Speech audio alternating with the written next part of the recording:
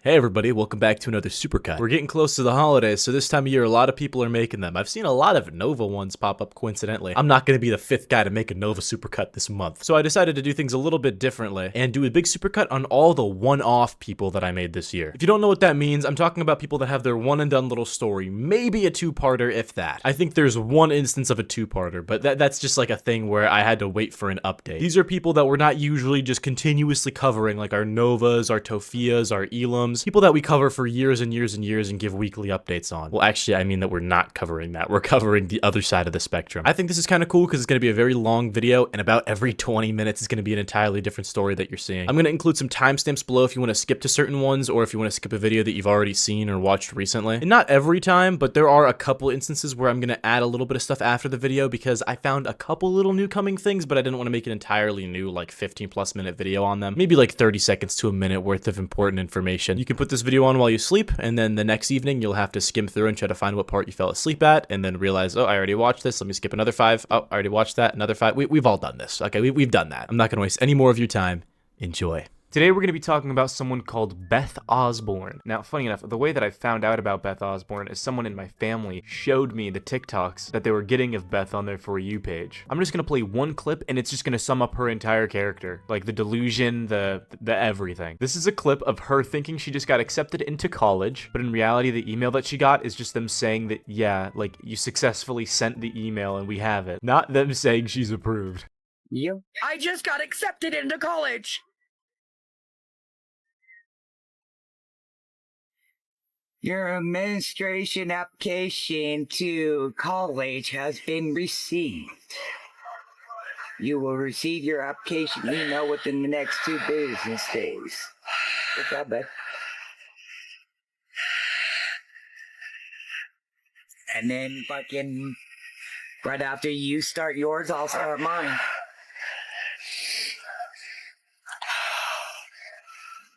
Alright.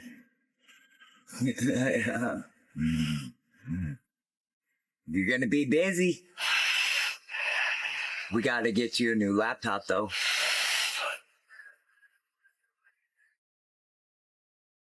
And now, while that video was funny at the time that it came out, because look, she actually did end up getting accepted into that college. Not because of any hidden history or genius that she has, but because it's a community college that accepts everybody. I'm talking about like those 95% acceptance rate schools. This might be the first person to like cry because they got accepted into one. In a good way, that is. But the weird and creepy thing is that she always tries to act like like she's my age or something. She acts like she's a teenager, but not like 17, 18. She acts like she's a freshman. Not college freshman, high school freshman. She's like, oh, wanna know what coffee I got today? And she's like waving her arms around. Oh my god. Keep in mind, this is a grown woman. Wants to know what coffee Beth's getting before class. Yes, ma'am.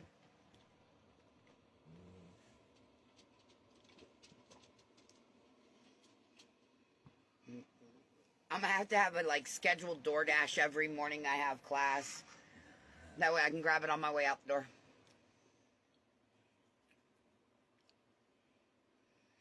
I have one morning class and I don't like it. But it's a required class, so, you know, life sucks. I have one morning class and I don't like it. Jesus Christ. And she tries to sound so cutesy when she's talking about ordering DoorDash every day. Like, does she not know that that's considered trashy? Oh my god. You know post-nut clarity? I get that same feeling every single time I order something from DoorDash and then eat it. I sit there for a minute and I'm like, fuck, man, what am I doing with my life? I could have spent that $12 on Crystal. Which is exactly what Beth is doing here, okay? I don't gotta sit here and say allegedly or I'm theorizing it. We all know. She is. Like, come on. Dude, those teeth, I can't tell. In some videos, they look soft and, like, mushy. And in some, they look like a not very well made picket fence. Like somebody took a chainsaw to it, you know? And she's got those 4 teeth in the front and then the one up on the side in the top row. And why would I just be sitting here picking on someone who's clearly trying to better their life? Well, here's the thing, is she's living in this tiny little RV, right? She not only has 8 dogs in it, but she's actively trying to get custody of a child. I know. And she talks about it like it ain't shit, right? Like it's the easiest thing to do. Like somebody can just drop their kid off at somebody's house and bam, now you have custody. It's a simple transfer of custody from the mother. Oh, look, here comes Mickey. What do you want, Mickey? We didn't go through an adoption. I didn't require to go through court. It was a fucking really family simple. friend of ours that was not having ability to take care of her kid. And even strung out, my kids had a roof over their head. And food in the fucking cabinet. Abso-fucking-lutely they did. They may have seen too much, absolutely. I'll guarantee you they've seen too much. Stop. But that has nothing to do with my ability to parent them. And okay, I got more to say about this whole like adoption thing as well, but first, while we're on the topic of these weird filters that they're using, there's this one that Tofia uses a lot, or used a lot, with this like gingerbread man. Look at Dumb and Dumber over here. It looks so ridiculous. Like, look at the facial expressions and just look at everything. It wasn't putting my shoes on. They're just baiting you. I walked with boots that wasn't my right size at 5.9 miles in 45 minutes. And when you don't have the right shoes, you walk funny. And when you walk funny, your muscles don't fucking actually work correctly because it's the muscles that you're not usually using. My dad. Oops. Devin, he ended up in the hospital last night. So, yeah, there's your introduction to Devin, which is Beth's husband. They are, whew, one feisty little couple they are. I mean, they remind me a lot of Crystal Station and her boyfriend. Man, I forgot about them. But they're also, like, tweakers, right? And I'm talking, like, tweakers, like going out and cutting the copper out of telephone poles. And you can just tell by how sporadic they are. I'm gonna show you a very quick clip here of them, like, talking about gaining custody of this child. And it's like, if Child Protective Services just saw this one video, you would not be getting this kid. You will not be getting this kid. I mean, I say that as if it's a possibility, right? Like, this isn't a thing that's actually gonna happen. Child Protective Services will literally look at a kid being SA'd and they'll just leave the kid in the house because they never want to break up families. For people that aren't American, they're a well-known laughingstock. I can guarantee you if some, like, presidential candidate made it their campaign that they were gonna change how it works, it would easily win. It would be like that Ronald Reagan election. But as evil as Child Protective Services is, they aren't dumb enough to just send this kid to a trailer, or not even a trailer, an RV, just because this person, like, knows the mother. They're not even related. This is just a friend. She acts like she's just running an errand or doing a favor. Like, yeah, I'll take custody of this kid real quick. Use my fucking little goddamn Shut up. niece. Child custody attorneys. Nope, it's not gonna happen. I'm not gonna put that child on my motherfucking guts for you fucking grown-ass people who don't know how to fucking keep your mouth shut and keep your own damn business. Shut the fuck up, Devin. Tina just fucked herself. I literally have her threatening to harass a government agency. It doesn't matter. It does, bitch. Nobody's gonna do anything. I'm not gonna. Oh my God, shut up. I'm not gonna do it. You need to shut the fuck up. No. You're not gonna let this little girl go into fucking custody. Yep. Nope. I'm done. You're not fucking doing this Yes, shit. I am. I'm not bringing this little girl into a situation where these motherfuckers can't keep their fucking nose out of their other people's business. Just stop. No.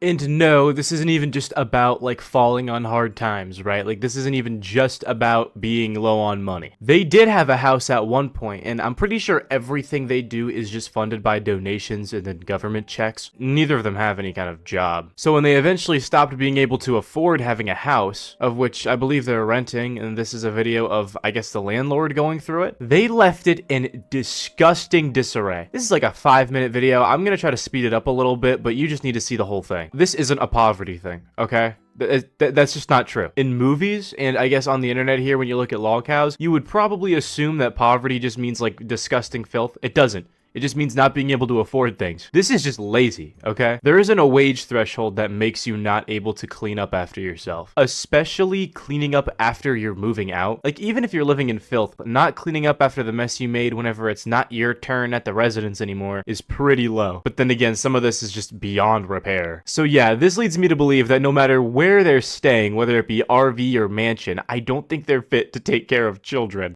Hi boys and girls, it's Shane. We're going to do a walkthrough on this house and it honestly terrifies me. Isn't she beautiful? So this house a lot of people have been asking me to see because the folks that lived in it are somewhat TikTok infamous. Before we even go in, we are going to spray our feet with some bug spray because I'm a little concerned we might have fleas. They have roughly 8 dogs in this house. So the first and obvious thing is the yard has grown up like crazy and there's garbage outside. This is something the city has as a pickup, and she told me that she called the city for the pickup of large items, so hopefully that's going to be taken care of. But this yard should have been maintained by her, and clearly it has not. And this area is all grown up. Peeling paint on the porch, that's not too big of a deal. I don't know if I want to touch some of these things. Apparently they put cardboard over the windows. Interesting choice. Here goes something. Oh, well, the smell is fragrant. Look at all the dog hair. And these floors were newly refinished. And now they are very scratched up, which unfortunately isn't that surprising. For some reason we have a window unit going, and we have our mini split. I don't know why. They shouldn't need both. That's a 2-ton mini split. Look back here in the bathroom. It actually, you know, as far as for 8 dogs, it doesn't smell as bad as I expected. Hang on, dear, I'm coming. So, these folks moved in, and this house was not in perfect condition when they moved in, for certain. And they agreed to take it. Yeah, we've got some things. At the time, we had 3 empty houses and just did not have the time to finish cleaning this up before they moved in, and they said they would take it in a somewhat damaged condition. This paint wasn't peeling before, but there were definitely some damage to the walls already. Oh, broken drawer. Lovely. And countertop peeling. And I don't know what all that is. So they took it in a less than what we would consider optimal condition. I always think these things are gross. I hate those. And here's another one. Ugh. Okay.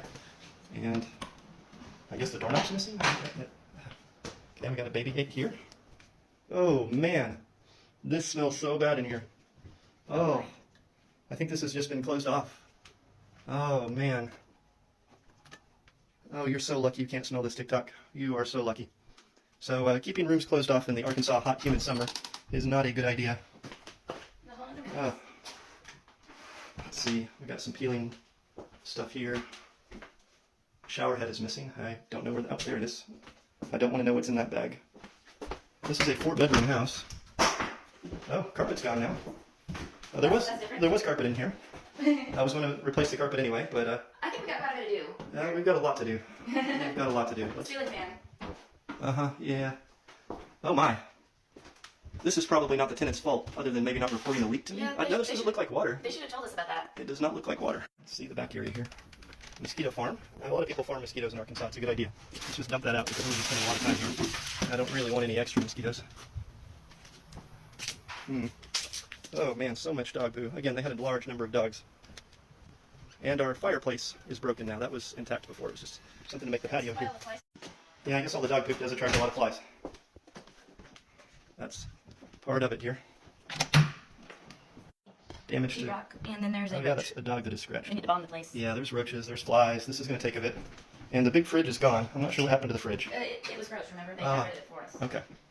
Oh, they left us with some trash in here. Where's the light on this room? Apparently the bulb is out. This is the laundry room. There's nothing in the fridge. Is the power off already? No. No? Okay. And their nasty selves are still like this. I mean, I don't even understand how you can be in a situation where you're in this tiny little camper and it wouldn't bother you with how gross it is in this condensed little space. You know how bad it must smell? And what they do all day is sit on lives and just beg for money. And it's like, well, why? Why would we give you anything? You're not turning your life around, right? Just because you went to your little community college doesn't really mean anything. You're still gross, vile human beings that aren't really changing. I mean, look at this. This is a very recent video here of one of the dogs taking a shit inside the RV. So Devin scoops it out with a paper plate and then puts the paper plate back on the counter. Worry they're not the enemy? Oh, well, it's because the Cheeto's an alien. And use that to knock it out.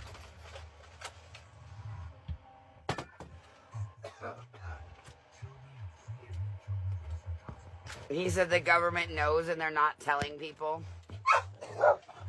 Hey! I just woke her up. Really? For what? Oh, did you guys see my shirt? I wore it on her, Kathy, and them.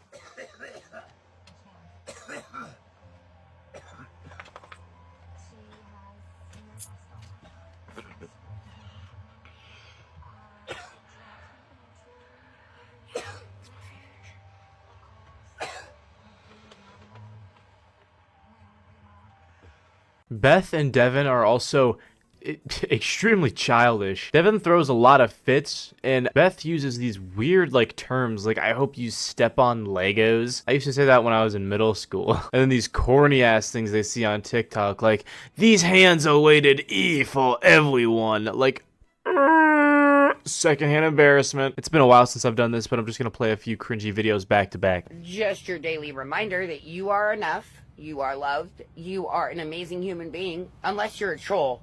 And then you should step on Legos, fall down some stairs while pooping yourself. Oh, it's funny. Okay, bet. Aw, you're so... women come after me then. Right, bro. These hands are ready to eat for everybody. Homie, it won't be the first time, homie. Oh, that's just stop it's bullshit. Stop it. Just stop it already 2.0. I must say the rap was decent. Until that fucking power. Until you want to try to be fake about shit. Yeah, you want to talk about my teeth? What you gonna talk about in 2 weeks when my teeth have been replaced? And I'm a fucking 10 again, bitch. Alright, yeah, well, for that one specifically, it's been longer than 2 weeks, and not only, I don't know why she says 10 again, as if she's ever been one, but she's not a 10, and her teeth have not been replaced. I mean, this is just the delusion. I don't know what to compare this to. What is wrong with these people and these women and these boxers? And nobody sees it and wants to call them out on their shit. But they want to call us out on every move that me and Beth do? And our dogs? No, this is not how this one-way street is. I'm going to start flipping my script on you guys. And making you guys realize that you guys ain't as good people, and making other people realize that you guys talk outside your neck of good people. Yeah, you tell him whatever it was you were telling him. Anyways, I think now's a good time to mention Beth Stank Breath. Really good archiver for Beth stuff. I'm gonna throw their TikTok. I'm gonna throw their twink. I'm gonna throw their twink. I'm gonna throw their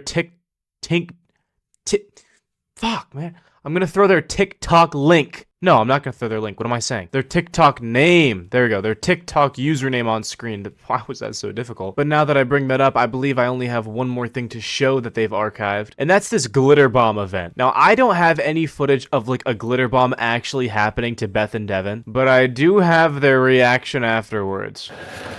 I'm right about to leave Beth. I don't care what you fucking do, bro. I'm right about to leave Beth. I'm done. I can't do this fucking no more. You guys have driven me too fucking far, too much. From here on out, you guys won't see me, hear from me at all on fucking TikTok or anything like that. She can sit here and fucking be on fucking social media. I can't do this no more. I just won't let you win, and that's what you're trying to do is push people out. I'm done. I'm not gonna let you win. I'm letting you win. I'm absolutely not going to. I tapped out. Devin swears and just drops the F-bomb like a kid whose parents just left the house and he's getting on Call of Duty. He says it every other word like he just learned it. I'm not gonna sit here and just be like, oh, he swears a lot, but it's like, you know, he acts like a little kid. And actually, I lied. There's one more archive thing I have to show you. I'm sure you're wondering how they have these 8 dogs. I never see them. Well, that's because they're always in cages. Yeah, they're those people that just get dogs just to keep them in a cage all day. And whenever they don't have them in cages, this just seems comically evil, like a little supervillain rubbing their hands together. They duct tape their mouths shut. Back up. And just an FYI, guys, you can go ahead and there's 5 people in here. You can go ahead and rub that in all the... Come on, Lex. All the fucking trolls' face. Yeah, that's who you think it is. Come on, mamas. Come on, big dog. Leave Come on. Jake alone. Come on. Come on, mamas. Alright, now this is directly from Beth's account. She gets banned and has to get new accounts all the time. And these accounts are so funny. I'm not gonna really show any of the videos because all it is just like political like ramblings from her. But what her comment section is filled of on these accounts is people just saying stuff about Donald Trump. And keep in mind, a lot of these people don't even support Donald Trump. They might even be against him. Or maybe they really are for him.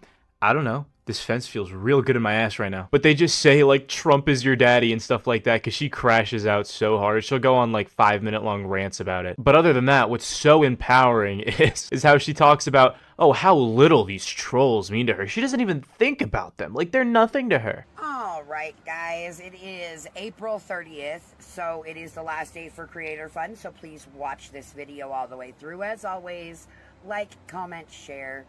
Even if you don't like me, you're still making me money. So, yes, that was directed at the BBC. Everyone else, I hope that your week is as awesome as my new glasses. Oh, and G.I. Jane, this is how you're supposed to wear cat's eyes. They're not supposed to dwarf your face like you're a child wearing mommy's glasses, okay? Take a good look. This is how cat's eyes are supposed to be worn. Everybody else, though, good news. All my classes are registered. We are getting ready to start school, and I can't wait to do this journey with you guys. Those of you that are awesome. Those of you that come on my page to hate, just understand something.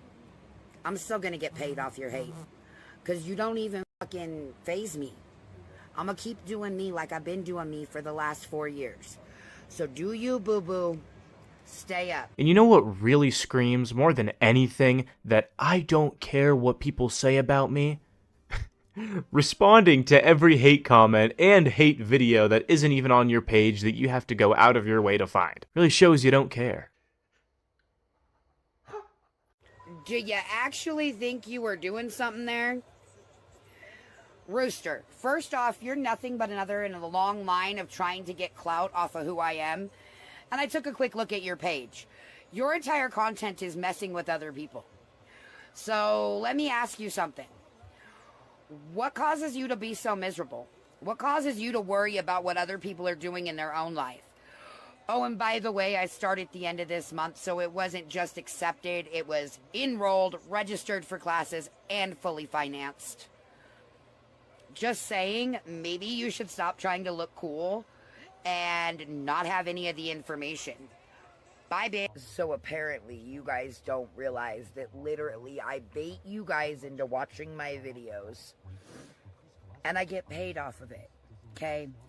My opinions expressed in this page are just that. My opinions. They're what I believe. And if you don't like my hair, don't wear it. You don't like my tattoo, don't get it. You don't like my lifestyle, don't live it. It's really that simple. Unfortunately, it seems like we're in a situation where y'all don't know how to mind your own business. You think, oh, well, something's on the internet. It gives me the ultimate right to do whatever I want. No, baby. It gives you the right to scroll on if you don't like it. I do too. You know, it took some serious damage in the last storm with 3.5 feet of snow on top of it. But it's a good thing that this is only temporary, huh? It's a good thing that by the end of this month, we'll be back in a house with 4 walls, a roof, no wheels. I'm just wondering why my roof is any of your business. I'm just wondering what you gained out of this comment, boo. Do you think you're funny? Do you think you made a joke? Do you think you feel better about yourself at this point? Like, these are the questions I want to know. Luckily, this is only temporary, and thanks to going to school the end of this month, I won't have this problem anymore. Yeah, we'll see about that. How about I make another checkup video at the end of May, or I guess at the beginning of June. This is a pretty surface level information video about Beth. There's a lot of things that she's done that I'm just not aware of. If there's any Big Beth fans that want to clue me in on some of the things that she's done, or clue me in on where to find these things instead, because it's pretty hard to do research on her. I can only really find anything about her on TikTok, and it's all just shambles, right? But yeah, that's pretty much all I gotta say for today. Thank you guys so much for watching. I'll see you in the next one. Peace out.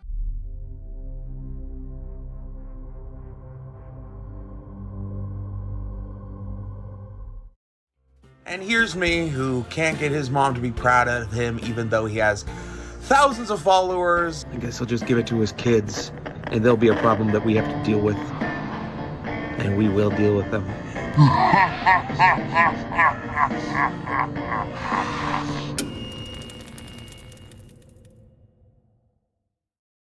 Today is the day I can finally clean out my camera roll. I have been silently lurking in on anything and everything that the Santa Cruz Joker has been doing. Ever since like February of this year, I started seeing some of his videos on Instagram and I was immediately intrigued. Big shout out to the Santa Cruz Loser for helping me out with a lot of this stuff. He archives a lot of the gross stuff surrounding the Santa Cruz Joker, so if you want to check him out on Instagram, here's his username. Anyways, Harlan Absher is someone who is very intriguing. He calls himself the Santa Cruz Joker because he walks around Santa Cruz dressed up as the Joker. Very original, I know. If you live in Santa Cruz and frequent that area, you might have seen him many times. I would love to hear people's actual real recounting of him if you have seen him or met him. Just leave it in the comments below. But anyways, a lot of people enter this rabbit hole because they've seen him, they look him up on social media because they've heard about him or seen him in person so much, and then they find out who he actually is, and it's such a crazy rabbit hole. I am not going to exaggerate when I tell you that Harlan Absher, or the Santa Cruz Joker, might be one of the most hateful, degenerate people I have ever seen on the internet. His entire life revolves around just being angry at other people. He's an angry little man. He is what a lot of people would call a wolf in sheep's clothing. Now, this wool he's wearing is not very convincing, but at the very least, he's trying to seem this way. He puts on this act being like, I'm so progressive, I'm such a nice guy, and I really do care about the rights of others. I want to stick up for the little guy. I just got out of the shower. That's why I'm not in makeup or anything. Charlie Kirk is dead. Ding dong, the dickhead's dead. That fucking dick. Ding dong, that fascist, racist, sexist, homophobic, bigoted dickhead is dead. Wake up, get out of bed, get up there, you sleepyhead. You can make fun of bad people for dying because they would make fun of you for dying because they don't care about you. But the second somebody's mean to him, he's dropping hard R's. He's going crazy. Nobody fucks with me. Nobody's smart enough to fuck with me. Only stupid people fuck with me. Like that fucking Driftwood. I'm sorry, he called me a rapist and a pedophile. I could call him whatever I want. I'm also the fucking Joker. I could say whatever I want. I would like to think that a lot of this hatred just stems from his own disappointment in himself. It's very obvious with the way that he sits here and pretends like he's this big hotshot. He loves to call himself a celebrity or a local legend. This chick, like, you know, your standard hot blonde, big fake butt, she just went starstruck. It's like, honey, just because you don't know who the fuck I am doesn't mean I ain't a fucking thing. Believe it or not, I'm fucking famous. Not weird. Is that kind of fucking weird? Is that You know who really hates it? Oh, my haters. Oh, and I have so many. So many. But I'm gonna give you a second to read this comment that he made on his own video where he called himself like a legend, and he's pretty much just quoting somebody saying that this video didn't get a lot of views, so he must not be a celebrity, and he's saying how stupid and dumb that take is and how their argument is invalid. But he's actually not even responding to a comment like that. He is preemptively responding to a comment because he thinks that a comment like that might be made, and he's getting so angry at this little argument that he's having in his head. It's actually really fucking sad and really lonely. He doesn't even have imaginary friends, he has imaginary enemies. And I do think that self-disappointment really does stem from the lack of motivation or praise from the people around him. This right here was the first clip that I ever saw of the Santa Cruz Joker, and this is what was making me go, whoa, I need to look into this guy. Because he pretty much just like admits here, like, my whole family ain't proud of me, they should be proud of me, come on now. Or he's pretty much just sitting here throwing a spiteful little hissy fit because mom and dad didn't hug him enough. I'm so proud of you. How did you do that? And here's me, who can't get his mom to be proud of him, even though he has thousands of followers on YouTube, over 5 different YouTube channels, and has grown 1,000 subscribers on Instagram, and makes money doing fucking content, and is a local fucking legend. Now, this is an entirely unrelated story, but I just feel like I want to mention it. There was this kid in my school who was, you know, disabled. He was in the special needs classroom, nothing wrong with that. None of us really knew him on a personal level or anything, but he would dress up in this firefighter costume a lot, and then he would come down the hallways, and we'd all say hi, and we'd say, hey, what's up? I'm not gonna say his name, but you know. Now, this has nothing to do with the Santa Cruz Joker. There is no connections between those two stories. Just want to let you know, though, Harlan, that I don't think you're actually a local legend or a local celebrity just because people know you. Anyways, what he does, I guess, depends on what platform he's posting on. On his YouTube, he just posts these, like, multi-hour long, just editless gameplay footage. Bottom of the barrel, like, DSP stuff, you know? Like, no jokes, no nothing, really just sitting there playing a game going, okay, this is quite fun. This is a good game. I like this game. Unedited for hours. So yeah, I can't really say that it's like the greatest stuff or the most original stuff out there. When it comes to Instagram though, it's pretty much just him reacting to things. He reacts to totally random shit. Some of these will be videos from like 2020 and he'll just chip in with his little 2 cents. But his 2 cents are always angry. Like, I mean, I said it in the title, I said it here, but he is such an angry little man. Oh my God. He has nothing but rage in him. He thinks every single little like tip is directed as like a full-on diss to him. I cannot imagine living this way. God, I love Taco Bell. No, you bearded ass bitch. Taco Bell is not food. It's disgusting poison that'll make you overweight.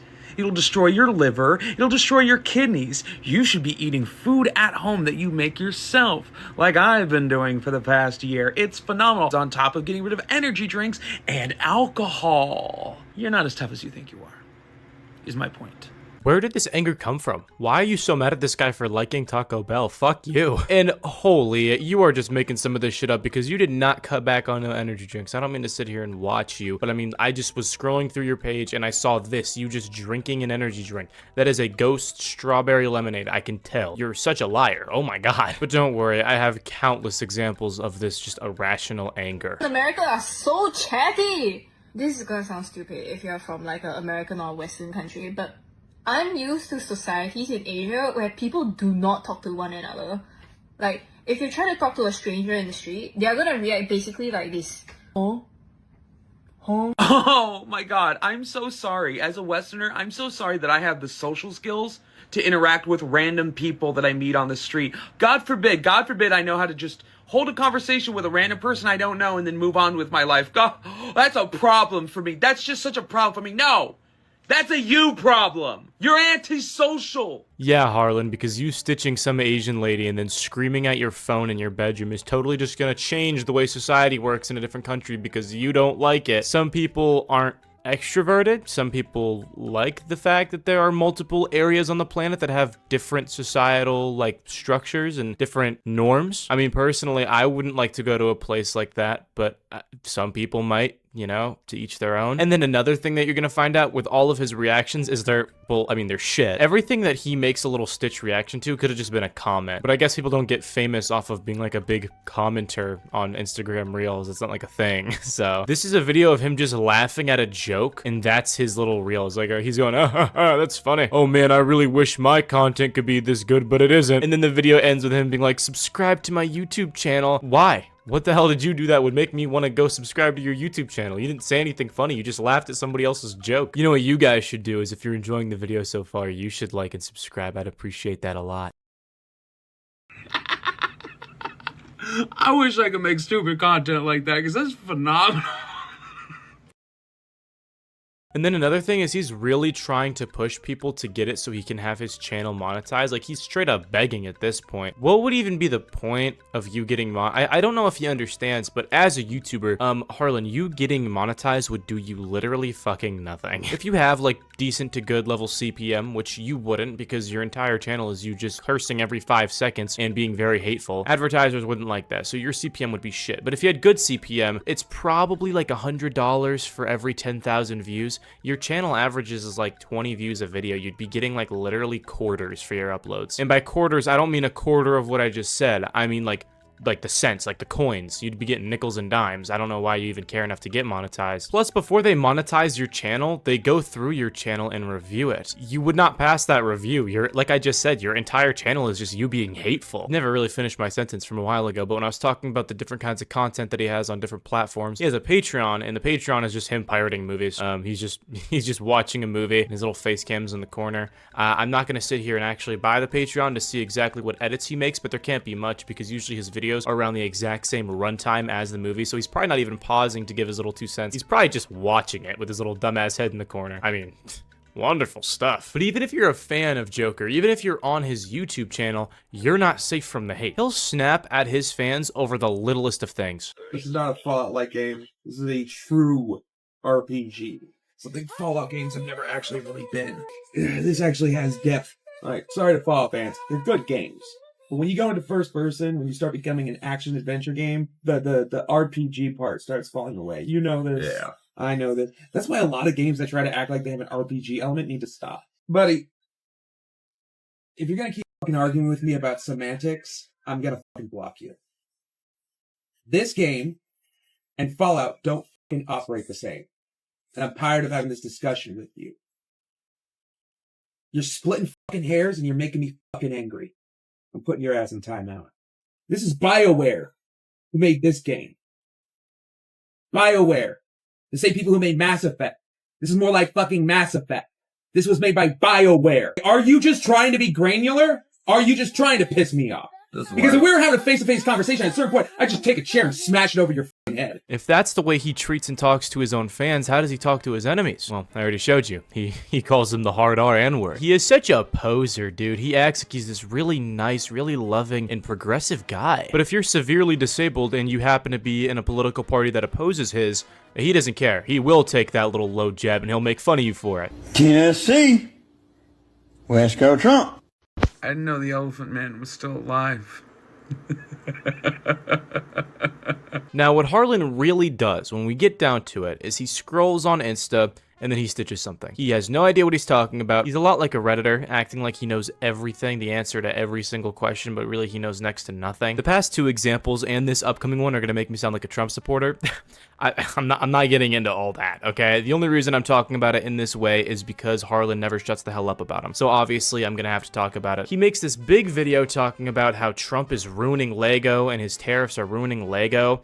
I'm just gonna keep it real with you.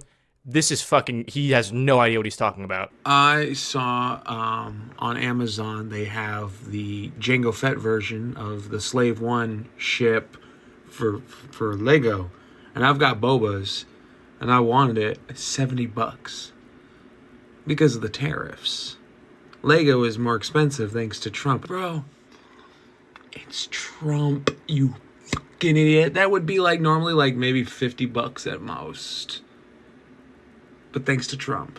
I'm not talking about Lego as a whole, I'm talking about Lego Star Wars. This year, other than like 2 sets, it's been pretty damn good. The average price to piece ratio in like 2015 was like 14 cents. This year, it's 11 to 12. The price to piece on the exact same Jango Fett starship that he's talking about right now is below the average. Like, that's pretty good. This gingerbread AT-AT is like the best price to piece ratio we've seen since like the early 2000s. What I'm trying to say is that Joker comes in, acts like he knows what he's talking about. He's got no fucking clue. He doesn't know any of this shit. I'm not upset at him for not knowing the annual average price to piece ratio for Lego Star Wars. That's such a fucking virgin thing to know. I'm mad that he sits here and acts like he knows what he's talking about, and he doesn't. And that's just one example out of many. The many that we've already seen, and the many that we're gonna continue to see. Anyways, back to him being a dick to his fans. Look at him crashing out because his fans suggested a game that he didn't want to play. Oh yeah, play Hollow Knight Silk Song. Oh, do good for the algorithm. Yeah, 3 people are here watching. Hey, to you who keeps suggesting shit, shut up. Oh, hey, jump around, fight things. Now jump around more and fight more things. Now jump around more. How am I supposed to make that entertaining? It's just the same repetitive process, motherfuckers.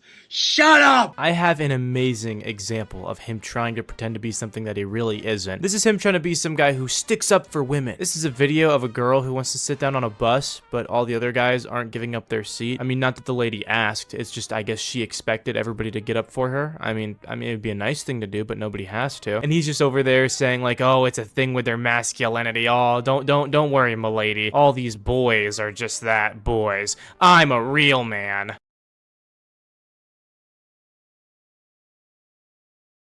Y'all talk about a male loneliness epidemic, but you can't strike up a conversation with a woman offering her a seat. And don't give me this, oh, they wanted equality. Buddy, if you're such a big, strong, manly man, you can offer your seat to the tender woman and you can stand there with your big, strong legs, right? Yet he says all this, and women are literally an object to this guy. That is all they are. He has these gooner stories on Instagram where he just has all these little pictures and slideshows of, and I can't show any of this because my channel is gonna get like messed up. It is actually like shots from like corn videos, if you know what I mean, but with like their nipples censored and stuff. And they're people that are dressed up like Harley Quinn or like these other DC characters. And then this was his response to people calling it weird.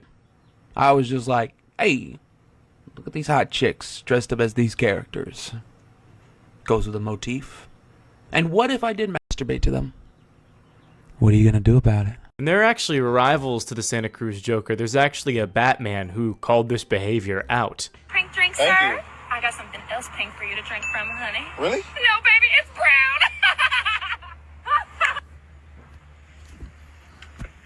I still want a drink. Once again, the Santa Cruz Joker proves that he is a misogynistic, objectifying ass.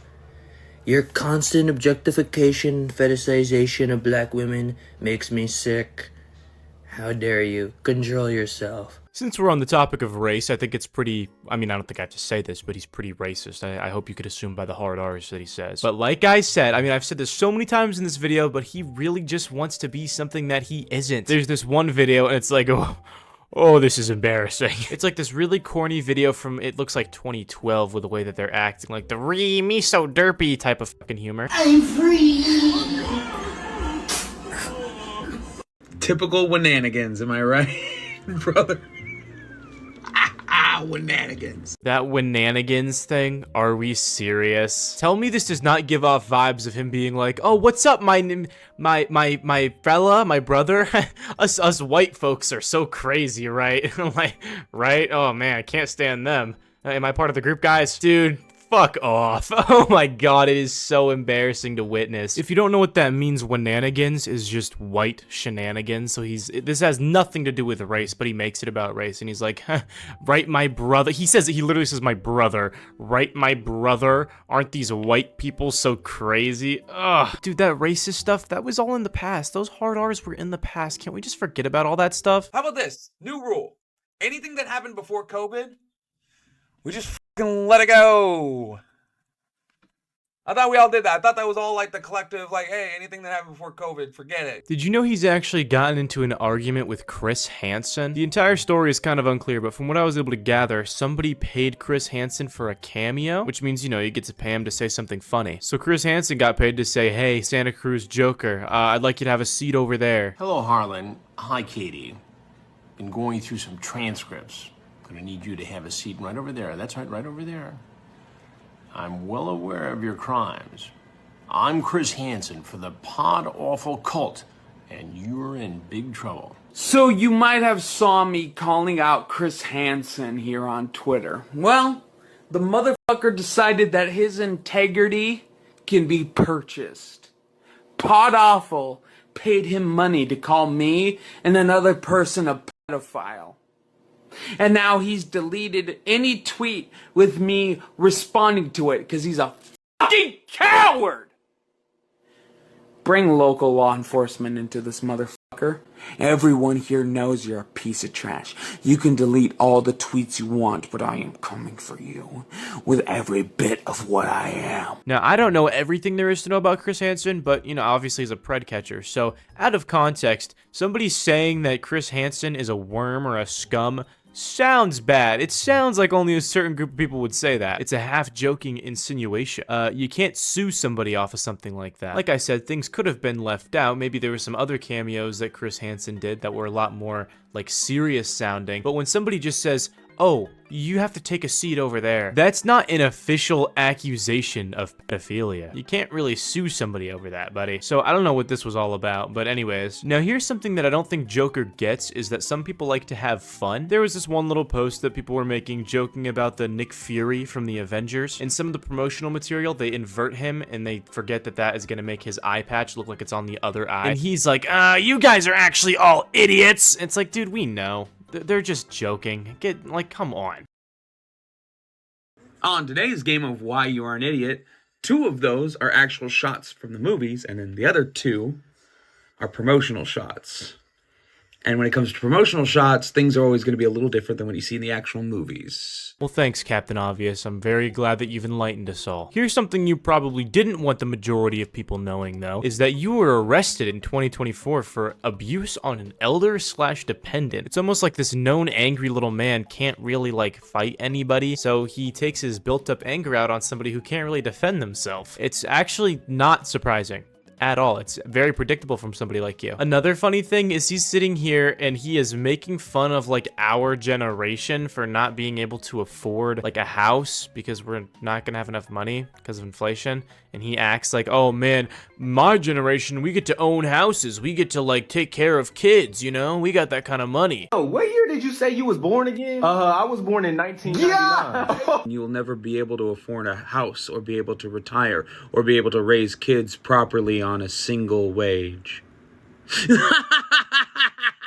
He says all this while he's just collecting government assistance. I'm not gonna make fun of somebody just for taking government assistance, but when you're talking shit, you have to be able to back it up. This is like the opposite of that. Oh my god, you're making fun of people for being poor, yet you are literally like, you've never been employed. You say right here that you haven't had a job since you were 19. Aren't you in your like late 30s? I mean, I'm very glad he doesn't have a job. He says in this video, he makes threats that if he were forced to get a job, he would commit like tampering with food and assault on people. Riddle me this. I'm mentally ill, in case you can't tell.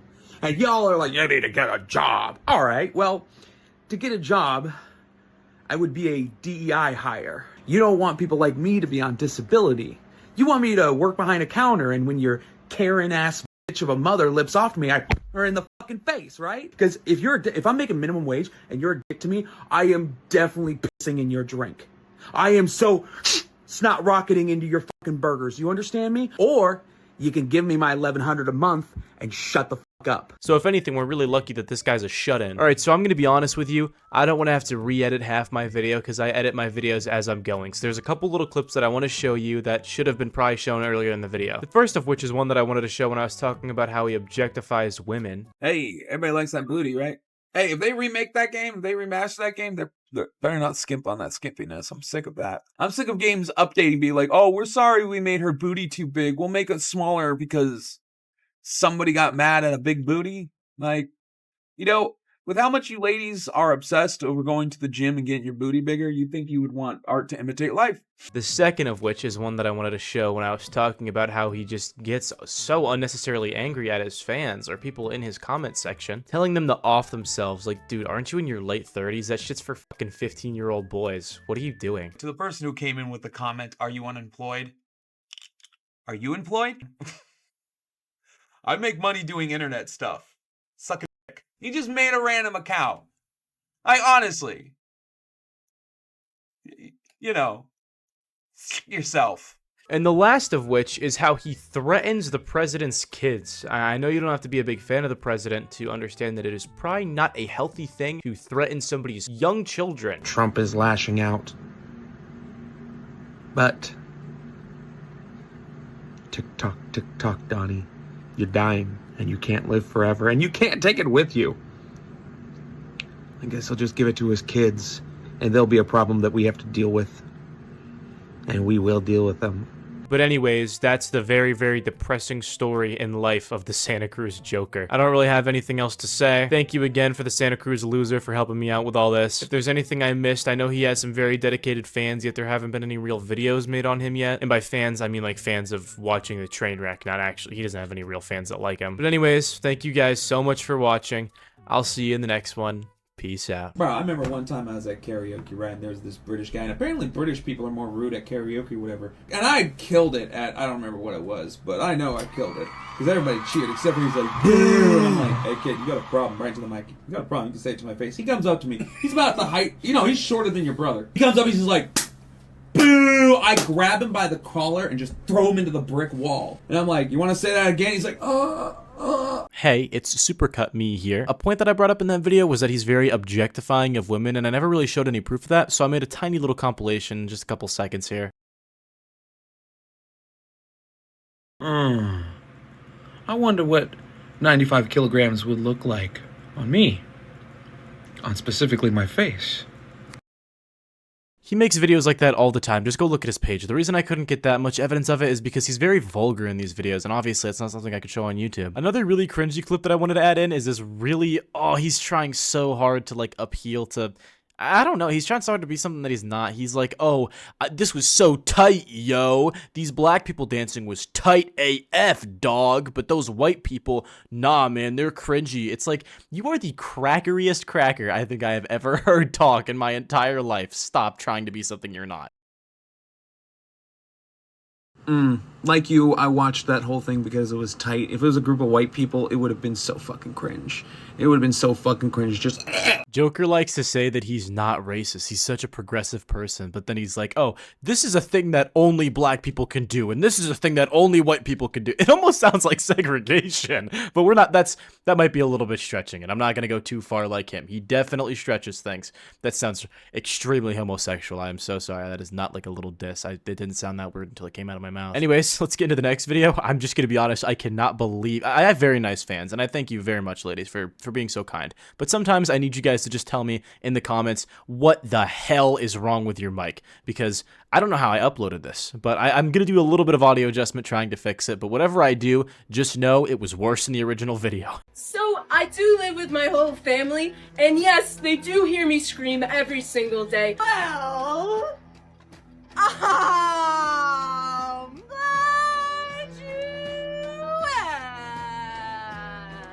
my campers are Team Rainbow! From my perspective, it makes a lot of sense why there's a lot of hate on straight cis people. All right, it is New Year's morning. Welcome to 2025. A lot of people are hungover right now, and the last thing that you want when you're sick is somebody being really annoying. And because of that, if you are hungover, I really do not suggest watching this video, because this is the most insufferable thing I have ever covered. I say thing, that's kind of rude. The most insufferable person I've ever covered. Also, I'm probably gonna have a couple opinions in this video. As we know, I've never been wrong about any of those. Maybe I got some misdirected hatred over here, but this little sparkle fart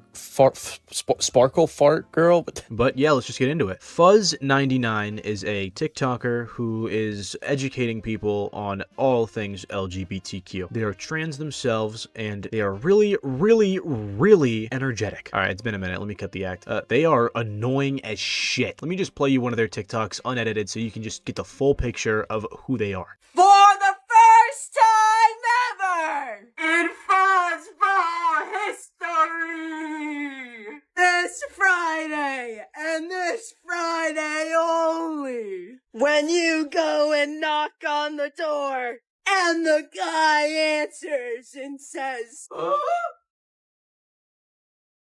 password, you tell him, spooky!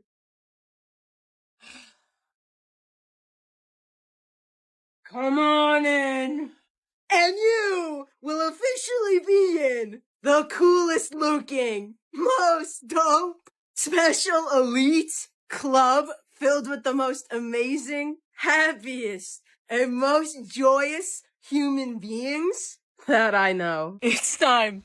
Spooky, spooky haircut. Spooky, spooky haircut. Spooky, spooky haircut. Spooky, spooky haircut. Oh! I have no idea what my barber did. Let's see what this guy cooked up. Let's see it. Let's see it. Oh, spooky, spooky haircut. Hey, hey. And now I got a spooky, spooky haircut to match my spooky, spooky haircut shirt. Boom! Let's go! Go, dude! I haven't had a haircut in 3 months, bro! It's been 3 months, bro! Look at it, look at this. Look at that, look at that, look at this, bruh. Look at this, bro. Look at that. Look at that. That's crazy. Dude, I feel so fly. Look at me. Hey. What's up, baby?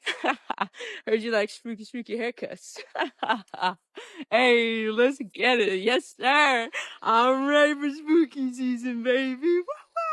Alright, I don't say this often, but shut the fuck up. Oh my god. Now, some people might say, oh my god, you are being so homophobic right now, or transphobic, or whatever you want to say. Let me tell you, it is very common knowledge that even people in the LGBTQ fucking hate this person. And they like to say that it's, oh my god, I'm being targeted, I'm being LGBTQ targeted. No, LGBTQ people hate you. You are so annoying. It is not because of anything except for the fact that you are just an annoying, insufferable person. I've said insufferable like 3 times this video, I'm sorry. Also, I hate to do that like annoying ass commentary thing where I butt in the middle of like a video 10 times, but some of these videos are very compact and have a lot of things that I need to dissect in them. Who the heck was Rita Hester, and why the heck do you need to know who she was?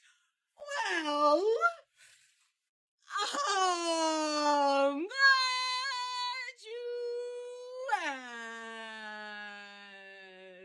Yeah, this loud and extremely annoying and inappropriate intro is going to persist in all of the videos that he posts, including ones that contain very sensitive and upsetting stories, such as the ones that he's about to tell. And yes, I have to apply vocal isolation to remove all the copyrighted music in the background of all of his videos, but every time that he does a little stomp at the beginning, it like shakes the goddamn house, man. It rattles my head from my headphones. Rita Hester was a black trans woman from Boston, Massachusetts, who worked locally to help educate others on trans people in the trans community. Unfortunately, though, because of who Rita was and what she stood for, people didn't like her very much.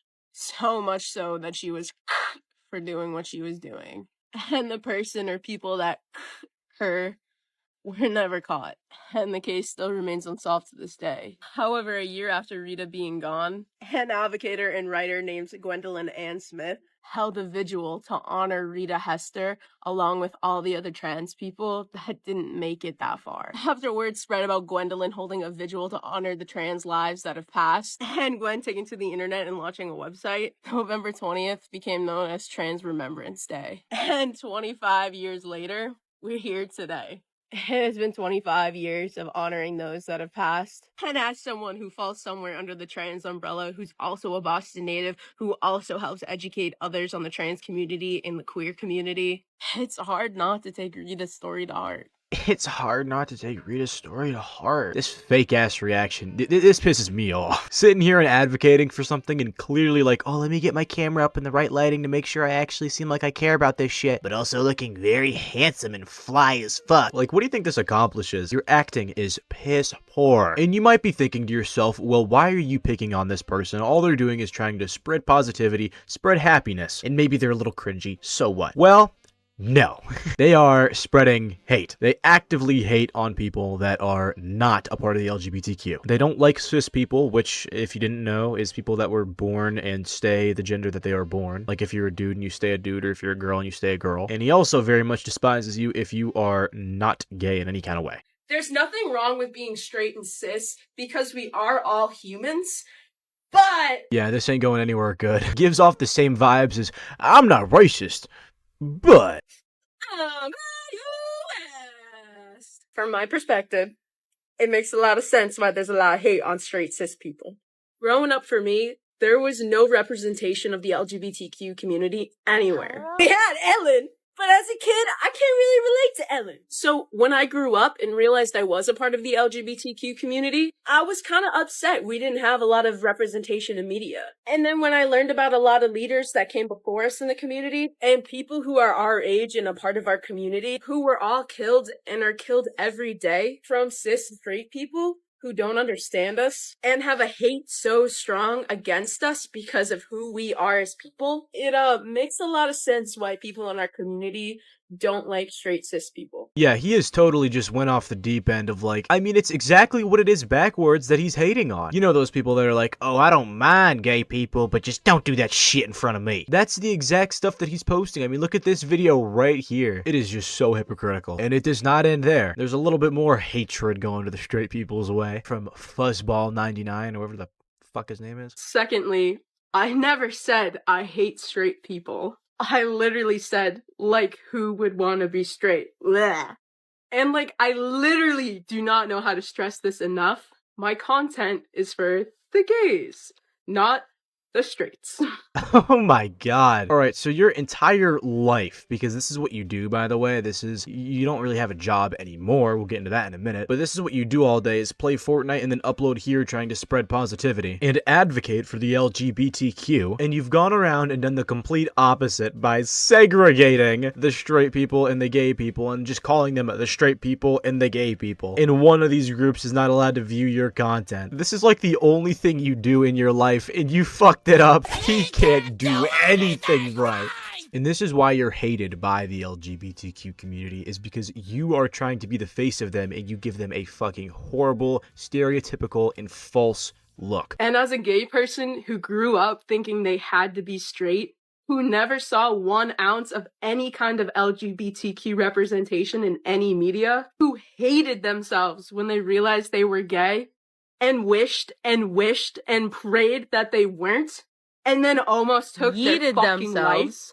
And then after a long time, eventually learned and accepted that it was okay to be gay and that you can love who you want to love, yeah, I would never want to go back to being straight or ever be straight. And a lot of gay people who I make these videos for and who have gone through the same exact things feel the exact same fucking way. So I'm sorry to all the straight people who I offended, but y'all need to realize that the straights have not been kind to us. And I would not give up loving the person I love for anything in this world. And he acts like this is just some love story separated by the norms of this world, but in reality, he's been with multiple people and he always gets dumped. This isn't just one lover that he's trying to be with, but whatever, that's not really that important. But I can only imagine why you're getting dumped so much and always ending up on dating apps. Hi. Where did you come from? Where did you go? Cotton Eye Joe. Great song. Dude, are we serious? Yeah, so after the elections happened, I fell into an unwell downward spiral and went to go fall off the face of the earth like I always do. I get off the internet, I talk to my friends, I do things that make me happy, but I wasn't able to fall off the face of the earth like I normally do because my transphobic brother moved back home and brought not only himself, but his girlfriend and her baby with them. Which made me feel suffocated and overstimulated, and I wasn't able to process all the feelings I was feeling from the election. Which then, of course, when it rains, it pours. And I got my period. And that very same night I got my period, my cat Goose, who has been with me for 19 years and has been in a bunch of my videos that you've probably seen, unfortunately died from her battle from cancer that very night. Which then resulted in a very big fight. Because I felt like I didn't have space to process all of the emotions I was feeling. So I ran away for 3 days and my queer friends took me in and I was able to have the space to process all of my emotions. Alright, it's never good to assume, because I've never been in that house, thank God. But even if you have a transphobic brother, that doesn't entirely mean that whatever argument you were having wasn't entirely him being in the wrong. Do you ever think that maybe the argument is the fact that you're like 30 years old, living in your parents' house with no job, and now you're complaining to them that you don't have enough space as if you're entitled to any of this? Let us think. Yeah, he also says that his content is not aimed towards kids. I'll let you be the judge of that. Is Fortnite's Winterfest actually late this year, or are you just a noob? Throughout Fortnite's run, there's been a total so far of 4 Winterfest events, with the first Winterfest dropping all the way back on December 18th, 2019, which is kind of around this year's drop date of December 20th. However, 18 is smaller than 20, which means this year's Winterfest is still the latest Winterfest drop they've ever done. Sadly, there was no Winterfest drop in 2020, but fans, including myself, were ecstatic when Fortnite brought it back in 2021, with an earlier release date of December 16th, 2021. The year after, Fortnite decided, though, that they would drop Winterfest even earlier than they've ever done before, and still the earliest date they've ever dropped Winterfest, with the date of December 13th, 2022. Which isn't making this year's Winterfest drop look so great. And the final Winterfest drop release date they have ever had was last year's Winterfest on December 14th, 2023. Which means you are not crazy, you are not a noob. This year's Winterfest drop date of December 20th is the latest drop date they've ever had for Winterfest. It did feel a little late this year, I won't lie, but I'm excited to go see my boy Sergeant Winters and go get my free presents. Yes, sir! Which brings me on to the topic of children. Yeah, count how many times that sentence has led to a good thing in one of my videos. Before explaining it, let me just show you my live reaction to uncovering one of the many things. What? Wait, this just looks so bad. Oh my God. I love my kids, my sexuality. School is gonna be interesting this year, but I'm mad excited. This is a bad look. And then the hashtag gay babies.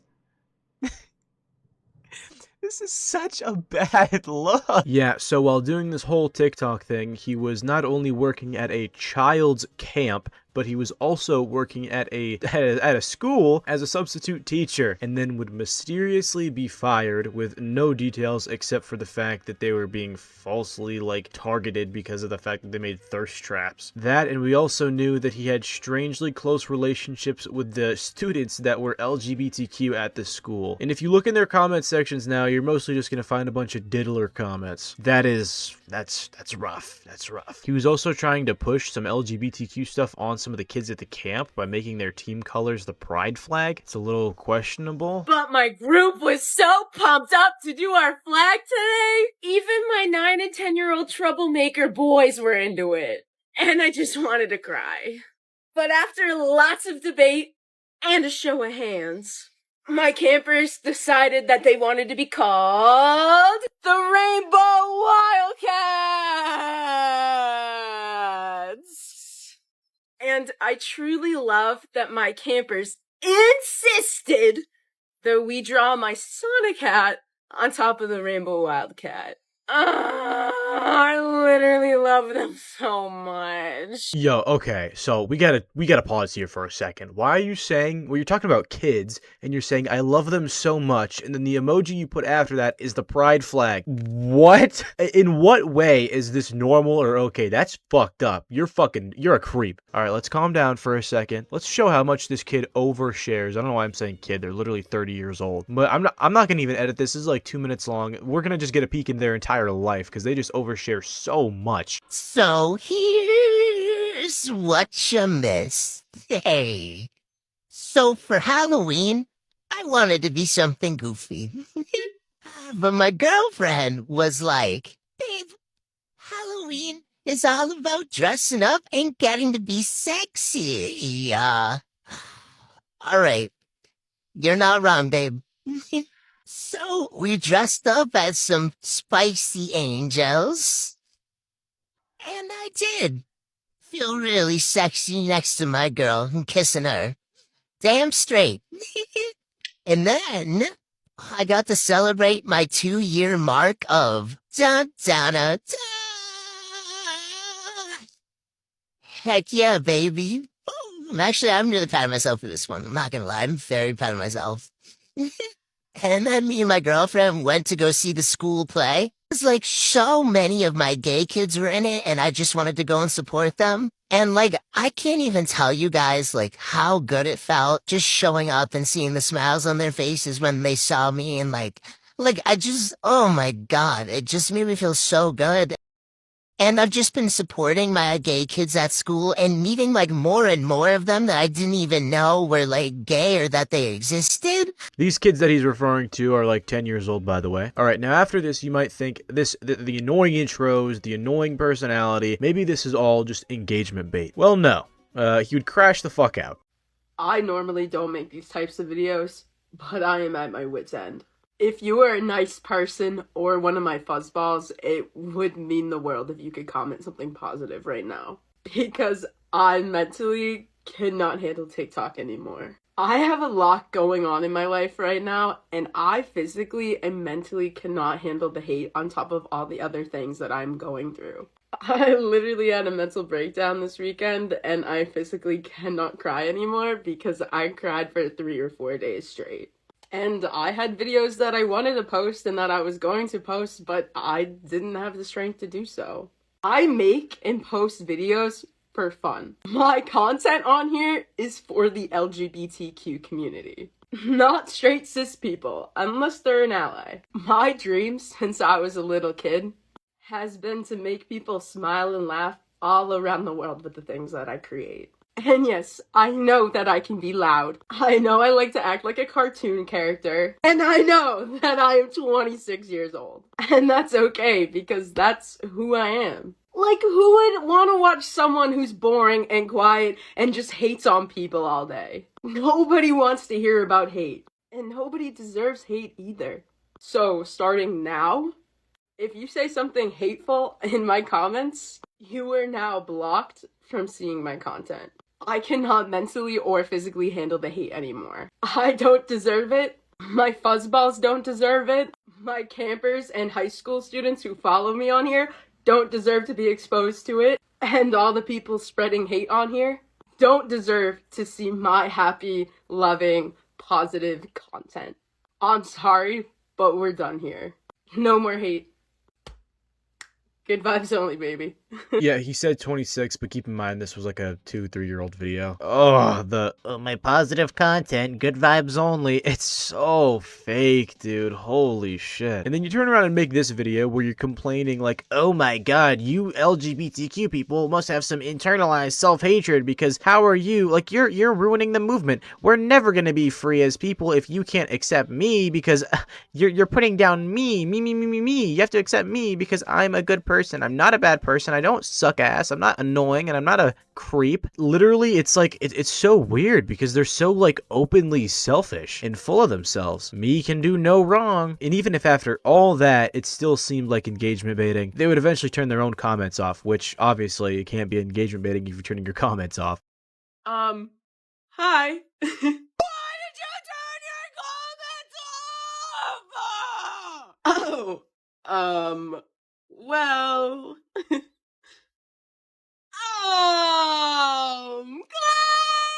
you asked. So, first, I would like to say that no! It is not because I got too much hate and couldn't handle it. I promise, I am okay. But I do appreciate all of the people that sent me kind words and lovely DMs because it means more to me than y'all will ever know. And I truly love y'all, like, so much, like, for real. But I turned comments off because there's a bigger plan already in motion, baby, that only I know about. So stay tuned, baby.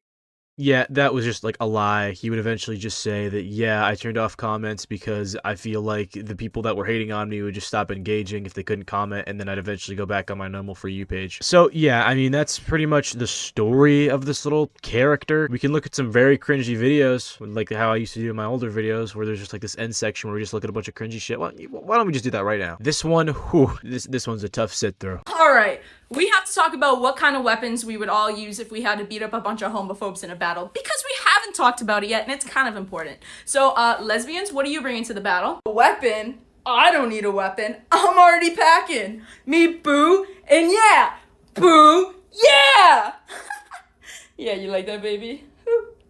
Alright, hey mamas want their fists. Bye.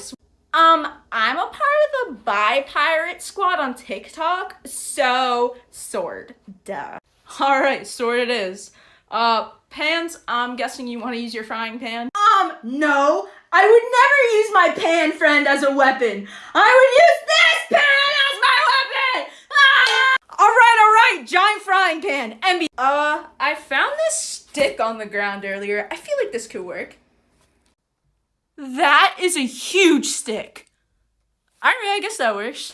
Alright, now this has no meaning behind it. I'm not trying to suggest anything. It's just something that I found really funny because just the timing of these things back to back. Please. Alright, Trans, you're the last one to go. So what weapon are you bringing to beat up a bunch of homophobes? What do you got? What do you got? Hey. A gun? Duh? It doesn't matter that the shooter was trans. But you know what we really need to be talking about? The important things in life. This is what we should be fighting for and grinding for, is this level. I have never in my entire Fortnite playing career have ever hit this high of a level before, and I need to show y'all. And I've been playing since Fortnite Chapter 1 all the way back in 2018, okay? I have been playing this game every season since 2018. I've never hit this level before. And I recognize that this level is a disgusting number, okay? This is a disgustingly high number, okay? I know this warrants some go touch grass comments, okay? I've had a lot of new friends that have wanted to play with me this past season, okay? And that is the only reason why I hit this level, was because I literally was playing with different groups of people every night. And you can bet your bottom dollar that me and my friends were playing until we got kicked out for downtime before the new season started on Saturday. And this is where I ended up right before I got kicked out. Here we go. You guys ready for this number? Here you go. Let me see let me get a better pick for you guys. Just look at this number. 372. Alright, so we're actually unemployed. Alright, now here's just a little word of advice. Man to man, there are men out there that just go, clean shaven face. And just being real, no beard is better than a weak ass beard. So, just friendly word of advice. Well, let me just show you. We had another gender adventure this week, so I thought I would share. My best friend Al just got a new car.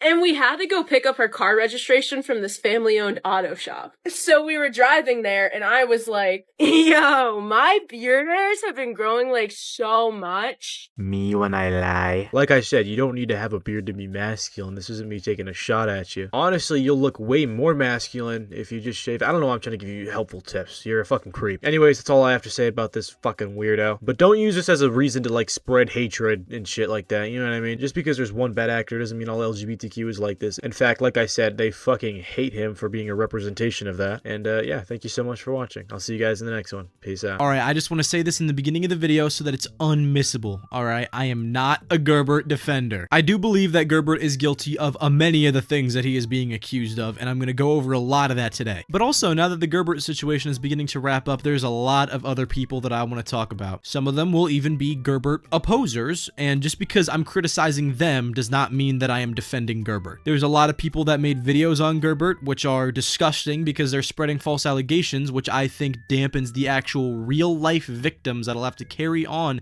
these memories of Gerbert for the rest of their lives. And their stories are becoming a little bit less reliable, not because I don't believe them, but because some people are like, hey, there are these false allegations being made. How do we know that all of them aren't false? All because some people wanted to get in on the drama. And so, yeah, just because I'm going to be mad at some false allegations does not mean that I am mad at all the allegations in general. We're very much against Gerbert, okay? I just have a very strong feeling that some specific people will be mad about what I say today, and they're going to try to clip me out of context to sound like I'm a Gerbert defender, trying to make me look bad. Anyways, with that being said, how does someone like this turn into this in like a year? Holy guacamole. He looks like the tip of a penis. Now, YouTube, I was actually constructively criticizing the before picture because the after looks just amazing. He's beautiful. I have to actually tiptoe around everything I say because Gerbert likes to send out cease and desist to smaller creators that like to call him out. If you don't know, there is a person on TikTok who goes by the name of Gerbert the Egg. He makes videos, I guess. You need to stop sending me gooning TikTok! He makes all of his videos in 2x speed because people on TikTok are like low-key smarter than all of us. I don't mean to stretch out my video, but I literally have to slow down the clips of him talking because you can't understand shit. I'm gonna play a clip of him talking at a normal pace that I edited, and then I'm gonna play what he has on his account. Motherfuckers are way too comfortable on this app, bro. I swear to God, every couple of weeks, I see someone just literally admit up to a straight up crime. Motherfuckers are way too comfortable on this app, bro. I swear to God, every couple of weeks, I see someone just literally admit up to a straight up crime. This dude literally had it made. All he had to do was pull out his phone for like 2 minutes a day and just talk, and that was it. He didn't even have to do research about what he was talking about. He makes videos on TikTok. People just believe shit. You just say it. He made this one video talking about, oh, Daniel Larson's out of prison, which he's not. He's still in prison or like a mental hospital or something, but regardless, he was wrong about what he said, and he was saying as if it was fact. And then he says he's a Daniel Larson defender because his dumbass doesn't actually know that Daniel Larson's a pedo. I'm not gonna make some argument and be like, oh, that should have been clue number 1 that Gerbert was weird. He's saying that he's a Daniel Larson defender because he just doesn't know anything about Daniel Larson. He doesn't know that he's a pedo because he doesn't do any research about what he's talking about. That's why he performs so well on TikTok, is because nobody does research. Nobody's gonna fact check him. Look at these top comments. The top comment on the video is, we're not taking Daniel Larson hate. Bro, this dude touches kids. But yeah, no, then it would come out that he did have like a 67-page document against him just full of allegations, a lot of which included SA. There was a lot of evidence to back it up, a lot of screenshots, a lot of screen recordings too, because screenshots can be pretty, you know, easily faked. And he'd sit here making videos just denying, but it wasn't like actually combating with proof that it wasn't him. It was just him being like, it wasn't me. Honestly, I don't think it would be hard to disprove the allegations if you actually weren't guilty. Just go to the chats yourself and just scroll through them to show that the chats that are on their screen aren't on yours, so they're faking it. It would not be that hard to do that. I do think that Gerbert is very guilty. He would then say that these accounts in the screenshots weren't his, but then he would go on and later be like, fine, it was mine, but they were still faked. It's like, we're catching you in a lie, dude. Obviously, you're not going to be reliable to us anymore if you're just fibbing, caught fibbing. And by the way, if you're wondering, I cannot show most of the document on this channel. My video will get taken down because it's very vulgar. And since it's so vulgar, I don't know whether or not I'm allowed to provide the link. So just go on TikTok and search up Gerbert document. The document's name is Happy Birthday Hunter, so you'll find it there. I think it's about 100 pages now because even more has come out about him. And there are so many people that have weird stories with Gerbert. With proof, by the way. I mean, there's this one girl here that just has this weird recounting of him. Guys, Gerbert's a fucking weirdo, and he asked to suck my feet, and I'm gonna be exposing this and more stuff about him in this video. So for some much needed context, we were both in Las Vegas at the exact same time, coincidentally, and he was talking about taking me out for a date for my birthday. And this was before the allegation, so I was like, sure, why not? I was, like playing along with it, I was having fun, I was talking to him, he seemed like a genuine funny guy. And like, I started getting a little uncomfortable here when it came to the torta feet thing, and this part right here, that was weird. And I was, genuinely getting a little bit uncomfortable, but I didn't want to ruin the mood, so I just told him to go to sleep, to gamble, try to keep it in a happy mood. And then, he obviously didn't get the thing, and he tells me to come to his room. Then he asked to eat my toes, and Now, obviously, you guys need proof, so you look right here, boom. It takes you to his actual profile. This is really him. I'm not lying, this is him. Oh yeah, and Hunter Montez asked a 15-year-old girl to face. He also uses slurs a lot. Oh, he's also a racist cornball. Opinion on race maxing? Would you date a black guy? Yeah, that whole racist thing is no joke, bro. He is extremely racist. It isn't like this thing where some guy made a racist joke 10 years ago, okay? It's this dude who literally owns an alt account within the past month where he's posting things like, the sun will rise again. If you know what that is, for he is literally a full-on Yahtzee. And I don't know why he is, because, like, I don't think those people would have considered him, like, one of the... You guys get what I'm saying? And he says that it's all just jokes. Just jokes my ass, you're full on saying it. A joke would be like reposting a real Count Dooku edit talking about the separatists will rise again. Not literally sitting here with the blonde hair, blue eyes filter saying that the sun will rise again. That is like actually weird. But yeah, he'd also just make like these weird, oh, what was she wearing kind of posts with this Chick-fil-A sauce girl. Do you remember that? Chick-fil-A sauce. She was just posting on her Instagram and I guess she was wearing revealing clothing. So he says that she's gonna start like sex work. That's such a weird thing to say, dude. What the hell? There is speculation going around that the Chick-fil-A sauce girl is going to start an OF. Hi, Gerber. I think we all could have predicted these allegations, correct? And it's the exact outcome I expected. I expected some allegations to come out about Gerber based on the stuff he was saying about me in that video. If y'all didn't see it, he basically said, like, what I'm wearing means I'm gonna start an OF. Yeah, so I'm sure a lot of you found out that he has like essay allegations and stuff, which makes sense based on the way that he was so confident saying that I'm gonna start an OF and like commenting on what I'm wearing. Like that actually makes sense because he was basically saying, oh, if it's what she's wearing, it's basically giving like, well, what was she wearing vibes. Completely believe all these allegations and I don't think anything will change my mind. And I'm not even saying that because I dislike this man, but it's because it's pretty obvious about like how you talk, that's the type of behavior you be on. He did reach out to like, I forget, one of my sisters or my dad or something, and was like, oh, she wants me to take this video down. No, I'd love a video of me being posted and shamed. Like, I'd love it. Leave it up.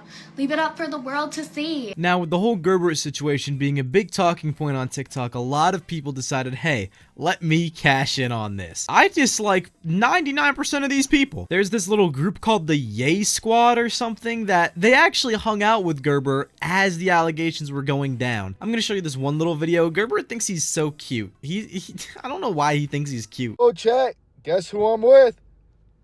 Gerber. Hi, guys. Hey. Hey. I look so big. Dude, I look so big. You're just bulking, bro. The power replacement is here.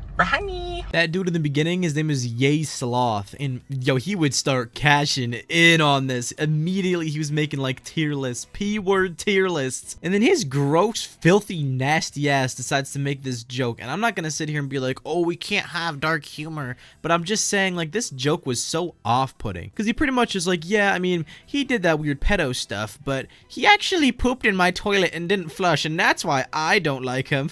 Never mind the fact that we're talking about a guy who's being canceled because these victims are gonna have to move on with the thought of him SAing them for the rest of their lives. Canceled content creators tier list. I'm ranking them on if they should be canceled or not. First up, we have Gerber. Yeah, he needs to be banished from the planet, bro. Allegations aside, I have reason to believe he shit in Pallaby's toilet and blamed it on me. And not only did he shit in his toilet, he shit in his toilet twice and blamed it on me multiple times. Banish him from the planet, man. It's not that he just makes a weird joke. That's the only thing he says about Gerbert. That's the only thing he cares about, is the fact that he inconvenienced him by not flushing his toilet. Get the fuck out of here, you nasty little goblin. And since we're talking about goblins, we gotta talk about this little rat too. His name is Imagine_. He changes his profile picture like every day, but in the majority of these screenshots, he's the person with the shadow profile picture. So if you don't know, there's this little rumor going around that is another allegation, and it's that Gerbert likes to sleep with his mom. And I am not a Gerbert defender. Gerbert should be shunned for the majority of the shit that he is being accused of, and he should never be allowed to have a platform again. But the entire rumor is just made up by this little bitch right here. And the reason I'm so upset about this is the reason I mentioned in the beginning of the video. When you start making false allegations for fun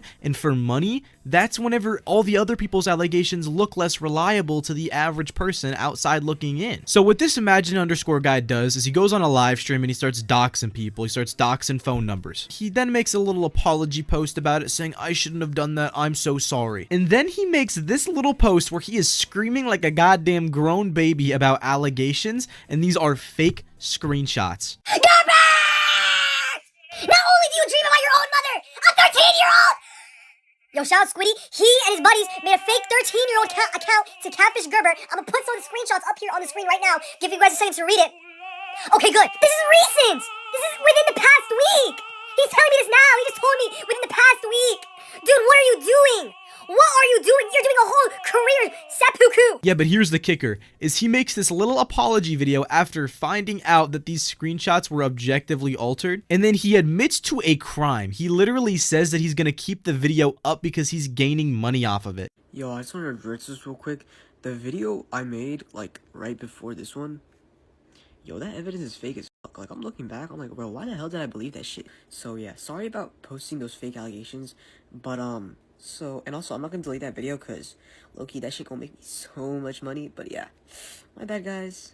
Imagine_. I know you're dumb as fuck, right? But I hope you realize that you are admitting to a crime when you do that. And the reason I want you to stop this is because Gerbert could legally sue the shit out of you, and I don't want Gerbert's little foul ass having the last laugh. The reason most defamation cases fall through is because the way that you have to prove them, the tricky part is that you have to prove that the person who is like defaming you knows that they are lying and they are doing it for a gain, and it's pretty hard to find that out. But he literally just says it in the video. Gerbert literally has every piece of evidence he needs to cook your ass, bro. Take that down. I'm begging you for your own sake. And then he makes the little allegation where he says, oh, by the way, in private, Gerbert told me that he wants to touch his mom. He didn't tell anybody else this, but you have to believe me. I know the only reputation I have is being a doxer and somebody who spreads false allegations, but you have to take me at my word. A couple weeks ago, right? It's like near when I first started talking to Gerbert. He calls me in the middle of the night. Okay, it's like 12, I think, right?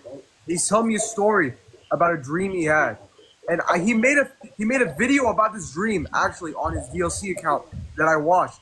But one part of that dream he didn't talk about in that video was he was in his bed and he was dreaming about touching his mother. What?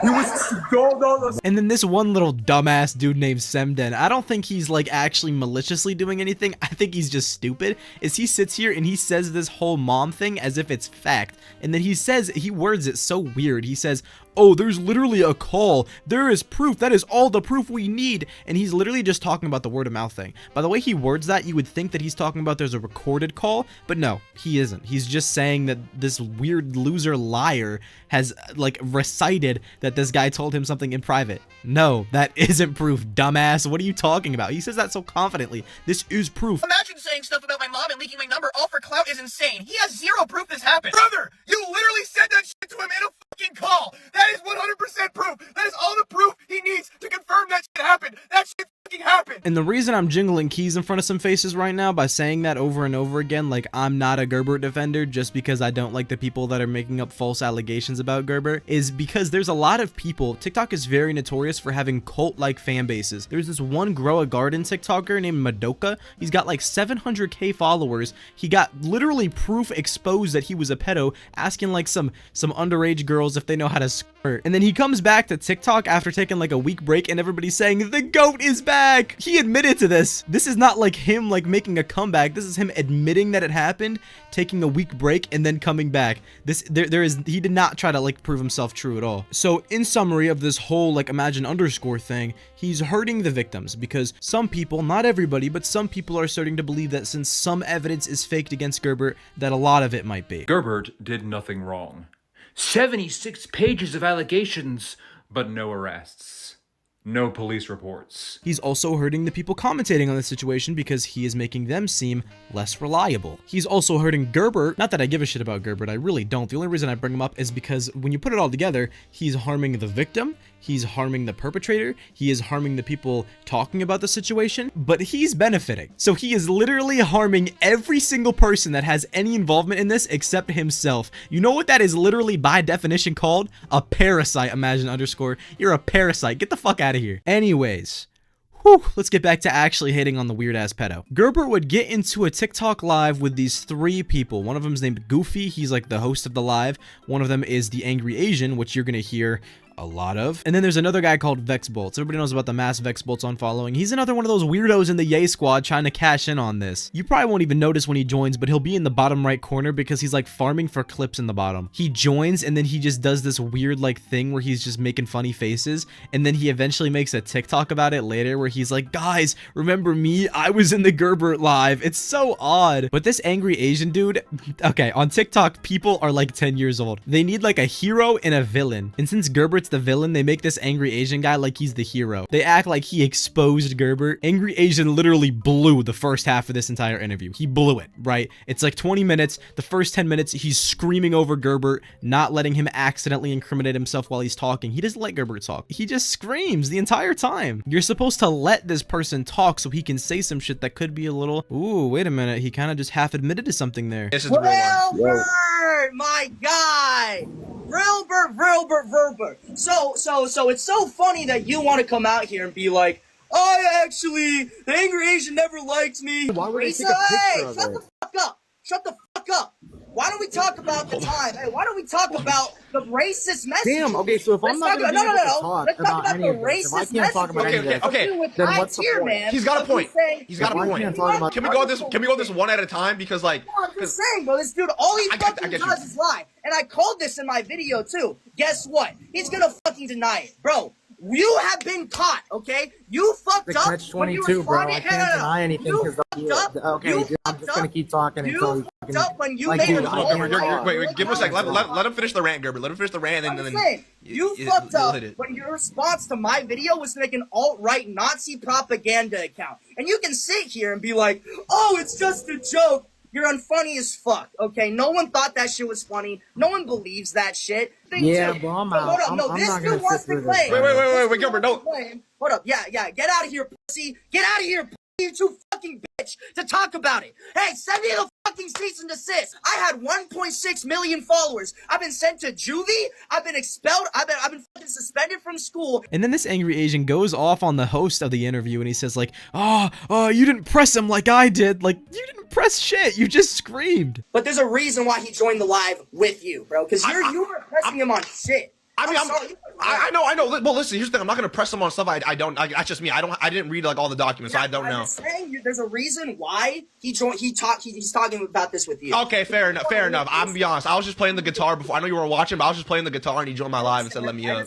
But do you understand how this dude? The reason why he was like, no, if anything, I'm gonna do an interview with you because he knows that you wouldn't actually challenge him on anything that's actually like. But even with everything that I'm saying right now, even though this Angry Asian dude is a dick, at the end of the day, all he's doing that's wrong is he's just getting angry and like kind of outbursting because he's talking to a pedo in like a Yahtzee right now. Like, you can't entirely blame him for that. So I don't really dislike him that much. Now, he does end up bringing up some stuff that was already uncovered, but he's at least saying it. And luckily, Gerbert finally has a chance to talk, so he can start, like, slipping up and admitting some stuff. You're racist, and you're an anti-Semite. Just come out and admit it, bro. Like, here's the thing, man. Because when you're getting people that are alleging that you are racist and an anti-Semitic, and what you do in response is prove to people that you're racist and anti-Semitic, what do you think that's gonna do? You literally snitched on your fucking self, bro. That's like that. It's so insane, bro. Why don't you address the high tier man fucking messages too? And I don't also, know what the fuck this means. Damn. one by one. Okay, let's start off with the Robert account. So he claims that he is not racist or anti-Semitic, even though he literally posted an entire account of him making Nazi propaganda videos and racism. Like, how are you gonna sit here and claim that you're not racist and anti-Semitic when you make a whole account of you being anti-Semitic and racist, and in the past you have reposted alt-right far-right content? So explain that. Alright, so the reason that I made that account was originally as kind of like a joke. And when I started, okay, so for my entire life, I've been more right-leaning in politics. So I kind of already knew like all the dog whistles and stuff. And so when I started posting on there, like bro, alright, they're spamming an address that's not even mine. But anyways, so basically when I started that account, I just kind of started posting whatever, and I did it because I kind of felt like I would be, I don't know, more accepted into that community, because at the time I was getting so much like hate and shit, and it's like, I don't know, that's why I like privated it and deleted everything, because I kind of felt bad, like I felt guilty, because that's just not me, and like that's not something that, like, I don't know, that I really believe in. We're supposed to believe you? Anti-Semite racist that hates black people. Holy ad hominem, holy ad hominem, holy ad hominem. How? Ask me anything else, bro. There's literally Yes, you're texts of attacking you my saying that character you without hate black attacking my people argument. and that you You're don't like saying, Jews. no, bro, you're saying, why would we believe anything you say if you're this, and this? Can you just, because why are let's you, get to a different question, bro. because you are literally claiming that you're not racist and you're not anti-Semitic, but then You said what? have conversations of you being racist and anti-Semitic, Hello? and then you Oh, my post connection's all videos messed of you up. being racist and anti-Semitic. So how, like, why would we believe that you're not racist and anti-Semitic when you literally are? Because, bro, I'm not, like that's just not who I am, and yeah, I've said some stuff in the past. The f does that mean? So if I came on this camera right now and just Dude, started ask me- screaming the ask N-word, me anything else. if You're I just not came asking out right anything now else. and I just start screaming the N-word, does that make me racist? That would be quite You're that not would be quite asking me anything racist. else. Literally asking about That would be quite That's racist. I the won't logic, lie. though. He's saying that by him being racist, even though there's Yes. conversations of him being racist and him posting racist content, he's not racist. What? Yeah, that That makes no sense. Yeah, but people can change. Do you not believe that? This was like 2 weeks Like, ago. I've had Gerbert tries so hard to be a manipulator, but he like can't even do that right. It's so obvious. He's like, don't you think people can change? He made this one video here where he's crying like a goddamn baby, doing the typical, I love you guys. You know I love my fans, right? Please don't unfollow. I'm gonna lose all my money. I want everybody who watches this to know something, and it's I love you all. I'm gonna continue posting, but this is just to everybody that watches me. I don't want you guys to think of me as this horrible person, because I'm not. What do you mean I'm not? You literally admitted to everything. There's this one video where he's disproving this one allegation, and it's kind of similar but in a different way to what I said, where it was like, yeah, most of the Gerber allegations are real, that's why we shouldn't make fake ones because it makes the real ones seem less credible. But he says it. He says that right here, which he probably shouldn't be saying that, because that means he's coming out as guilty. He literally says it right here. So this clearly goes to show you people are now fabricating shit against me because they think they can get away with it. That's not how this is gonna work. Alright? I'm fine with all the other shit, right? I'm cool with it. But we're not gonna sit here and just start making false shit up about me because we can. Alright? That's ridiculous. And then this is a video in his little sub-only thing where in the span of 10 seconds, he doubles back on what he just said like a few seconds prior. It's so funny to me how people will sit there and be like, oh, Gerber sent me a cease and desist, Gerber did this, Gerber did that. Bro, I never sent anybody, it's so funny, I never sent anybody cease and desist, bro. I sent like the first 3 people cease and desist, and then people just started dragging it. Speaking of which, unfortunately, he started a little membership thing on TikTok where people can pay to see his videos. And he's got like 700 subscribers on there. The 700 people that are paying monthly to see it. Why are there hundreds? There's some real fans in there, which is so weird. And look, you can tell he thinks he's so cute in these. What is this?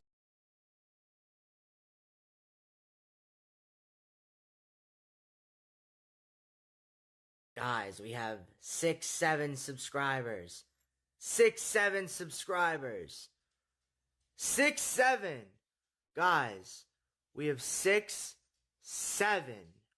That's pretty much all I got left to say about Gerber. I mean, I don't know why he thinks his reputation is still, like, redeemable. These are the kinds of videos being made on you nowadays, and if that was me, shit, I'd start applying to, like, Target or something, bro. I'm not gonna lie. Alright, well, I'm about a week late to the Gerber situation, and that's because I've been, like, really looking into everything before I made sure I said it. And, I'm tired of this. I don't care if the most important, crazy thing ever happens. I am not doing an update video, because I am so done. I am, like, gonna uninstall TikTok for, like, a week. I am so tired of hearing about Gerber. Thank you guys so much for watching. I'll see you in the next one. Alright, I've been gone for like a week now. And the reason why is I've been trying to think and really organize this video specifically, because I am very passionate about it. This doubles as like an update or reintroduction to my last Resilient Jenkins video, which was posted nearly 5 months ago. And in that video, which I do suggest watching, I am like angry. I'm coming at her the entire time, start to finish. And it's because all the stuff that I'm going to go over is, you know, pretty personal to me. And I'm hoping not personal to you as well, but it most likely is. Stephanie Jenkins is a horrible person that deserves nothing but a horrible life. And while she's currently living that horrible life, she's also dragging multiple children into it with her, and those do not deserve it. But not only just children, she also drags cats into this situation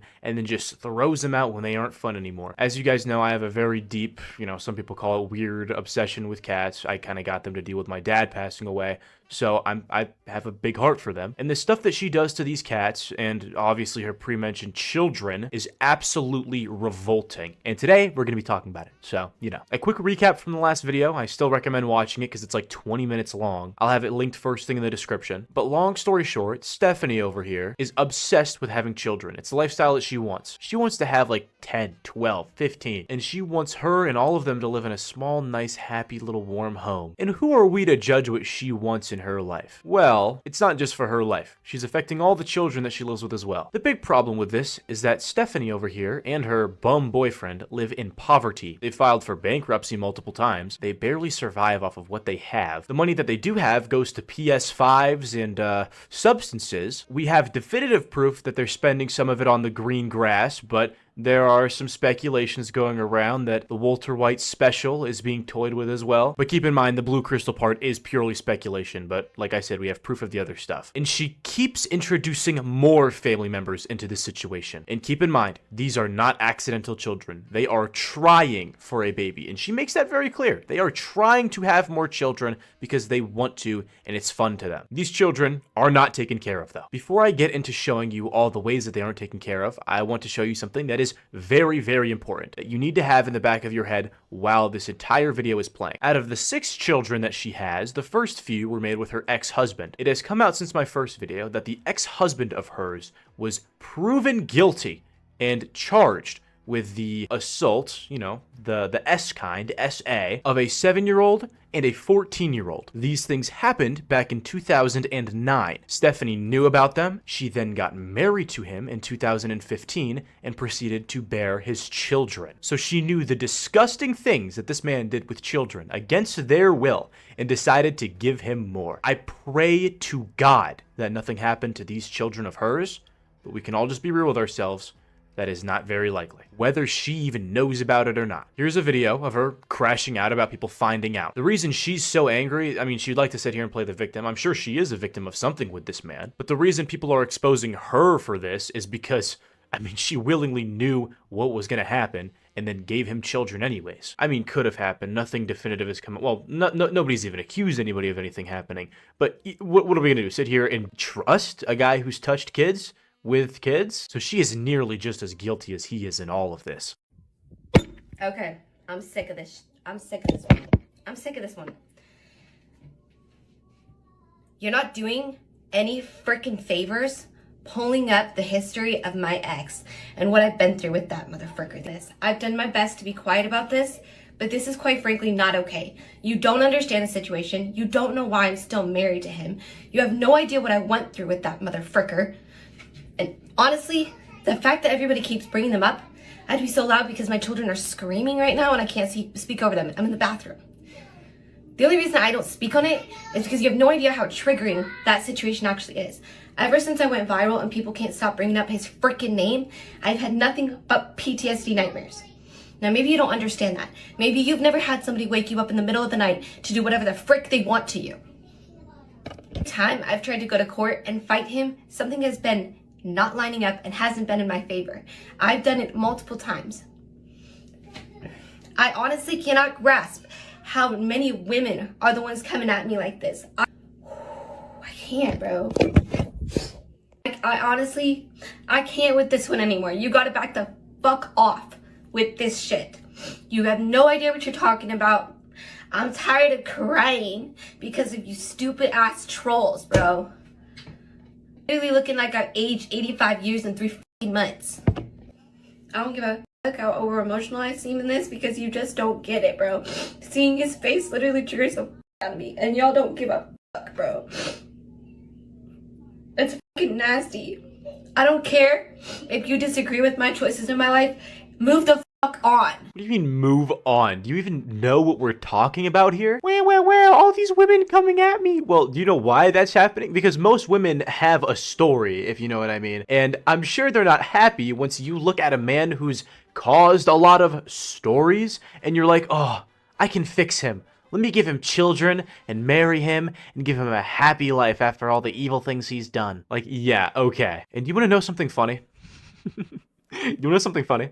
She just drove her entire family into homelessness. Because, while I don't think her new boyfriend is as comparably evil as the last one, he does absolutely nothing. He sits and he's grinding them Call of Duty camos, man. He's getting that dark matter. Did you guys know that Double Tap is coming back to COD Zombies after like, what, 9.5 years now? I just found that out this morning. I'm sure Drew knew about that weeks ago. He's on them latest and greatest COD updates. She will take videos and he will be like lazily sweeping around the corner or like maybe throwing some things in the air fryer with that headset on. You know what I mean? Because who cares about raising these children? He's got to get that grind on. Well, he gets that grind on more ways than one. That's why they got so many damn kids. But at least when you're in a search and destroy lobby, you can't tell this guy he gets no pussy because unfortunately he has enchanted a woman to the point where she doesn't even give a shit about the consequences. In fact, she enjoys them.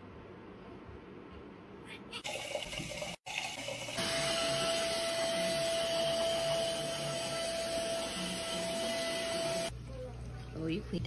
That's not as bad. Oh, your hair is... Okay, you really know.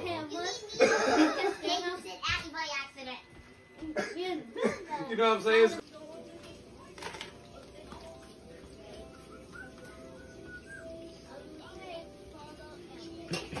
I don't know how for 2 seconds and I'm like, ooh, I've never had your mashed potatoes, baby. Ooh, look at the chicken.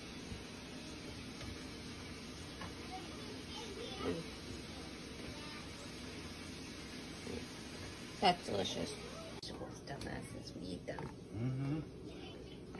They all do. Some carrots on that. In fact, they actually love veggies. Bella loves broccoli.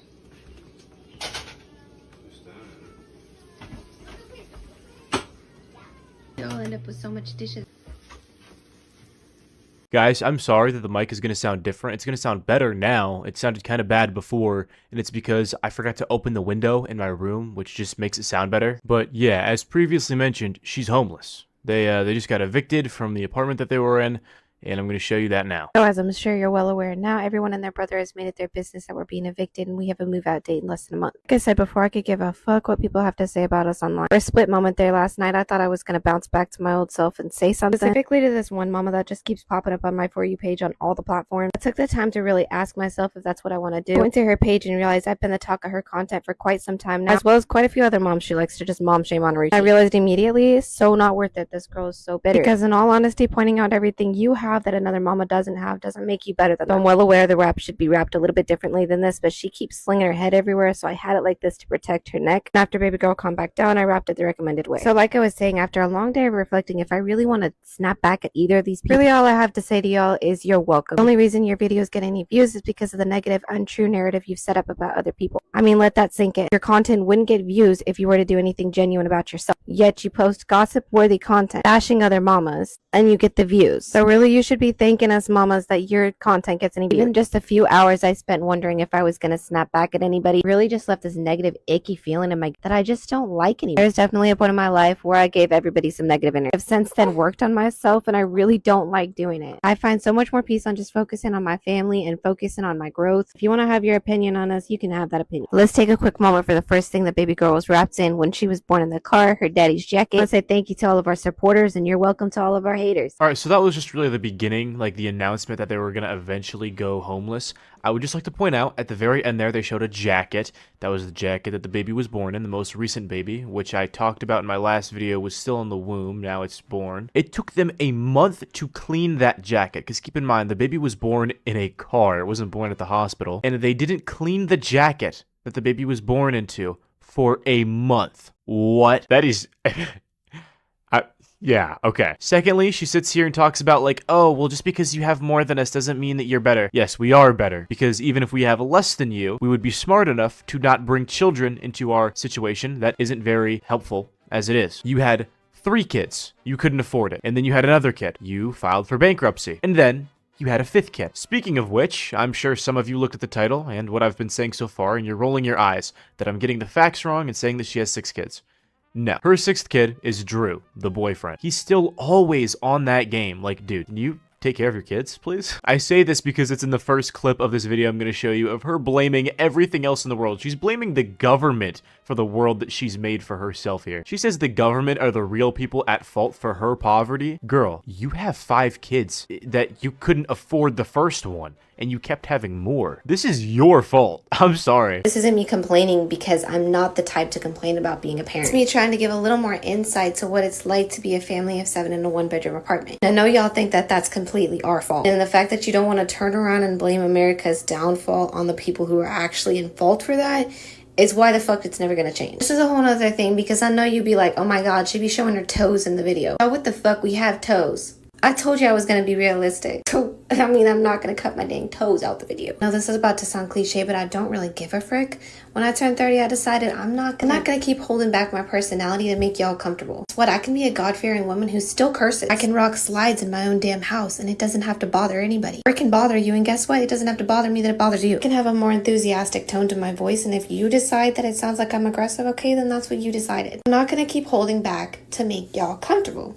In fact, let me make your skin itch with our reality. One thing's for damn sure, I'm not gonna hold back anymore. I could potentially be halfway done with my life if I'm lucky. Yeah, lucky. Anyways, so sorry if this video is like all mismatched. I'm trying to find like a good way of like structuring this, but it's hard because a lot of things are being brought up at the same time. Let's finish this whole homeless thing, okay? I want to show you the living conditions of this new place that they're in, or were in, because apparently within the last like 48 hours of me recording this, they were kicked out because they were leaving their kids behind too much. I'm sorry, you guys are in Portland. You should not be leaving 5 children in an apartment alone, or sorry, hotel room alone. These people do not care about their kids. I'm sorry. No matter how many little fancy meals she makes or how much she wants to pretend like she cares, she does not care. But I just want to show you how they were living. They got like food in their drawers. Oh my god. You don't say anything.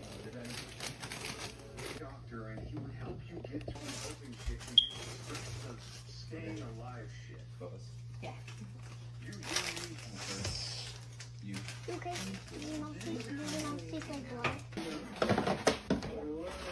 I'll show you.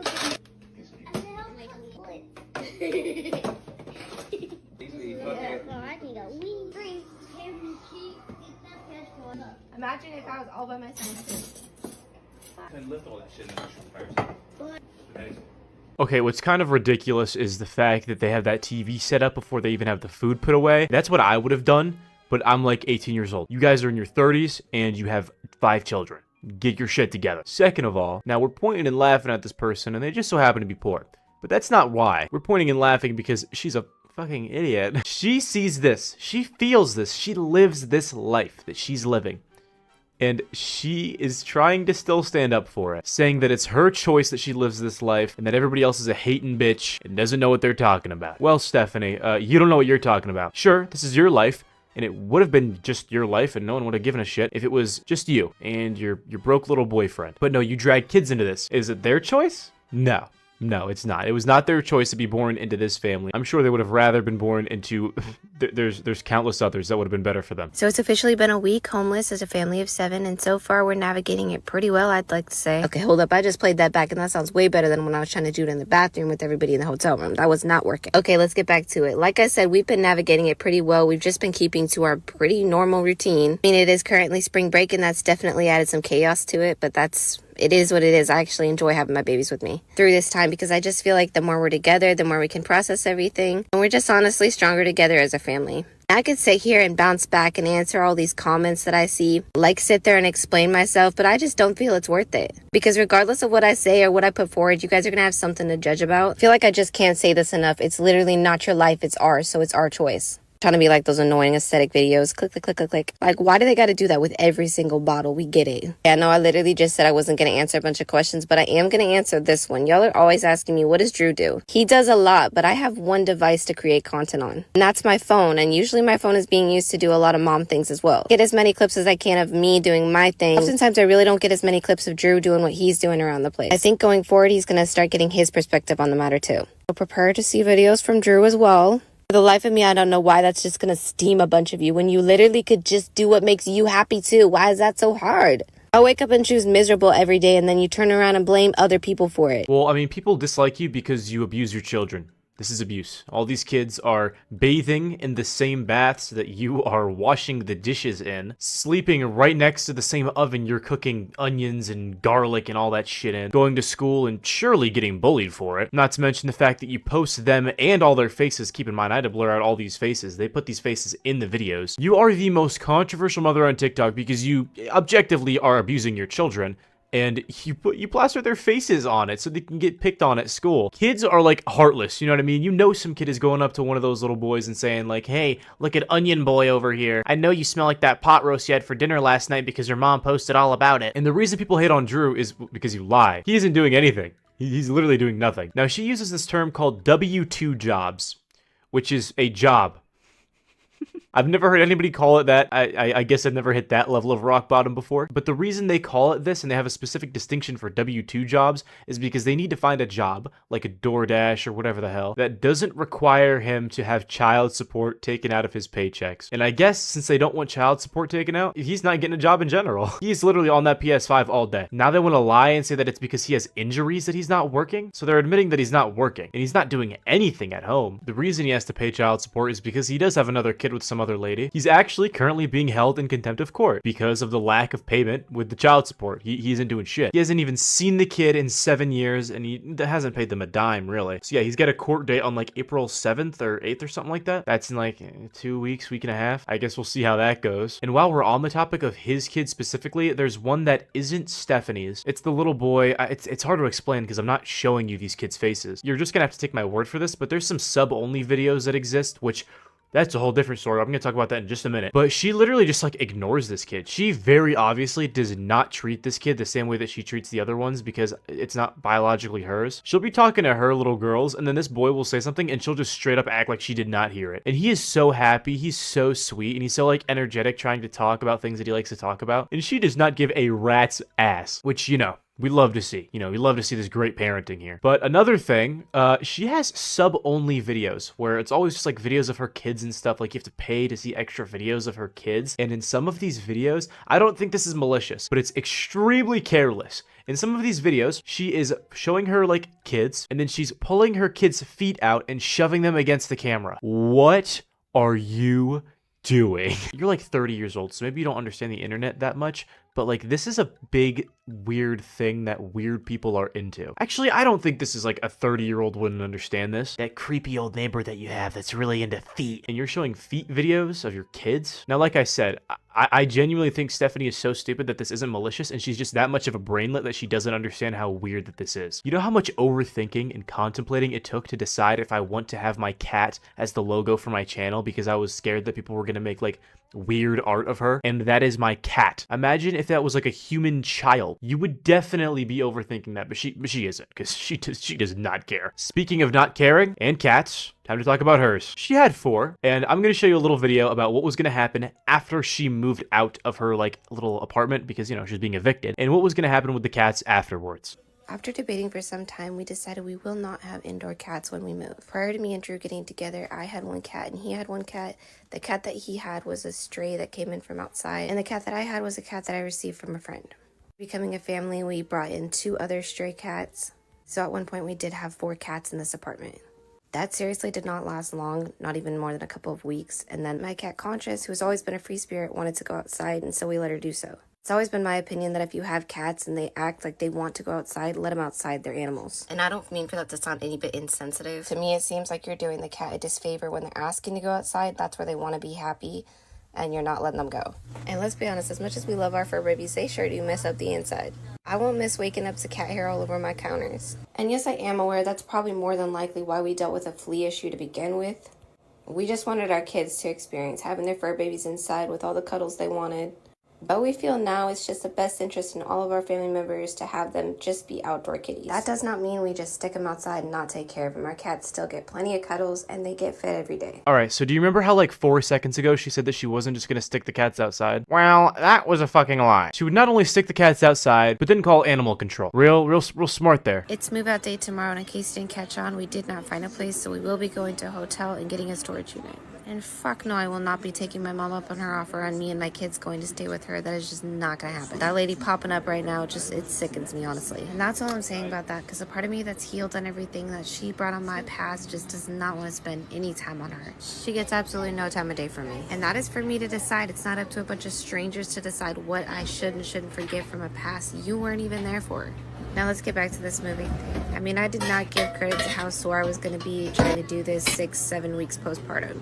Not to mention the mental strain that also has on me. But it is what it is, and life goes on, and we have to keep going, so that's what we're doing. Now, I know you're thinking, well, what about the cats if you guys didn't find a place to go and you didn't find anywhere for the cats to go? Despite the monster that everybody blew me up and wanted everybody to believe, I never wanted to abandon these cats. But from my research, and maybe I'm wrong on this, but all of the shelters and sanctuaries in my area are tapped out for resources. I wasn't able to find any family or friend to take them while we try to figure this whole situation out. It's freaking sad, and I don't think many people are going to understand it, but I had to make the decision of actually calling animal control back myself and asking them to take the cats because I don't want these fur babies actually to be abandoned. That's the last thing I freaking want. And again, I don't know if that's something my mom has mentioned. Oh, I'll take the cats. I don't give 2 shits. I'm not dealing with her. To me, that's literally no different than welcoming my ex back into my life. You just don't welcome back people that have given you nothing but traumatic experiences. Oh, boo-hoo. I don't know what happened between you and your mother, but you're so pathetic. I'm about to show you why I'm so, like, non-understanding this video. I'm very aggressive this video. So she called animal control on the cats. So most of them have most likely already been put down. Just so you know, that's kind of how it works. Is when you call animal control on cats, they get put down. She had 4. We don't know where any of the other 3 are, but we know where 1 is. And do you want to know the condition that it was found in? Here's Milo. Luckily, he's been found by a nice lady and rehomed and taken care of. Now, luckily, there are some people in this world who aren't total pieces of shit. I very much commend this woman for doing this. But yeah, prior to what she said like a week beforehand, she just threw the cats outside. But not only that, she called animal control on them, which is pretty much just like sending out hitmen. I don't give a shit what happened between you and your mother. If the option is between getting the cats like laid to rest or them just staying at your mother's place for a while, you're gonna pick that. Same goes with, you know, your kids being homeless or staying with your mother. I mean, how selfish, how petty do you have to be when your mom's offering help and you're like, wah.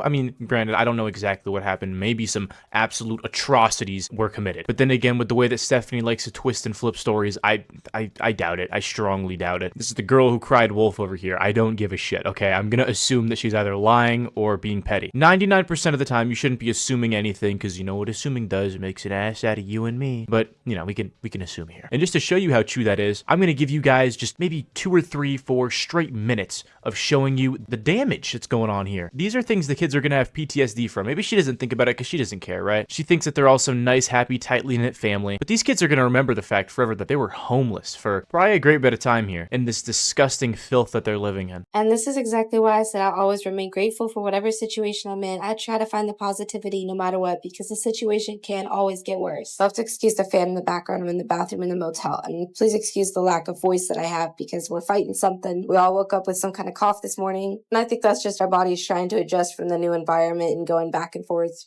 But let me get back to it. A little over a week ago today, I had a dishwasher that was somewhat working. I had a kitchen sink. I had a stove. I had a kitchen. Yeah, it was small, but it was more than what we're working with now. And a lot of you wanted to put down that situation that we were living in. I mean, albeit it was definitely not ideal for our size of a family we have now, but there was a lot of positivity about it too. And I think that's just because we had really spent the time to make that situation work for our family. While we were packing up the U-Haul, Drew and I noticed we really did have that place organized to fit for our family. Drew and I both really like the concept of a tiny home as long as it has well organization to it, but ideally said tiny home would be on a plot of land. Also, the tiny home that we envision has a space and a nook for everybody. Everybody's provided their own little private area. We still get to remain the close-knit family that we are. And that's just a little bit about our goals and how we try to stay positive in every situation we're in. Okay, bye-bye now.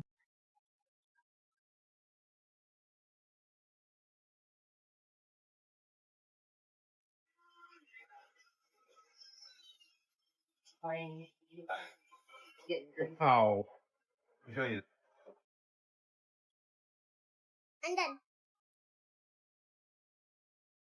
Gary. I love it. I love it too. Thanks for showing me.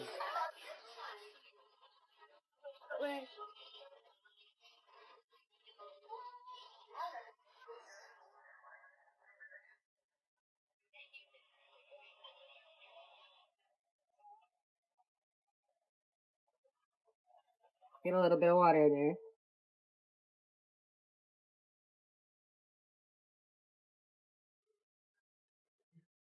They're gonna be like, And you know, she really does not care about her kids at all. You know, all these kids have had fleas, right? And instead of moving from home to home to home to home to home, she could actually, you know, just have Drew get a job. And that's probably the reason they were in a hotel and not an apartment, is because they probably need like proof of consistent income, and their TikTok money just isn't cutting it for that. So that's why they have to stay at a hotel instead of getting an actual like lease. Because they got money, right? They got money if they're staying at this hotel. They're probably paying like $3,000-4,000 a month if they're staying at a hotel. Are you kidding me? That's like $50 a night. That shit adds up. But no, they don't want to do that. And they're spending a lot of money on going to Target like every single day, getting hauls of stupid shit. Do you know what Target is? Like, that's such a dumb question, but it's like Walmart is where you get like necessities and stuff. Target is where you buy like fancy things for your house and nice little clothes. Most Targets don't even have a food section. And whenever it is a food section, they'd be selling like Ollipops and True Fruits and shit. Luxuries, you know what I'm saying? Luxuries. Not something that people that are homeless go and shop at. You know what I mean? You need to get actual like cheap stuff for your kids because you are living homelessly. And obviously, lest we not forget, she is smoking some of that green stuff. That ain't cheap, I can tell you that much. YouTube, this is just, you know, her breathing, and it's really cold, you know what I mean? But also keep in mind, she's pregnant while doing this. And she'll do all this stuff, and she'll actually, and yes, I'm being serious, she will yell at the moms that are criticizing her for it. If you're gonna be this much of like a POS,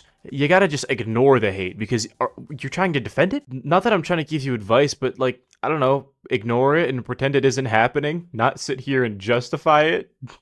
Dumbass. A little later than I was anticipating to post. I was busy baby making with the hubby, you know what I'm saying? I'm just playing. I just thought I'd give you guys your latest shish to talk so you can make your car payments next month. But for real, I'd really like to know what y'all's issue is with me and Drew, because personally, what have we ever actually done to either of you? Alright, I'm gonna let that video play out in a second, but I have to bring this up because it just was said. She makes this argument a lot, like, we don't do anything to you guys, so why do you care? It literally just shows her character. It shows that empathy is just not a thing for her. We no hurt them, we only hurt our own kid. Why they mad at us? They care for other people? No, what? Me sometime pretend to care when me make video about kid, but whenever the camera off, me no give a shit. Me let me cat get put down and let me kids smell like onion and garlic when go to school. And me let me 5 kids sit in one bed and some sleep on floor in hotel room because me no want get job. And me spend excess money on illicit substances that we also use in the same cooped up space that our children live in. Sometimes while even pregnant. That's right, absolutely not shit. And if you want to go and be like, yeah, well, the baby mama's okay, but they didn't have no issue with us until we went viral. If that doesn't speak levels as to what their intention was, I don't know. I'm not going to keep explaining that. It's the fact that nobody thought to question that themselves. Like, really, did you go back and watch videos? Did they speak of us beforehand? And I'm not even referring to just baby mamas at this. At this point, I'm referring to anybody who likes to talk shit every time we pop up in a viral video. What gets me about these videos is that people will really take what these people are saying about us before they come and actually learn anything about us themselves. Or you'll go and watch literally 5 seconds of a video and decide you know exactly what I said throughout the entire video. And to be fair, I guess I do sort of the same thing because I really don't pay no mind to these videos that pop up about me. I don't give them more than about 5 seconds of my time. The difference is I don't watch it and then immediately go make my own video and try to profit off of what that person just posted. For me, I like to keep my content authentic. Go on, explain yourself. If I explain myself, you're not even going to take 2 seconds to actually pay attention to my perspective. You're going to go ahead and listen to all the perspectives that are put out there about me. Make that make sense. You want me to sit here and explain my side of the story, but you're not even going to listen to it. So what the fuck is the point? I even see people say, I'm never going to waste time and go watch her videos. I'm never going to give her the time of day. How the fuck are you going to get to know if what everything is being said about me is actually accurate if you've never given me the time of day to get to know me?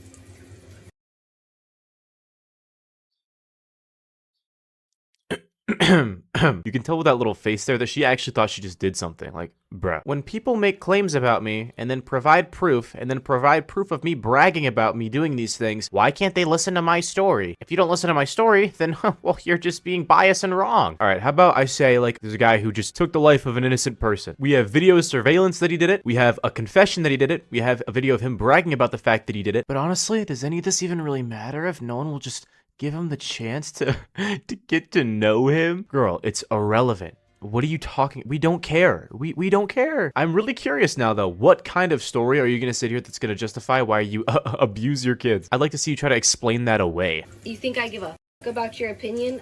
No. Oh, wow. You don't care about any of our opinions? Is that so? Is that why you go and you tell and fearmonger your kids and you tell them that everyone on the internet is accusing you of the things that they're accusing you of? And then you scare them. And you know what probably happens? Probably the same thing that a lot of people have had to go through, where, yeah, you're in a horrible situation, but your parents are like, Child Protective Services, all they're going to do is just put you in a different home with people that are even worse. So you're going to have to lie and you're going to have to act like nothing's going on here. Because look at this. Look at this video. She literally makes the kids say, like, no, we're all happy and screw you all trying to take us away from our mom. Bro, no kid should have to even know that that is happening. Stupid people out there that we kids are happy with our mom.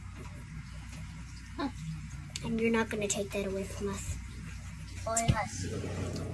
Next topic. Some of these little things that she just posts that are just fat walls of text are so funny to me. This right here is the classic Lolcow argument of like, the amount of people that make videos talking bullshit on other content creators truly just lack authentic content of their own. Gossip isn't content. Spreading hateful lies about others is easy approach to trying to catch views, especially when you can tell whatever content creator you're posting about is getting the views you want on your page. Authentic content. You're saying that like you make authentic content compared to us? Want to see what her videos look like? When I look back at when I first started doing content creating, I think the biggest reason why it took forever for me to catch a viral moment, I still believe it's the same reason why it's such a slow crawl for me to catch more followers today. While I'm incredibly grateful for the community that I've grown so far, you see other content creators just shoot up with the numbers when it comes to the followers. I don't compare my success with other content creators. That's the last thing I'm going to do. I'm incredibly grateful for the success I've had so far. With all that being said, I really do feel like it's because my content doesn't necessarily offer a specific niche, however you choose to say that, tomato.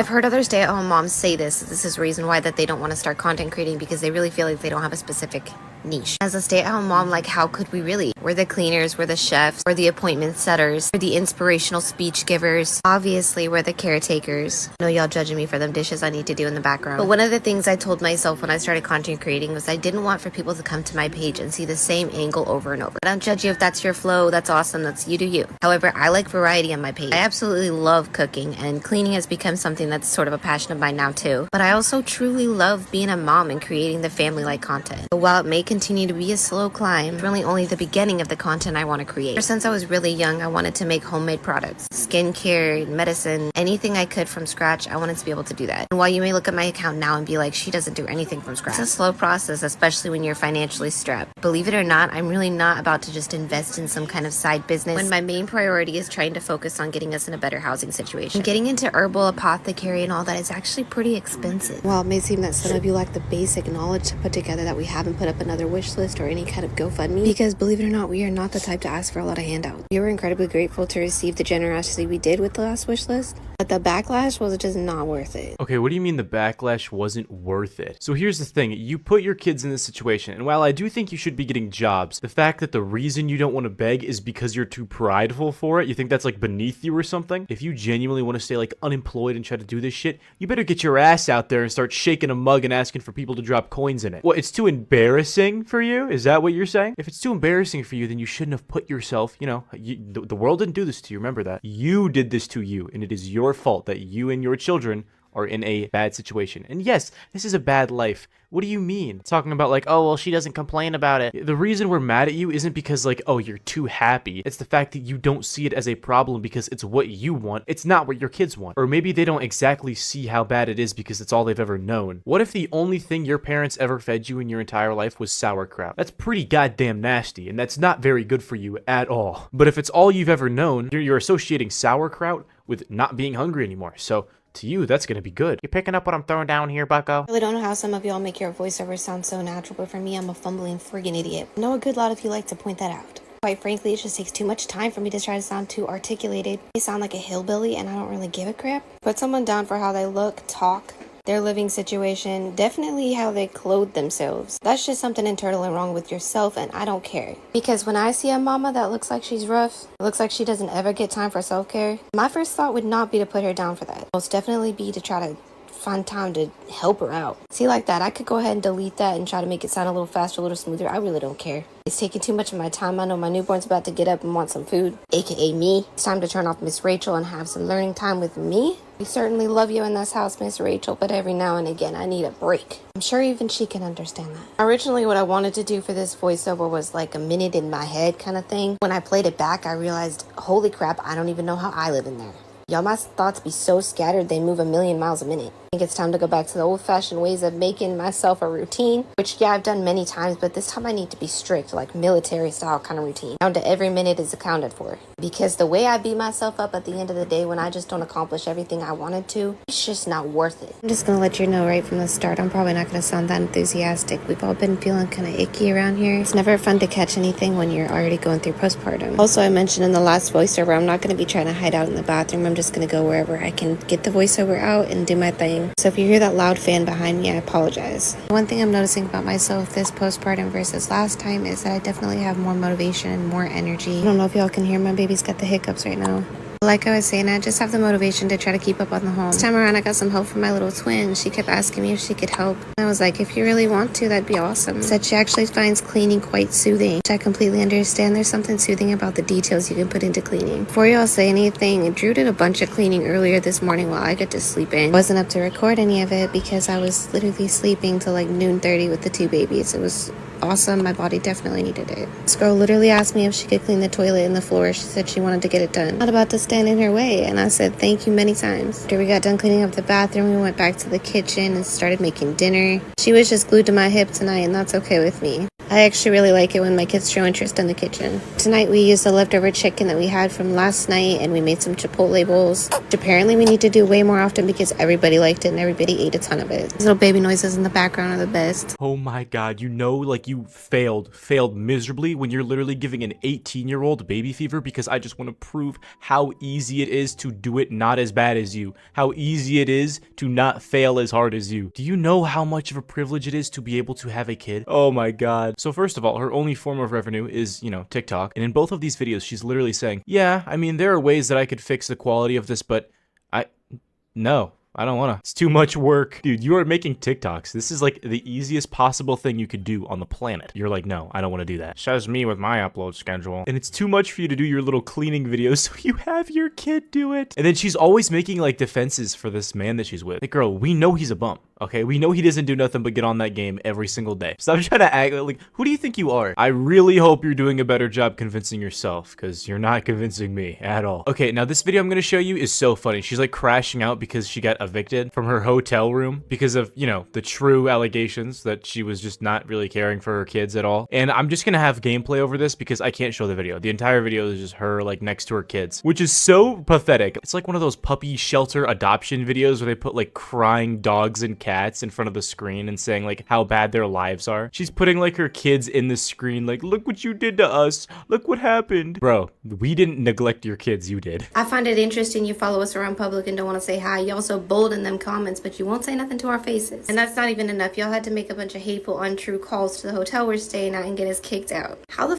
miserable you gotta be in your own life to come at a family that's not doing anything to you? You sit there and say you want to do what's best for the children, but yet you want to send them to 2 abusive homes. You think it's better to split up a perfectly happy family and send kids to homes they don't even want to be in, to live with people they want nothing to do with. I mean, just make it make sense. These kids are happy where they're at. Home is wherever the f we are together. And I'm sorry for the blunt language, but I'm not the one who threw the energy first. Y'all come at me first. And part of me thinks that's why you actually don't want to interact with us in person, is because you know you're not going to meet terrible people and you want so badly to be like, they were terrible people. That's just not going to be the case. Kids would most definitely not be happier with my mother. Like I said, they want nothing to do with her. They still remember all the trauma you brought onto us, Mom. I'm trying to give you that opportunity to back off now, or I'll start saying some shit. What was that at the end, bro? You really don't want to see me when I'm angry. We do have to lay off of her a little bit. I mean, this is the woman that's actually over here trying to color in Hello Kitty in a coloring book. If somehow you don't know, Hello Kitty is white. She should not have children, bro. She is an angry little goblin. She's always getting loud and talking shit about people, like, all the time. Like, you're a mother and you're posting your children. Like, you should not be including yourself in this stuff. If you are getting hate on the internet and you are, well, this is actually just a genuine, general kind of statement. If you're getting hate on the internet, unless it's like something really serious that you need to address, you just ignore it, bro. That's only gonna make it worse. Like, if you have some crazy allegation like that your comments are getting filled with, make a video, address it or deny it, and that should be it, you know what I mean? Because look what happens when you don't. Her entire content, like everything on her page now, revolves around how she's just trying to defend herself for being a horrible mother. And because of that, she's got like maybe 2 or 3 actual fans. And all they are people that probably just treat their kids the same way, trying to justify that by being like, oh, well, she's cool, so. Imagine being so bored with your own life, you have the time to just go around snooping into other people's. I honestly don't even know how y'all find the time. Now, to me, what a content creator chooses to post on their videos is what they decide to make somebody else's business. I don't know if y'all need to hear that again, but like I said, what we choose to post is what we made everybody else's business. What you go around snooping for, like I said, it just screams bored of your own lives. So on that note, I don't know why I would ever let that mentally affect me. Like, public record or not, what does it really take for someone to be like, oh my gosh, I hate this person I've seen online so much, I'm gonna go looking for their court documents and everything? It honestly makes me laugh. On that note, let me say this. If you're the type to be easily persuaded on your opinion on someone based on what you hear about them online, instead of going right to the source and getting to know the person, you're not the kind of supporter I would want on our page anyways. And I could have jumped on here and made every right choice as a mother, and y'all still would have something to complain about. So I'm gonna just continue to do my life, worry about my family, and get ready to meet this beautiful baby girl. This morning we went to my 38-week appointment. Baby girl's looking good, looking like she's gonna be right on time. I low-key think the doctor in there knew about us or something, because he had a biased opinion and he was pushing birth control. I get y'all have your opinions, but I don't think it's right for anyone to push their opinion on a woman about her body. Okay, that's all for this video. I'm gonna go attempt to make Teeny's mac and cheese. Okay, so first things first, the reason why people have a lot of time on their hands and really care about looking into this is because when people suspect that they're watching children being given a horrible life because of you, they're gonna do a little bit of research just to make sure their eyes aren't deceiving them, you know what I mean? Second off, that whole thing about not telling a woman what to do with their body, yeah, that's true in like 99% of scenarios. Not you. Are you actually suggesting with this that you are even thinking in your mind about having another kid? You're scoffing at the thought of birth control? You are thinking about continuing this? Having more? No, I have to be like misunderstanding that, because there's no way. We've got a few other things we still got left to talk about. First up, I want to show you this dumbass post. I'm not going to repeat the same thing I've been repeating because she's very repetitive herself, and then I got to talk about it. So blah, blah, blah, blah. Skip to the part where we're talking about stay united, stay happy, stay grateful, stay resilient. Because their name on TikTok is Resilient Jenkins. What is this? The Fantastic Four? Gotta say, it's resilient. Wait, say that again. You guys aren't some superhero team. You're neglectful of your children. Speaking of which, here is her making more excuses for her deadbeat boyfriend. Actually talking about like he has some injury. What? We're not completely locked into staying in this area. We are open to moving a little bit out of the area if that's what we need to do. But it would be great to stay in the area and keep the kids in the school they're well established in. Like I mentioned, our income has not changed too drastically from the last time that we tried to apply for other apartments. That being said, we still don't qualify income-wise for anything more than a 2-bedroom. Maximum capacity for most 2 bedrooms is 5 people, and we have 7. Of course, it would be incredibly ideal to be in a 3 or 4 bedroom, but income-wise, we still can't afford that. I'm quite frankly sick of seeing comments about y'all acting like this is just on Drew and he's some kind of deadbeat. He didn't just outwardly quit working just because I started making money on social media. Back when Drew was working his W-2 jobs, he had a tremendous health decline, and that is why we made the choice to start doing self-employment. And when it seems like the right time, we'll open up to our community about those health issues. Okay, bye-bye now. I had to slow this clip down. It's like 2.3 seconds otherwise, but here's some footage of Drew cleaning, so I guess he does some stuff right, waving that vacuum around. Yeah, Right. And by injuries that will come out about later, what she really means is that, oh, this doesn't actually exist, and we're hoping that in the coming months you guys will just forget about it, and then we won't have to explain the fact that we just totally lied our asses off. Here's another thing I want to show you. This, like, sad little video of her pretending that, like, her boyfriend's hitting her or something. She could be backpedaling here, but I just want you to see this. I'm not even going to add any commentary for the next, like, minute. Just watch. You form your own opinion. See if this seems like backpedaling or not.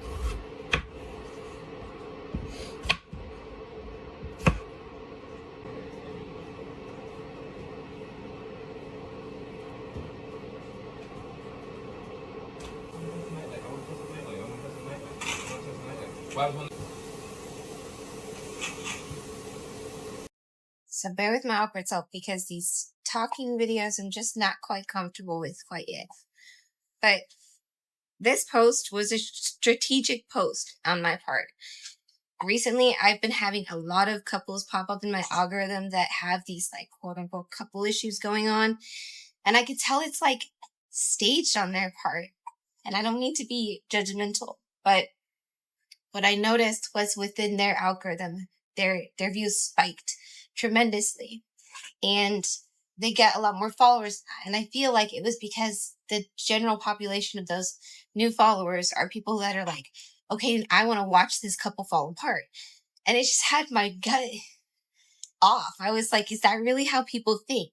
And I started wondering like how many people are following me and Drew for that very reason. Because for the past 3 years, all I've put forward and all I've said about my man is that he's an amazing father. He's a very supportive partner, and I've spoke nothing different. Now, I'm no investigator, right? I don't know if she's backtracking to get flack off his back, and I also don't know if she's telling the truth. In my honest opinion, though, do I think any of these kids are getting smacked up? What I think is going on in this house is that these kids are just neglected. I honestly think these parents care about those kids so little that they don't even want to give them the time of day to smack them upside the head. These kids are nothing but an accessory to Stephanie. She doesn't see the problem with it, but she's just blatantly admitted many times that the reason she has all these kids is because it's the kind of home and aesthetic that she wants. Not because she wants to care and nurture for these babies, but because she thinks it'll make her look cool, or it'll make her feel cool. And Drew, it's also very obvious what he's doing it for. The food card benefits. Anyways, it's really all I have left to say. Now, I did mention this earlier, but this is the only two-parter in the entire supercut, so I think it only makes sense to just play them back to back. Let's just get right on into that. Okay, well, a few weeks ago now, I made a video on Stephanie Jenkins and Drew Jenkins and how they neglect their children. I was pretty angry in that video. This one, not so much. This one we can sit back and laugh again. Because at the very end, I brought up the fact that Drew had a court date on the, I believe, 7th of April. He did not go. He did not go. And do you want to know why? It's because he faked, like, seizing out. I don't know if I can actually say the real term. Sorry if that's insensitive the way that I said it. But, you know, he faked seizing out and went to the hospital. Conveniently on the same day as he was supposed to be going to court. It's funny how that works out, isn't it? And do you want to know how we know about this? Well, he posted it. He posted it on his own new TikTok account that he made. He's got a lot of other things, so we're going to be looking at that today. Actually, this is kind of a bad example. This is him in the hospital. I just wanted to show you. But, you know, he doesn't put his voice in, like, any of these videos. You want to know why? It's because it's not really him running the account. It's still Stephanie. I mean, he posts sometimes, but I don't even think he does anymore. Look, right here, there's a video of him cooking, and you can see a white person's reflection in the knife who's cutting. Drew isn't white. Stephanie is. She's trying so hard to make it seem like Drew isn't a bum. Why? What's the point? So much effort. For what? Look at this weird, like, out-of-touch video. I hate that both Stephanie and Drew do this, I guess. Where they're like, huh, well, I'm in on the joke, so really you guys aren't making fun of me if I'm laughing with you. Making fun of himself for being bald in this Sims thing. It's so awkward. Hey, yo, what's going on? So I heard there's a Sims 4 replica of me going around. And man, sounds pretty impressive. The only thing is, I found my lost shaver, and I'm bald, guys, and so someone's gonna have to fix that. Thanks.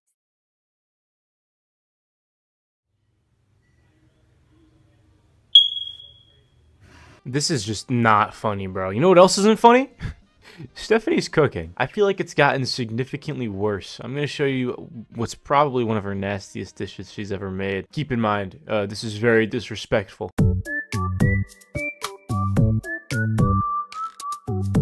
Alright, we're going a little off the chain here. We got the OBS up, but it's like, bro, this is not gonna be this, bro. What am I looking at? What? Okay, so usually you like caramelize the onion, you know what I mean? I could just be wrong. But this looks like a whole piece of raw onion here. Not even chopped properly. What am I looking at? And then unseasoned looking meat. What is this? Is this like tofu or like dry ass rice? Hold on, why don't I watch the video back? I think I had it in there on high for about 5 hours. This is how it turned out. It was delicious. Okay. So what is this? That is not in the pot prior. What is this? Is this cottage cheese? No way, that's cottage cheese. This is racism. This is actual racism. What the hell am I looking at, bro? That looks like it's a little bit caramelized, honestly. That one does. But what the hell is with this one compared to this one? You know what I mean? What am I looking at? On a less unserious note, let's talk about the accusation that I made in the beginning of my last video. Alright, it was a 45-minute long video. I kind of forgot that I had to talk about it. Whenever I said it in the intro, I kind of erased it from my talking points. My bad. But the blue crystal that she's allegedly using, we pretty much have confirmation that she is. I want you to watch this video that I am going to play, and I want you to tell me what exactly is wrong. What error do you see? What here do you think is out of place? I'm gonna take a quick shower. My baby girl's right there. And when Drew gets back, we'll probably eat something quick. And we gotta get some fold-up tables or something to get that stuff off the ground. I wasn't trying to spend too much money making this motel room comfortable because the goal is to save money for our spot. I'm just gonna put this out there in case you don't know this about me yet. I don't shave my pits, so if that's something you want to unfollow people for, go ahead. And before you're like, that's crazy, I literally seen some people on someone's post say that shit. They were like, oh, I was following you and I loved you until I noticed you don't shave. What? Okay, if you made it this far into the video, I really appreciate you watching. I wanted to take a minute and say something about the comments of everybody saying we're not making any efforts to find housing. First of all, I don't think that's anybody's business. We're not the first people to stay in a motel while they find permanent housing. And I'm sure we're not going to be the last. I don't think we owe any explanations for any kind of spending we do while we're staying in this motel and while we're figuring out our permanent housing. So when people come at us with that they don't seem to care, they want to keep their kids homeless. Honestly, how do you know what kind of conversations Drew and I have? Or how many hours we spend discussing what the next right move? Ma'am? What is that? What is that in your pocket? It's clear as day what that is. For the people that don't know, I cannot say this on YouTube, but it's a tool people use to feel funny and to use the Walter White special. Okay, so you have kids in a home where you're using this and you're taking care of all these kids when you're using this. This is definitive proof, by the way, just so you know. I'd love for you to name me in the comments what else is shaped like that. It would also explain why she looks like a character from Five Nights at Freddy's or something. It ages you fast. I gotta know, what's that like being so agitated with someone else that you don't even know that you send the popo to their house 3 times in 1 week? How many times and how many people are gonna show up at our door and do said welfare check before y'all gonna catch a hint that these children are perfectly fine? Ain't nobody being traumatized, nobody being scarred for life. Absolutely not one of these kids would rather be anywhere but with me and Drew. Like, honestly, what has got y'all so heated? It ain't even your life and you so upset about it. You act like the inconveniences in my life are more inconvenient for you than they are for me. Make that make any sense? Alright, let's make it make sense. Let me break it down for you, Mark. It affects us because some people have lived through lives where they're neglected as children and their moms are doing hardcore substances like you and not caring about their kids like you and forever traumatizing their kids by making them homeless like you and cooking your nasty crock pot food right next to their heads so they smell like how they smell going to school and social events and all that. Like you. And they are upset when they see that happening to another kid because your kids are being given a horrible life. And it's not because of, you know, the government like you've said or the system. It's because of you. It's because of Stephanie and Drew Jenkins. Just so you know. But I'll let you keep going. You sit there and make comment after comment, video after video, mocking our lives. Mocking us as people, quite honestly. Meanwhile, we're just here living our freaking lives, minding our business. You really act like we're your last thought at night. Like you can't go to sleep until you make that comment. And then you feel like it's some kind of achievement that you've done that for the day. If you're following my channel for the latest updates on the Resilient Jenkins. I mean, usually when I want an update about a content creator, I go directly to their channel, but hey, you do you. So anyways, here's an update if you care. This little room is the perfect setup for us to sit and stay comfortable. Yes, I said comfortable, while we find permanent housing. Comfortable? She's talking about comfort right now. Dude. Get a place to live. I think I talked about this back during, before Tofia was even homeless, but it's like, you know how embarrassing it must have to be to sit here getting kicked out of hotels and motels and finding new ones to live in? Because at that point, it's like you're getting kicked out of these places. So it's not just like, oh, I'm so unlucky, I'm so unfortunate in this situation. You're clearly doing something that is like against their rules, like being overly dirty or for some reason, Stephanie feels the need to scrub all the walls after only 2 days of living in her new place. I wonder what would cause her to do that. Maybe trying to get some sort of scent to go away? What kind of scent, huh? Scent of what? Oh my god, hold on. I gotta switch footage because there's this loser hacking in this 20-year-old Roblox game, bro. Get a life. But after all this, she would go on and post a 10-minute TikTok. I don't even think I've ever seen a TikTok this long. A 10-minute TikTok just ranting about everything. Drew's hospitalization, how doctors are stupid and they don't know anything because the doctors themselves were accusing the couple of faking it. How everybody's jealous of her. So yeah, this is going to be another one of the videos where I don't play the whole thing and I'm going to jump in during a lot of parts. So, What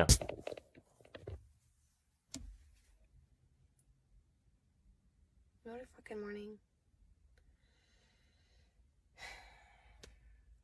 So, as you probably already know, well, some people may know, because Drew posted about it. Drew went to the hospital this morning.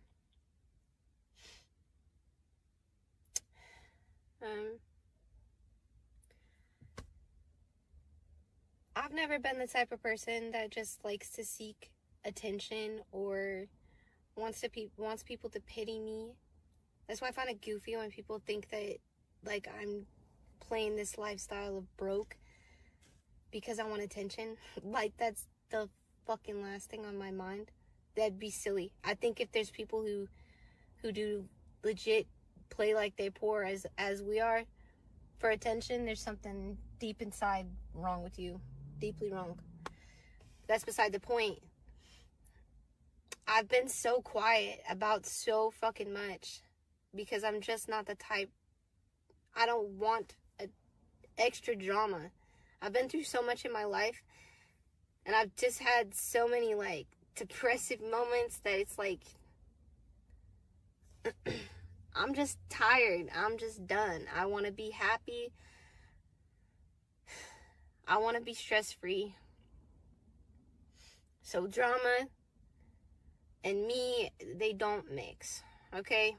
Me when I lie. You want to be stress-free? You want to relax? Then why did you have all these kids, bucko? You don't like drama? Drama's not for you? Then why are you watching my videos about you, bucko? I know that you are. I am like the only person that's brought up the fact and made it a point that you show your kids' feet like all up in the camera, and it's really weird how you do that. And ever since then, ever since I made that video about it, you've been censoring your kids' feet. I mean, I'm glad, but you're watching my videos, so, don't act like you don't watch the stuff that's made about you. Acting all like, oh, I'm too above this. I don't even care what people say about me. People that say that are just lying or they're mentally ill. I'm talking about the people that are like, I don't care what anybody thinks about me. I'll be who I am. And they actually like say it like they mean it. When they say that, it means either one of two things. They're trying to act more mature than they are because that's something their fucking like fun aunt told them one time. Or they're the people that really don't care and they'll go to Walmart in shit-stained shorts. This couple is a little mix of both, honestly. There's just a lot of speculation. Like, people know what's what about me and Drew. We're very to ourselves, and the reason we were going to try to start sharing about his health journey was more just because it was on me. He wasn't even fully comfortable with it. It was me trying to slap people in the face with the reality that he's not just some man that sits on his ass and does nothing for his family. We've taken the steps we've taken, self-employment and pursuing different routes for not just his health, but my health included. And I don't give a rat's hairy ball ass about your freaking statements of, well, I got this, that, and the third disease, and my husband has this, that, and that, and he'll still go to work and all that. Guess what? That's your decision. I've seen way too many people way too freaking young And when I noticed that, hey, if I keep pushing my body this, that, and the third way, I'm going to cut 10 years off my life. And the same for my man. We're not going to do that. We're going to take the steps to worry about our health and be here for our kids as long as we possibly can. And I don't care if that bothers you. I just don't.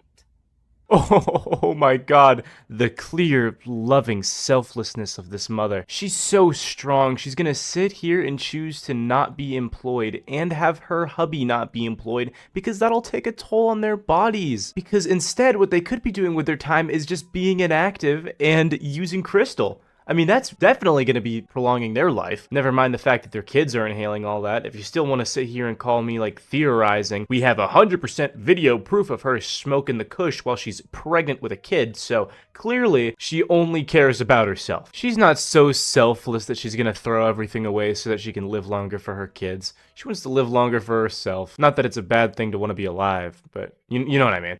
The medical system is failing my man. I'm seeing firsthand how African Americans get treated in the medical system, and if you want to deny that, that's probably because it doesn't affect you, okay? Or it doesn't affect someone close enough to you that you know what I'm talking about. It just seems like we know.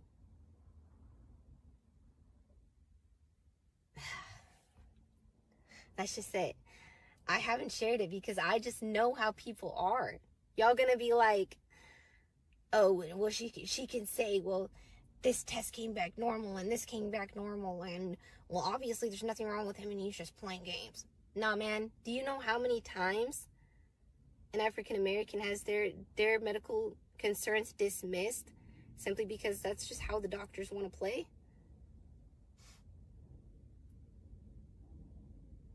Okay, if you watch me, I'll watch it back. Not that I'm actually too serious with this criticism that I'm about to make, because, you know, it's not really something that matters that much. It's just making fun of her hypocrisy. She's over here playing the race card, which is, I mean, we're going to get into why in a minute, why it's bullshit. But she wants to talk about how all the doctors and paramedics are all being racist. And then she, like, 5 seconds later, does a stereotypical black accent talking to somebody for no reason. No reason at all. And this morning, when my man was interacting with the paramedics, I just often ask myself, like, would you be asking these questions if it was would you be asking these questions in a different scenario? Because why are you instantly assuming that this has to do with some kind of substance abuse? Why are you instantly assuming that he's faking it? And why are you calling him old when he's 35? Not an old man yet. And then just to sit there and act like I don't know my own man that I've been with for 3 years. And I'm telling you, he's not acting himself. He's not acting himself. I don't get it.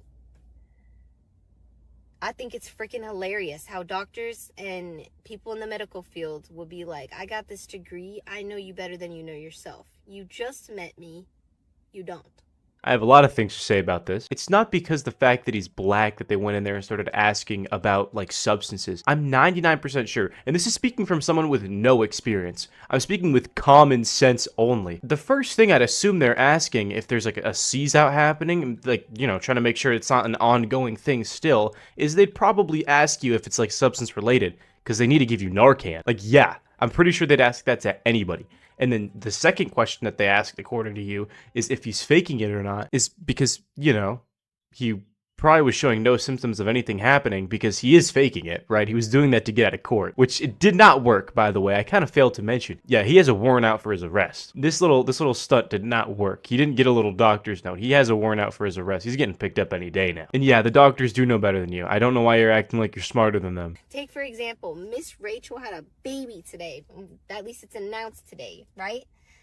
There's Reddit account who want to sit there and spew their ugly ass crap on Miss Rachel having a baby. So I don't give a flying fuck what you all have to say. I know that you guys have evil deep down that you just don't know what to do with except sit behind a keyboard and spew it out on people who are doing nothing to you. Oh my god, this is literally the classic lolcow argument of like, I'm not the only one being attacked. Look at all these other people. This is a group of people. Like, there's so many people attacking us, you violent internet trolls. Let's all band together because I'm not, like, evil or anything. I'm just one of the many, and I want to be a voice for the voiceless and speak up against this meaningless hatred. You think I didn't want to fly off the mouth the first few times that I seen that his exes posted? Because what is that? Y'all had nothing to do with my life prior to me going viral. You had nothing to do with mine and Drew's relationship. You had nothing to do with us. And you see, his significant other is starting to do good, and you can't handle that. You have to come in and try to get your piece. You have to come in and try to stomp whatever success Drew might end up having because of his significant other. I've said nothing. And I thought eventually people would just be like, oh, that lady, that was the person who was misinformed, or this person is spewing off the mouth. And I thought it would all start speaking for itself, but all it's done is just turn into more webs of lies. And I've learned that there's more evil on the web than there is good. It just seemed like I'm amazed at some of the shit I see. Oh my god, the fact that she has the nerve to even insinuate that these women are jealous of her? No. They didn't come in because they're seeing your success, right? To try to steal the spotlight away from you. You don't have success, so she thinks she has fans. You went viral because people are looking at your pathetic life you've created, and they wanted to come in and provide some context and just to reassure everybody that it's okay to sit here and point and laugh at you and that we don't have to feel bad about it. Just bringing to light all the evil things that you and your boyfriend have done. But yeah, anyways, that's pretty much all I have to say for today. I promise I'm gonna be a lot more like frequent now, okay? Like actually this time. Thank you guys so much for watching. I'll see you in the next one. Peace out. Do you guys remember early quarantine on TikTok? There was this one video that went viral and it was like, excuse me, her name is Margot. Not Marco or Mango. It was just some girl making a little song about her lizard. Well, in the past 5 years, that's gone downhill. I'm sure you guys can understand I need to wait until the 30-second mark before I can start saying bad words, or else Midnight's not gonna get any new diapers. So, how's the weather, guys? Okay, 30 seconds should be up by now. This person now goes by the name of Roman Hawk. He has now become a millionaire because he used his TikTok fame to promote other sites where, he would make videos bouncing on toys, if you know what I mean, while wearing furry costumes, of course. And even though he is a millionaire, he's scamming his fans out of GoFundMe money because he neglected that bearded dragon in the beginning and then it died. Yeah, I know. It's a lot of information at once. I'll get into it, trust me. I'm just gonna interject myself here, post-editing and everything. I just want to make sure that Roman Hawk knows because he has gone on record to say that he watches every video about him. He's also known to be very petty. I don't know if they'd be petty enough to stoop down to the level of false striking, but I just want to let it be known, it ain't how it is on YouTube like how it is on TikTok. This entire video is fair use. If you attempt to falsely flag this down or strike this down because of, I don't know, trying to say that it was against fair use or trying to say that I defamed you, legal action will be taken. Not that I'm trying to be like all threatening and stuff, I just know the rules on TikTok are way different than YouTube, so I just want to make sure that you're aware of that. I don't think you'd stoop that low, I just, you know. Anyways, on with the video. Now, Roman Hawk is, I believe, strongly lolcow material. I was considering it, I just hadn't seen that he had done anything horribly deplorable yet. Until now, of course, when he potentially neglected his pet to death. Like, what? And he was neglecting his pet for the entirety of the time that he had it. I just didn't know anything about bearded dragons and what they needed to survive until I was doing research for this video. But yeah, we're gonna go back in videos and we're gonna see that this thing was like not treated well at all. But the main thing that I had seen is he would always crash out so hard about comments. So I am either deleting this account or I'm about to go private because I cannot handle the awful things you are putting in my comment section. Hormonal weight is so hard to lose. I have been working out and I can't lose it, but all you fucking bodybuilder men in my comment say, no, it's so easy to lose. No, it's fucking not! I'm so tired of people telling me to just go work out like I haven't already fucking tried that.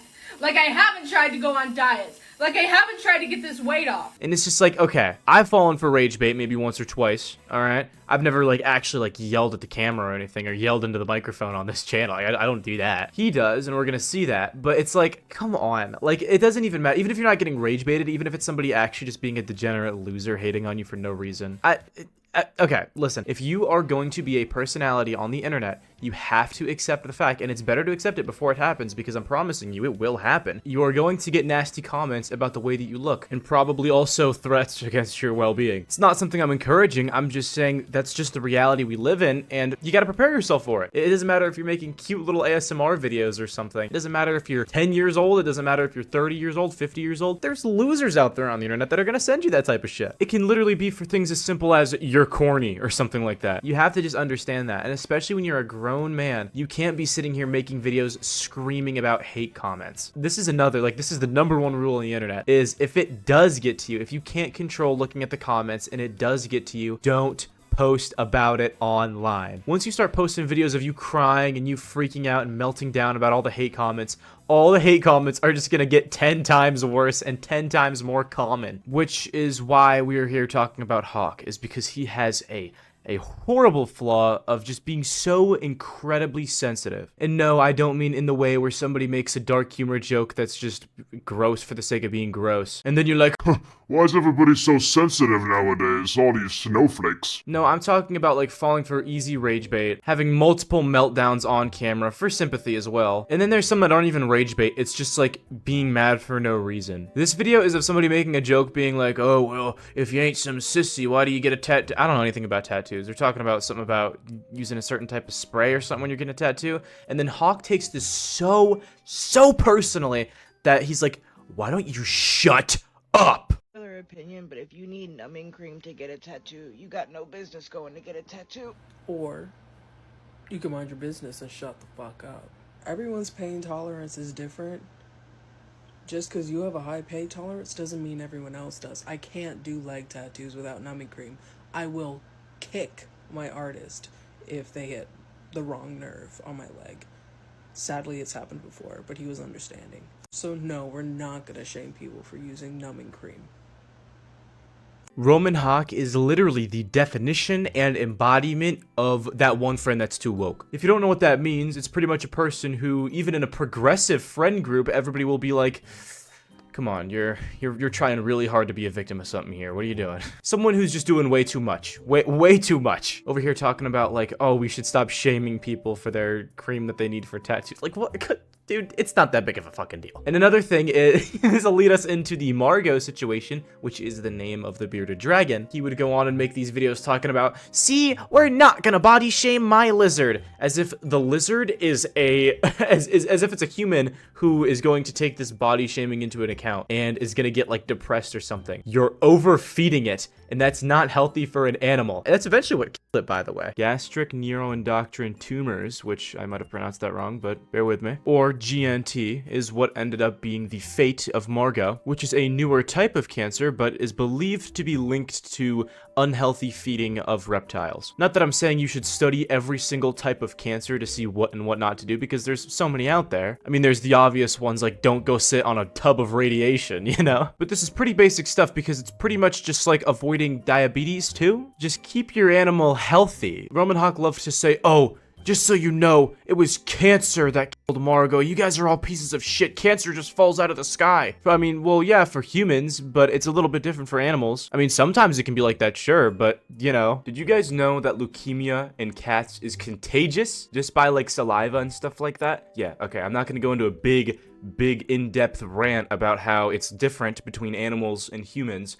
That one sentence should be enough. And the fact that there is a potential link between obesity and improper care with this type of cancer, it makes it pretty damning when you see what Margot looks like. Look at this picture right here. Holy shit. This is what a normal bearded dragon looks like, and this is Margot. But yeah, guys, stop commenting mean things about my lizard, cause body positivity. And then here's another example of him getting needlessly passive-aggressive and angry just because somebody said it. What are you, like, talking about, like, getting the right pronouns for your animal? Dude, it's an animal. First of all, never call her it. Second of all, if you don't see Margot, don't say she died. Alright, but this video has been like 80% me yapping. How about I finally get on with the video, which is supposed to be an apology, but really isn't. It's more of just a crash out. And it's really funny, because he gets into a fursuit to even start the apology. And puts on a voice changer. So, I'm at my wit's fucking end. I'm wearing a suit head because I haven't showered in a few days because I just can't bring myself to even take care of myself right now. Your loved one dies. Something you cared about more than anything, and that all you wanted to do was give a restful life as they got older, and they die of cancer. Cancer, something no one caused, something no one could prevent. But it's my fault. I caused cancer. It's really funny because at the time he thought this was like a slam dunk. Now, like I said, the whole planet doesn't even know for sure 100% that that's what causes it, but it's likely, so. Margot was obese when she was young. As I got older, she was put on a diet treatment. Lost all that weight, but still had a little bit more. You want to know why? Because her uterus went septic.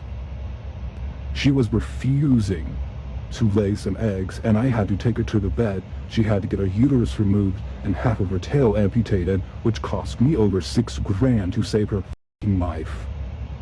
Which is also your fault, because I'm so sorry that if I can't find clips for this, because he actually did just delete his entire account, by the way. But he pretty much had 2 bearded dragons, and one of them was a boy, and Margot's a girl, and they had their enclosures right next to each other so they could see each other. And since they're animals and not humans who are cute and are gonna go on funny dates, she wanted to get a little freaky, so she started making eggs. But obviously she couldn't like lay them or anything, so they just stayed inside of her and rotted. But none of what I just said might have even mattered, because as I showed in the screenshot before, he ends up just changing the story anyways, and eventually goes on to say something about the infection came from Margot eating something off the ground?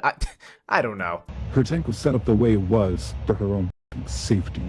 And if you ever even knew Margot, like none of you ever fucking did, you would know she didn't like to climb. She didn't like to be up in high spaces. She preferred to sit and bask. She preferred to crawl around, sit and bask. And how do I know that? Because she was my f***ing pet. Okay, imagine you're a kid, right? And your parents don't even feed you like no meat, no vegetables, nothing. It's just all straight cake and ice cream. That's like your entire diet. You're gonna love that, right? So after like years of you getting all that fun treatment, your parents put some green beans on your plate in front of you and tell you to eat it. You're gonna be like, no, I don't want that. Well, obviously, even though you should want that because you kind of need fruits and vegetables and meat and all that, you're spoiled. So you naturally don't want it. That's not your fault. That's the person who raised you's fault. She's a bearded dragon. Of course, at one point she wanted to climb around and all that. It's in her biology. The reason she maybe over time found it less fun is because you let her be a fat ass and eat and not have to do anything all day. And then what he's talking about is how he removed all the climbable things in the enclosure. So it wasn't even like she had an option to change her mind anymore. If she wanted to climb, she couldn't, which is what led the obesity to get even worse, by the way. For all the other people, the saying like the 4K, do you not know that the necropsy autopsy, the payment for the shipping her body overnight across the country, the payment for the services, the payment for the urn, the payment to ship back,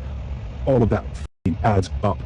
Saying I'm using this 4K to buy a new fursuit, why the I'm moving. I'm in the middle of moving. I have so much other things to think about than a stupid costume. I'm wearing this because I look like shit. I haven't had a single moment to grieve. I haven't had a single moment to process anything going on. You were using screenshots and shit from 5 years ago when I didn't know proper husbandry, and you're just like, oh, that's still going. Go yourself. Go yourself. All of you deserve to rot. All of you. Yeah, look at this husbandry. There is a fabric little couch. There's multiple fabric little couches in here because, oh, it'd be so cute if my lizard had these cute little LOL things. This is another thing that contributed to the infection because these things harbor a lot of bacteria. You don't just put that in like a, you don't put cloth fabric things in a tank. Oh my god, the thing was festering with infections and shit. That is so ignorant. You're clearly not somebody who should be having so many animals because Hawk has a lot of animals. You can barely even take care of yourself. You flex the millions of dollars that you've made, which is really embarrassing. I would love to embarrass you. Okay, have a good day. What's funny is I've made $1.6 million going downhill. Because this video is only like a year and a half old. At the end there, he's talking about a GoFundMe. You went from being a millionaire to being somebody begging for money in like the span of a year and a half. So this is just math right off the top of my head, but you would have had to spend like, I don't know, $50,000 to $70,000 a month to fucking spend all that money in that amount of time. What would you even spend that money on? Oh, right, fossils. Over $10,000 fossils. I don't know if there's any like science museum people on TikTok that will see this, but I need help somewhat selling / getting rid of a genuine dinosaur fossil. This is my full-bodied Claudiosaurus fossil that's been sitting in a case for almost 3 years because I am too scared to display it in my home and fear that an animal will knock it down or somebody will bump into it. And I'm really just looking for some museum to take it, preferably buy it off me because I'm moving. But I've contacted so many different museums, so many different collectors, so many different stores in New York City, and nobody will take it. I don't know if it's because they think it's not real, because I paid 14 grand for it. It is so crazy how you can have things like that in your home but be begging for money. What you could have done is you could have gone to like a pawn shop who would have just bought that off you for cheaper than you bought it. Like, I don't know, 7K when you paid 14K? That would have been more than enough to pay for all your expenses. And yeah, you would have lost some money, but you're the one that made the stupid decision to buy that. And how would you feel if you saw someone on the street shaking a mug and then they go home to their like $10,000 fossil they have sitting on the fireplace? And by the way, last time I used that like metaphor, shaking a mug, someone in the comments was like, I saw what you did there, thinking I was talking about throwing ass on the street. No, I was talking about clanking like a jar full of change, asking for somebody to put $1 in. Some of y'all are weird as hell. But anyways, yeah, about that GoFundMe. This is the biggest scam I have ever seen in my life. The goal was like 1,700, I'm pretty sure. Then you raised it to 2,000, and then you raised it to 4,000. Because as the goal was getting met, he would like raise the goal so that he could squeeze even more money out of it. Because I'm sorry, but if you're still a Roman Hawk defender, you're just an idiot. Like you're just not smart. Because Roman Hawk is objectively a manipulator. This is what he's got him believing now. He's got people saying that it's all AI, all the bad stuff is AI. Whew. They're talking about that furry video right now. We just watched it, and that was posted on Roman's, like, channel. This isn't some leaked footage. It was on his account. Also, what really does not help your credibility is the fact that you have this feature on called limited comment access. Pretty much what that means is the comments aren't turned off, but they kind of are. Only certain people that you select can comment. So pretty much what it means is if you're in the middle of a controversy, you can set it to where only good comments show up and all the bad comments just don't appear on anybody else's screen. So all you get is glazers. So if somebody sees, oh, Roman Hawk is in a controversy, let me go look at their profile. Oh wait, there's no negative comments and everybody's supporting them.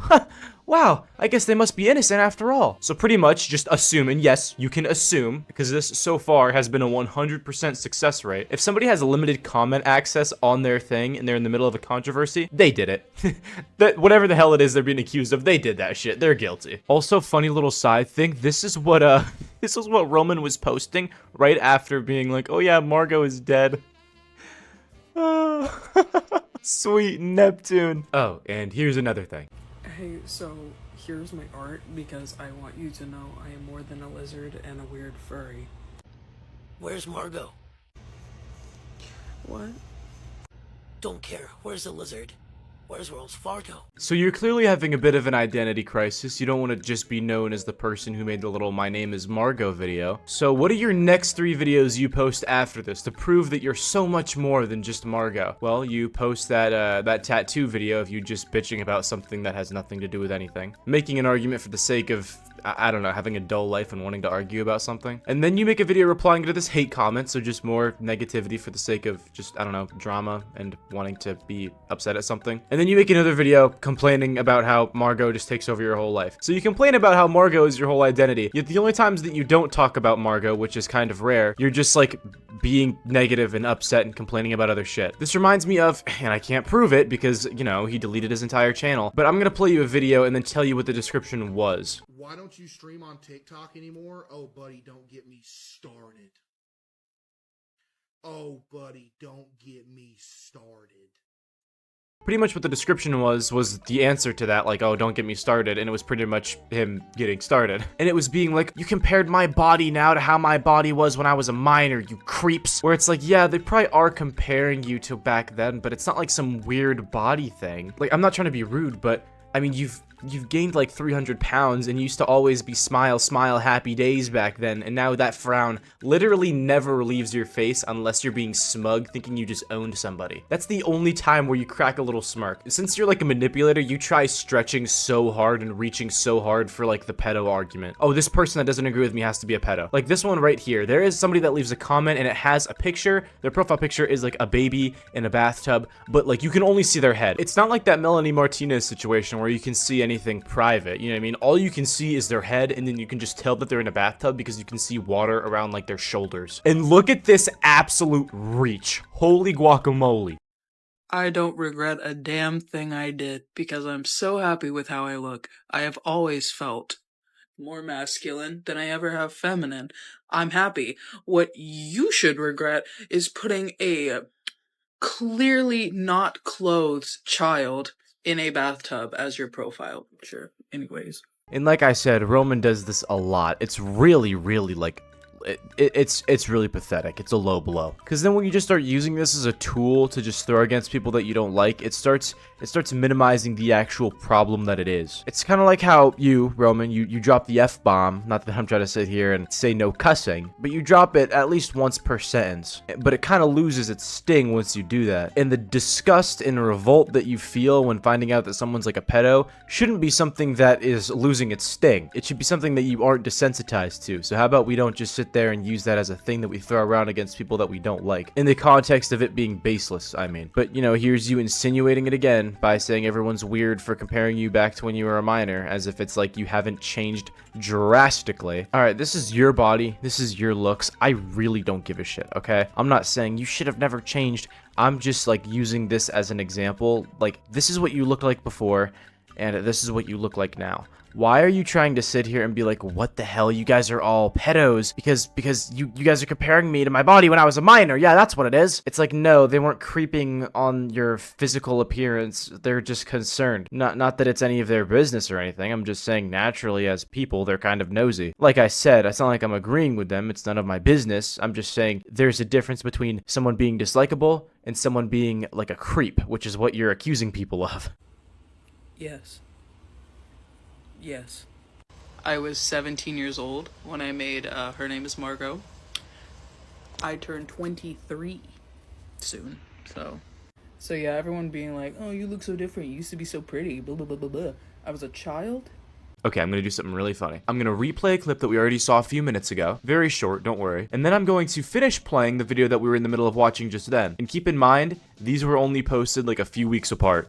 Hey, so here's my art because I want you to know I am more than a lizard and a weird furry. Oh, and another really sad fact that no one gives a fuck about. Yeah, I'm a furry, but I always have been. I just had adult money finally and got the suits I've always wanted.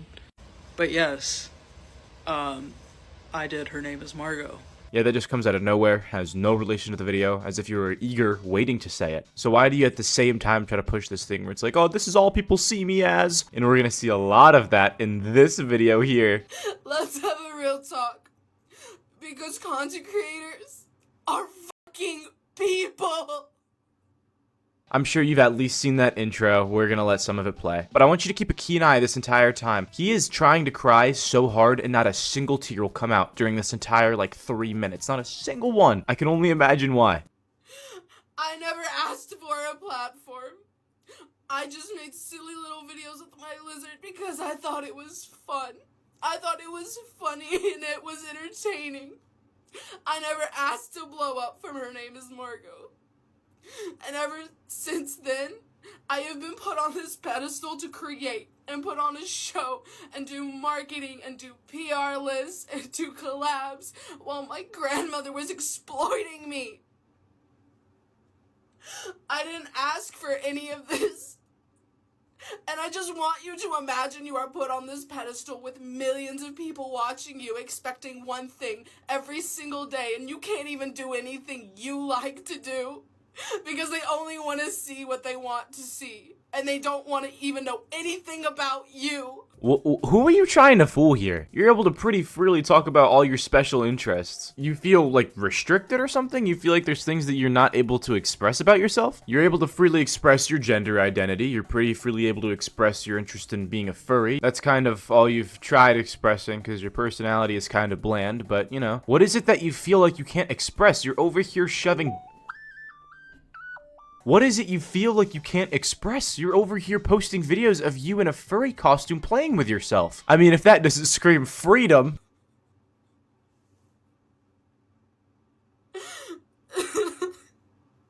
Imagine you're a 17-year-old child. You're a child. And you join a little trend and now you have millions of eyes watching you. You're a child.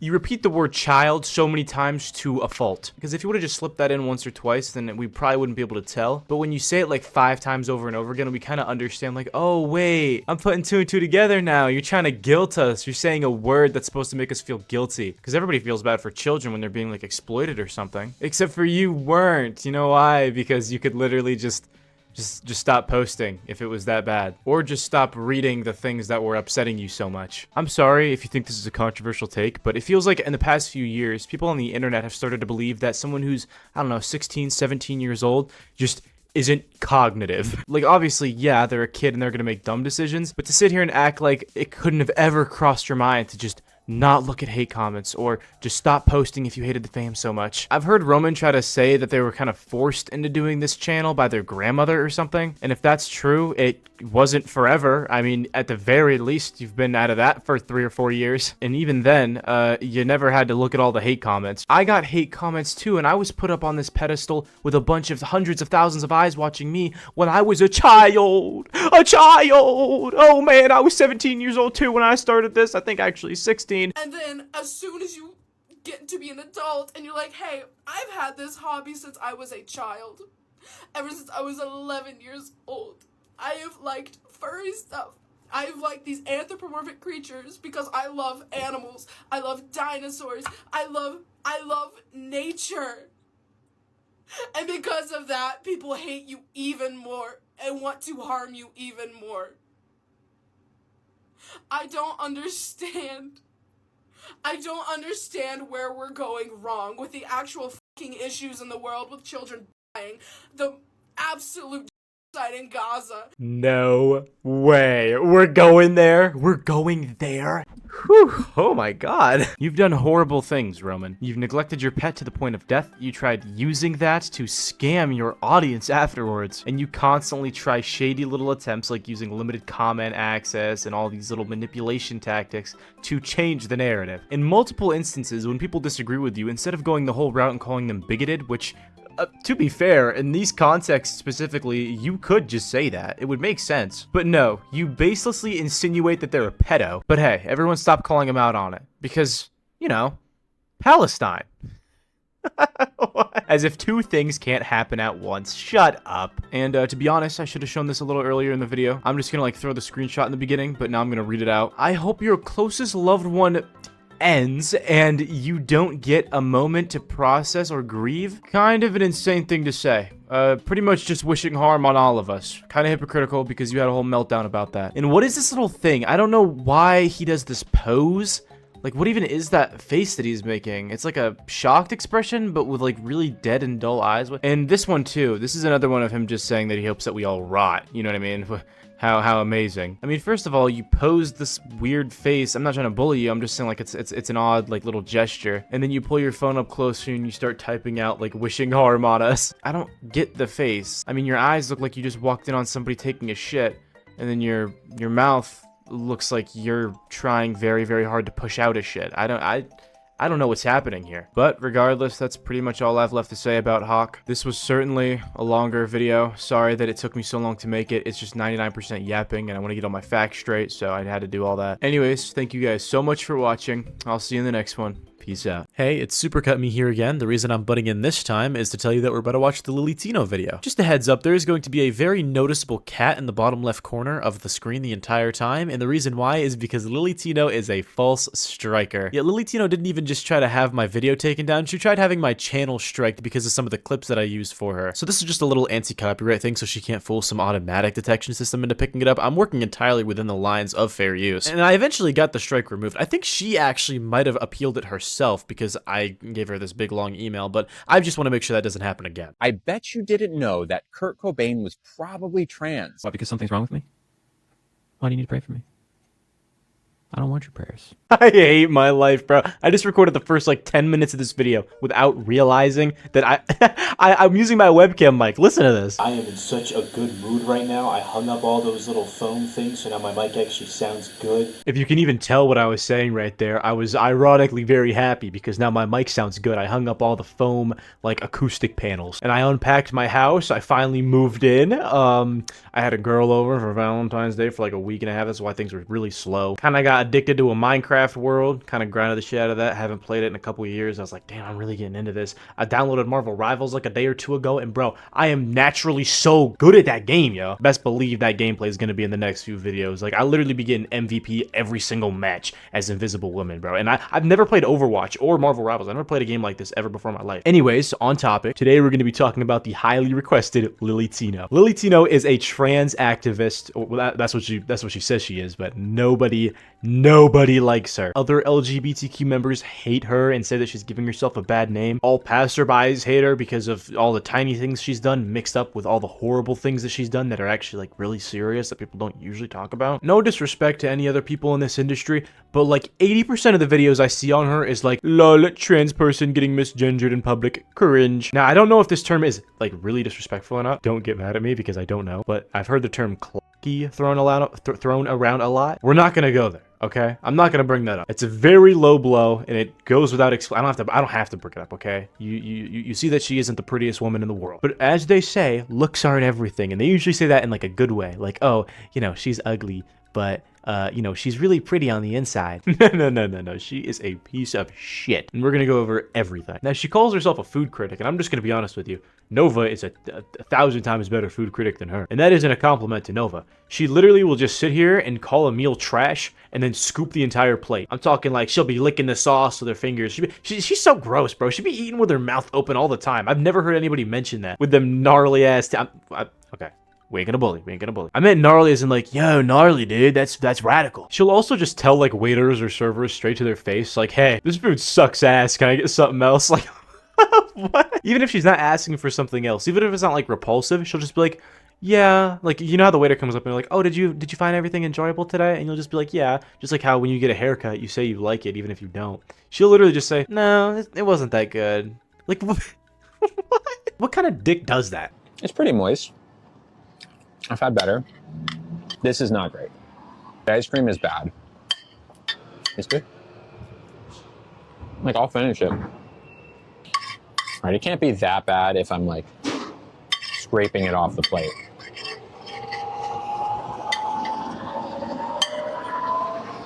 Right? No, they never turned on the heater. How's the cake? You know, it wasn't quite up to the other stuff today. No, yeah, I'm so sorry. That's okay. I still lick the plate clean, more or less, so.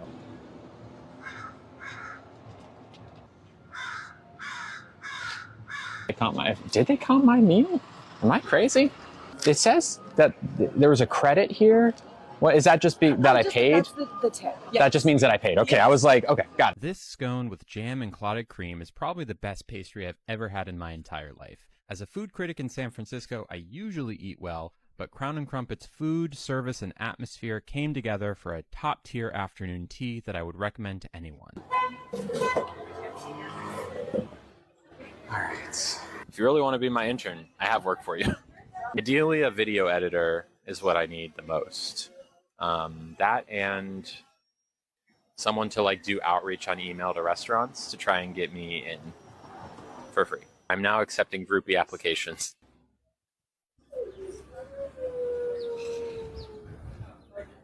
There's a child crying nearby.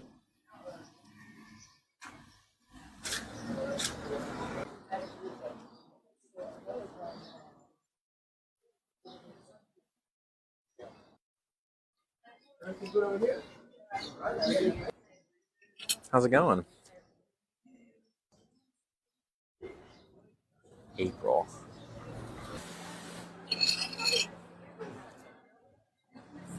All right, after a little bit of closer looking, it's not really her, you know, chewing with her mouth open. It's her talking with her mouth full. Same difference, though. But as you could see in that last clip there, she is a D1 grifter. She's always trying to get into places for free. It's so embarrassing when she goes and asks for, like, free food or shit like that. She is so entitled to anything, like as if she does anything. She's like, oh my god, I make such a good content. What do? You talk about the fact that you're trans and you eat food in a gross, nasty way. What do you do exactly? As well as like your hobbies as well. Like she doesn't have any hobbies or interests. I mean, I can't really say that for sure. It's just that, you know, when you're a content creator, some things like they seep into your work, you know what I mean? Like, you don't know me, but you know I like fucking SpongeBob and Five Nights at Freddy's and Invincible and shit like that, because it's always, I put like stuff like that in my videos. I incorporate that in my videos. I like Kanye. Bro, I made that Kanye edit, put it on my channel like 2 weeks before he made all them crazy ass tweets, bro. That was insane. But it's like the only things that she likes, and this isn't even just like a content creator thing. This is a live stream thing. She's on live streams every day. And the only things in the world that she cares about are, I wouldn't even say hobbies as a food, because if we're talking about hobbies as a food,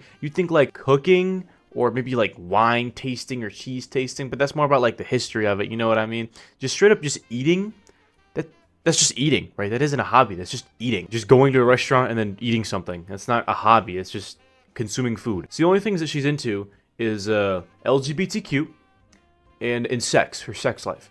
That's it. That's the only thing she gives a shit about. But anyways, yeah, back on topic. Grifting and entitlement. She acts like she has her life so difficult, but she is so privileged. She doesn't have to work. She just sits there, pulls her phone out. She can pay her rent, and she can pay to like go to all these crazy ass meals. She eats out 3 times a day. She'd be dropping like $70 on a meal. She'd be getting like 3 courses plus a dessert for dinner. She'd be going out for lunch. She'd be going out for breakfast every single day. That's insane. And you know what? The one thing that I am jealous of her of is that quick ass metabolism. I mean, like, she isn't the skinniest woman in the world, but I mean, she definitely doesn't look like she's eating as much as she does. That lucky motherfucker. Also, before I forget, big shout out to Drama Llama for archiving a lot of these clips, but at the same time, kinda Drama Llama, what's the point of being an archive channel if you specifically went into your settings and turned off the ability to let us save the videos? Why? Like, minor nitpick, but like, what? What's the point? This is how I spent $200 at a fancy restaurant in San Francisco. I started with a non-alcoholic cocktail that had celery and mint. There's black salt around the rim. It was $12. Then I had an iced Americano for $8. Really hit the spot. Then I had these incredible fried dough pockets. You take some blue cheese, you take some pickled onions, you take some prosciutto, you stuff it all in there. For $25, a little bit expensive, but y'all, it was so good, and Nugget loved it. Next up was the horseradish, red onion, and sopressata pizza. It was really good, interesting flavor combo, and it was only $27. Next up was what I like to call a mega ravioli. You can see it's literally just one big ravioli with ricotta and egg on top. That came in at $29. Then I had an affogato for dessert, which is espresso poured on top of gelato. That came in at $12 and was a nice way to start the end of my meal. But to really end my meal, I got a gianduja crostata, which was a chocolatey, gooey cake with a massive scoop of gelato on top. That was $12, and if you factor in tip, tax, SF mandate tax, and a few coffee refills, the total was $183.14. I'm a transgender food critic, and this is one of the best slices of chocolate cake that I've ever had. For my appetizer, I got crispy zucchini cakes with mint yogurt dressing and these little tiny cucumbers. I guess they were more like pickles, but they were really good. Then I got avgolamano, which is a traditional Greek chicken lemon soup, and it was mind-blowing. This is one of those things I'd have every day for the rest of my life. Then came the moussaka, which is a eggplant, potato, spiced meat, creamy bechamel dish. Incredible. Then the Greek coffee, which was very strong, but added a nice counterbalance to the moussaka. You can see it was made in the cup. Then, of course, the flourless chocolate cake and the frappe, which was, again, the strong coffee just with cream and sugar. The cake was ridiculous. No joke, my brain momentarily stopped working when I ate this because it was so good. They saw I liked it, and they brought me an additional vanilla scoop of gelato and a little bit of whipped cream. also added a great compliment to it. The meal was $126.09 and worth every penny. I have been misgendered 3 times in the past 24 hours at restaurants. Last night I was at Benihana with my girlfriend and the server said, "What about you, sir? What would you like to eat?" My girlfriend, God bless her heart, steps in, says, "Actually, that's ma'am." And she looks at my girlfriend and didn't really understand what had happened and said, "No, I'm talking to him," pointing at me. Our jaws were on the floor and we decided to leave because it was just a bad vibe after that. And just a few minutes ago, I was at another restaurant for lunch and they showed me my seat and said, "Here you go, sir." And I said, "I am not a sir." And then I left because I wasn't comfortable anymore. And I went to a new restaurant and I asked, "Before I sit down, where's the bathroom, please?" And they said, "Oh, it's right this way, sir." And I just left because I wasn't comfortable anymore. If you're a server in the food industry, you don't need to use words like sir or ma'am. There are ways to be respectful without using those words. And if you get it wrong for someone like me, I will probably leave the restaurant. Oh dear God, you might leave. What are we gonna do without you? I don't know. I understand how that could eventually lead to some problems in specific scenarios, but I mean, what are you supposed to say? "Oh, here's your table." You'd either say like ma'am or sir. "Here's your table." Like that just kind of sounds like, I don't know, you're rushed. It just doesn't sound as professional. Or like, "Here you go, ma'am. Here you go, sir." It wouldn't just be like, "Here you go." You know what I mean? Like, if you're trying to be like fancy or something. I'm using that as a comparison because you eat at all these fancy ass restaurants and then you complain. Okay, let me pause. I'm saying too many things at once. You complain about how difficult your life is. You live in LA and you go to all these fancy restaurants and you're flexing about how you could eat 3 meals a day in these fancy restaurants in LA. And you're complaining about how, oh man, I can't take this no more. And yeah, just so you know, she isn't paying for a single like morsel of this food, but I mean, she's paying for it, but all of her money is from just donations of her begging, "Please guys, please pay for my food." Either that or her trying to reach out to places so that she can get free meals. Like, look how embarrassing this little part is where she goes into a place and is like asking for a little special treatment for being a food reviewer, which you saw those other food reviews. She's not reviewing shit. She's just saying the name of what she ate and then saying, "Yum," or "This one wasn't very good." The only time she ever actually reviews in depth anything that she's eating is during her live streams whenever she's just nonstop talking shit about it. Hi. I'm a food critic and I travel around San Francisco with my phone and stream my meals. Typically for any meal, between like 75 and 100,000 people will witness the meal either live or after the fact. Would this be a good time for me to record my experience here? Yeah, I'm just gonna leave. There's no one. Okay. I think they're like all watching me as I walk out. All right, well, goodbye. I don't know what to say. I don't know how to. They're all just kind of looking at me from the kitchen, like, okay, I'll leave. Yeah, it definitely is intimidating for it to be that many people, but there's several reasons I mention it. Is one, because I want them to know that it's not just like I'm a random person videoing my food. Because it also lets them know, like, hey, enough people are going to be seeing this that you want to be sure to like be on your game, and also it could result in a free meal. So, all right, just so I don't miss things or forget about certain topics, I started writing talking points because you guys know I don't script anything I say. I have to make sure I have things in order, and we are 3 out of 11 talking points down.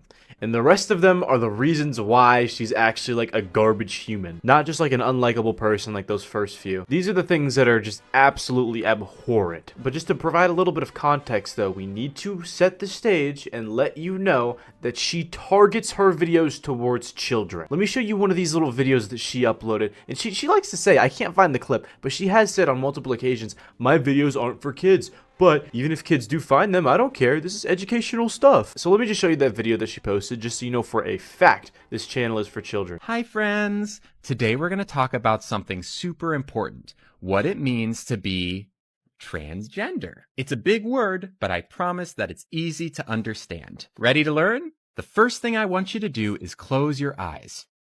Now think, do you feel like a boy, a girl, or a little bit of both? Do you have your answer? Great. Now I want you to imagine that everyone keeps telling you that you're something else, even though in your heart, you know who you are. Wouldn't that make you sad inside? People who feel like this are transgender. And if you're not transgender, it's super easy to be friends with someone who is. Let's take our imaginary friend Theo, for example. One day you notice that Theo starts wearing girl clothes instead of boy clothes, and then they tell you that they want to be called Luna instead of Theo. This is so exciting for our friend Luna because they finally get to be their true self. And if you accidentally call Luna by their old name, make sure to say a big sorry and that you'll do better next time. As you can see, transgender people are just like you and me. They're our friends. All right, you got that? Okay, so now that we know that this channel is directed towards children, let's go over the fact that she went to Disneyland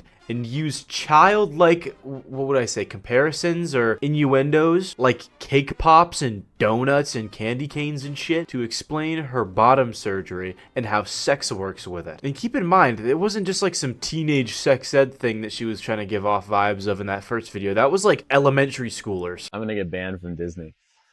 I swear, we're about to get banned from Disney. Last summer, I got my cake pops removed, and the plan up until recently was to get my marshmallow wand reconfigured into a marshmallow tunnel. Unfortunately, a few weeks ago, I noticed some hair regrowth on my marshmallow wand. That's bad because the outside of the wand is what becomes the inside of the tunnel, so you don't want hair growing there, or else it's very uncomfortable. All right, this clip isn't over and I'm gonna let it play, but I just noticed something while editing this. Listen to that little girl. She says like, yeah. She says that in the background, just at a normal talking tone. And she will try to use this argument later that no kids could hear her, no kids were in like hearing distance. But if you can hear a kid just casually low voice talking to probably their parent or something, then that kid can hear you with your loud exclamatory voice. I don't know if that's a word. Holy shit, that didn't sound right. So I talked to my surgeon and he said that it would be best to postpone the procedure until after hair removal is complete. This is obviously disappointing because I was really excited to have a marshmallow tunnel sooner. That being said, it is still happening. We're just not sure when it's happening. Hair removal is a fickle thing and it's really hard to predict when it will finish. But my hair removal technician thinks it will be before the end of the year. So, fingers crossed. What's up? My mom's here, by the way.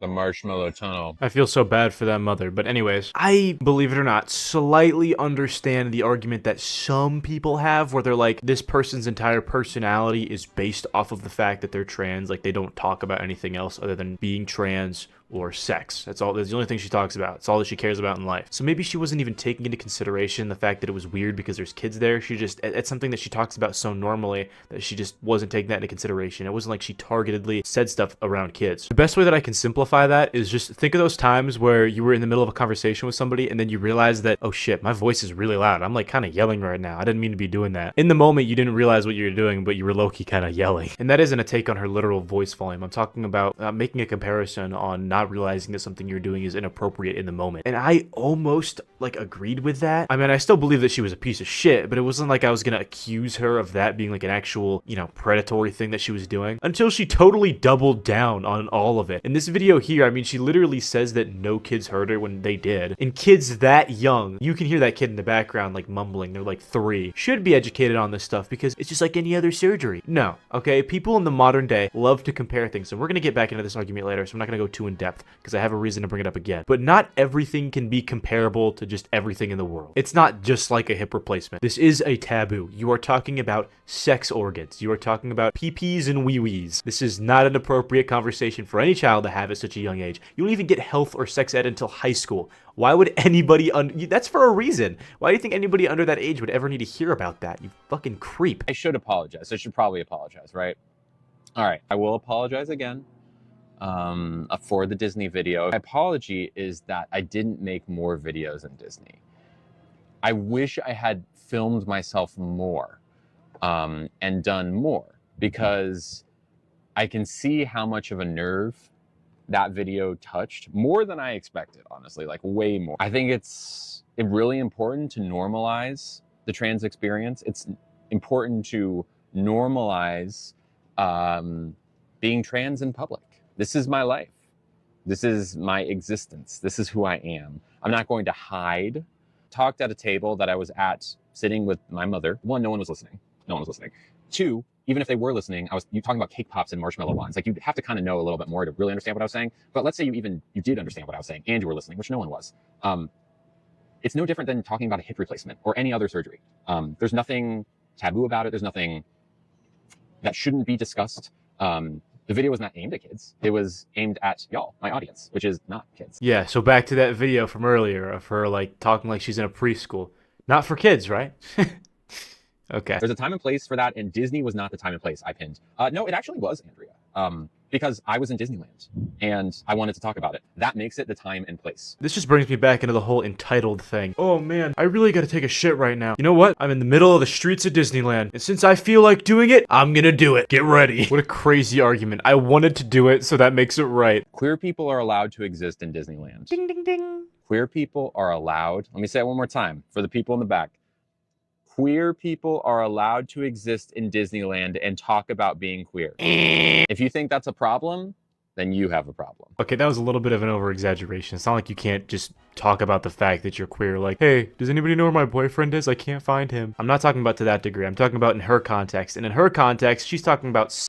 No, you can't talk about sex in Disneyland. It's no different than like the play places they used to have at McDonald's, which, bro, I miss those so much. Anyways, you might be wondering what she was talking about with that whole Kurt Cobain thing. Let's get into that. I'm not even going to provide any context. Just watch this. Actually, I'll provide a little bit of context. If you don't know, Kurt Cobain is a person who is no longer with us. He's an artist that ended his own life. I bet you didn't know that Kurt Cobain was probably trans. Here's why. First off, Kurt wore a lot of women's clothing. And when asked about this, they replied that they wore dresses all the time because they felt comfortable and free. And just look at Kurt in these pictures. They look so happy. And in an interview about their childhood, Kurt said that they mostly hung out around girls and that at one point they thought they might be gay. Many trans people who don't have the vocabulary yet to express their gender identity will describe what they're feeling as being gay. That's exactly what I did in middle school. Kurt is also quoted as saying that they identify more with the feminine than with the masculine. This is clear proof that Kurt did not identify with the gender they were assigned at birth. And the most convincing evidence that Kurt was trans was in an early version of Nirvana's All Apologies lyrics, where Kurt wrote, "Let me grow some." That is clear-cut gender dysphoria. And of course, Kurt will never be able to tell us themselves, but the evidence makes it pretty obvious they were trans. That might be why Kurt's no longer with us. Maybe Kurt knew that we weren't ready.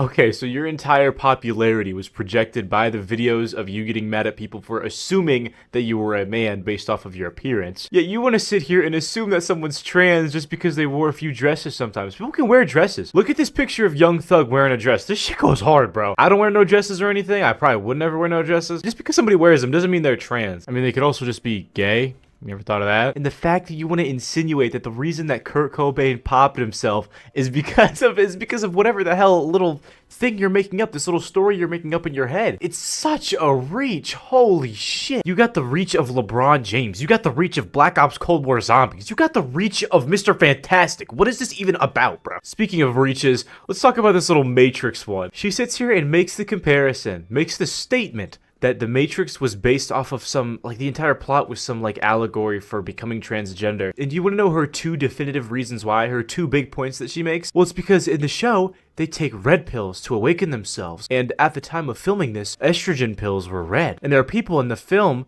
that want to stop them from taking these pills. And they'll be violent about it. And that represents transphobes. That is genuinely the entire argument. I'm not kidding. Did you know that the Matrix is actually all about realizing you're trans? Eventually, he's given a choice between the red pill and the blue pill. He chooses the red pill, which begins his transition out of the Matrix. And wouldn't you know that at the time the Matrix came out, estrogen pills were red. You may also remember the bad guy agents from the movie, or if you will, the transphobes. They will do anything to stop people from transitioning, sometimes even resorting to acts of violence. Sound familiar? Really, really smart stuff here. I mean, back to the whole Kurt Cobain situation, she said a very similar thing about Abraham Lincoln. Did you know that Abraham Lincoln was queer? Sure, he was married to a woman eventually, but he had two male partners before that. The first was Billy Green, a man that Lincoln met before he got into politics. Lincoln and Green shared a bed every night for 18 months. Now, the bed itself was smaller than a twin size, so the only way it could have worked is if they were spooning. And no, this is not a one-time thing. She is very obsessed with trying to say that every single thing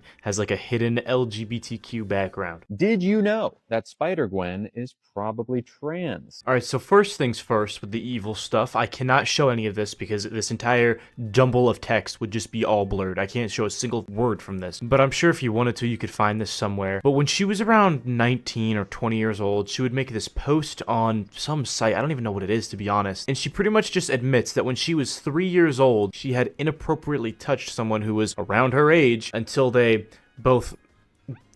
I don't want to even go too much into depth, but she said at the end of it, bragging about it, she was saying, oh, well, I guess that kind of, let's just say, started me off early.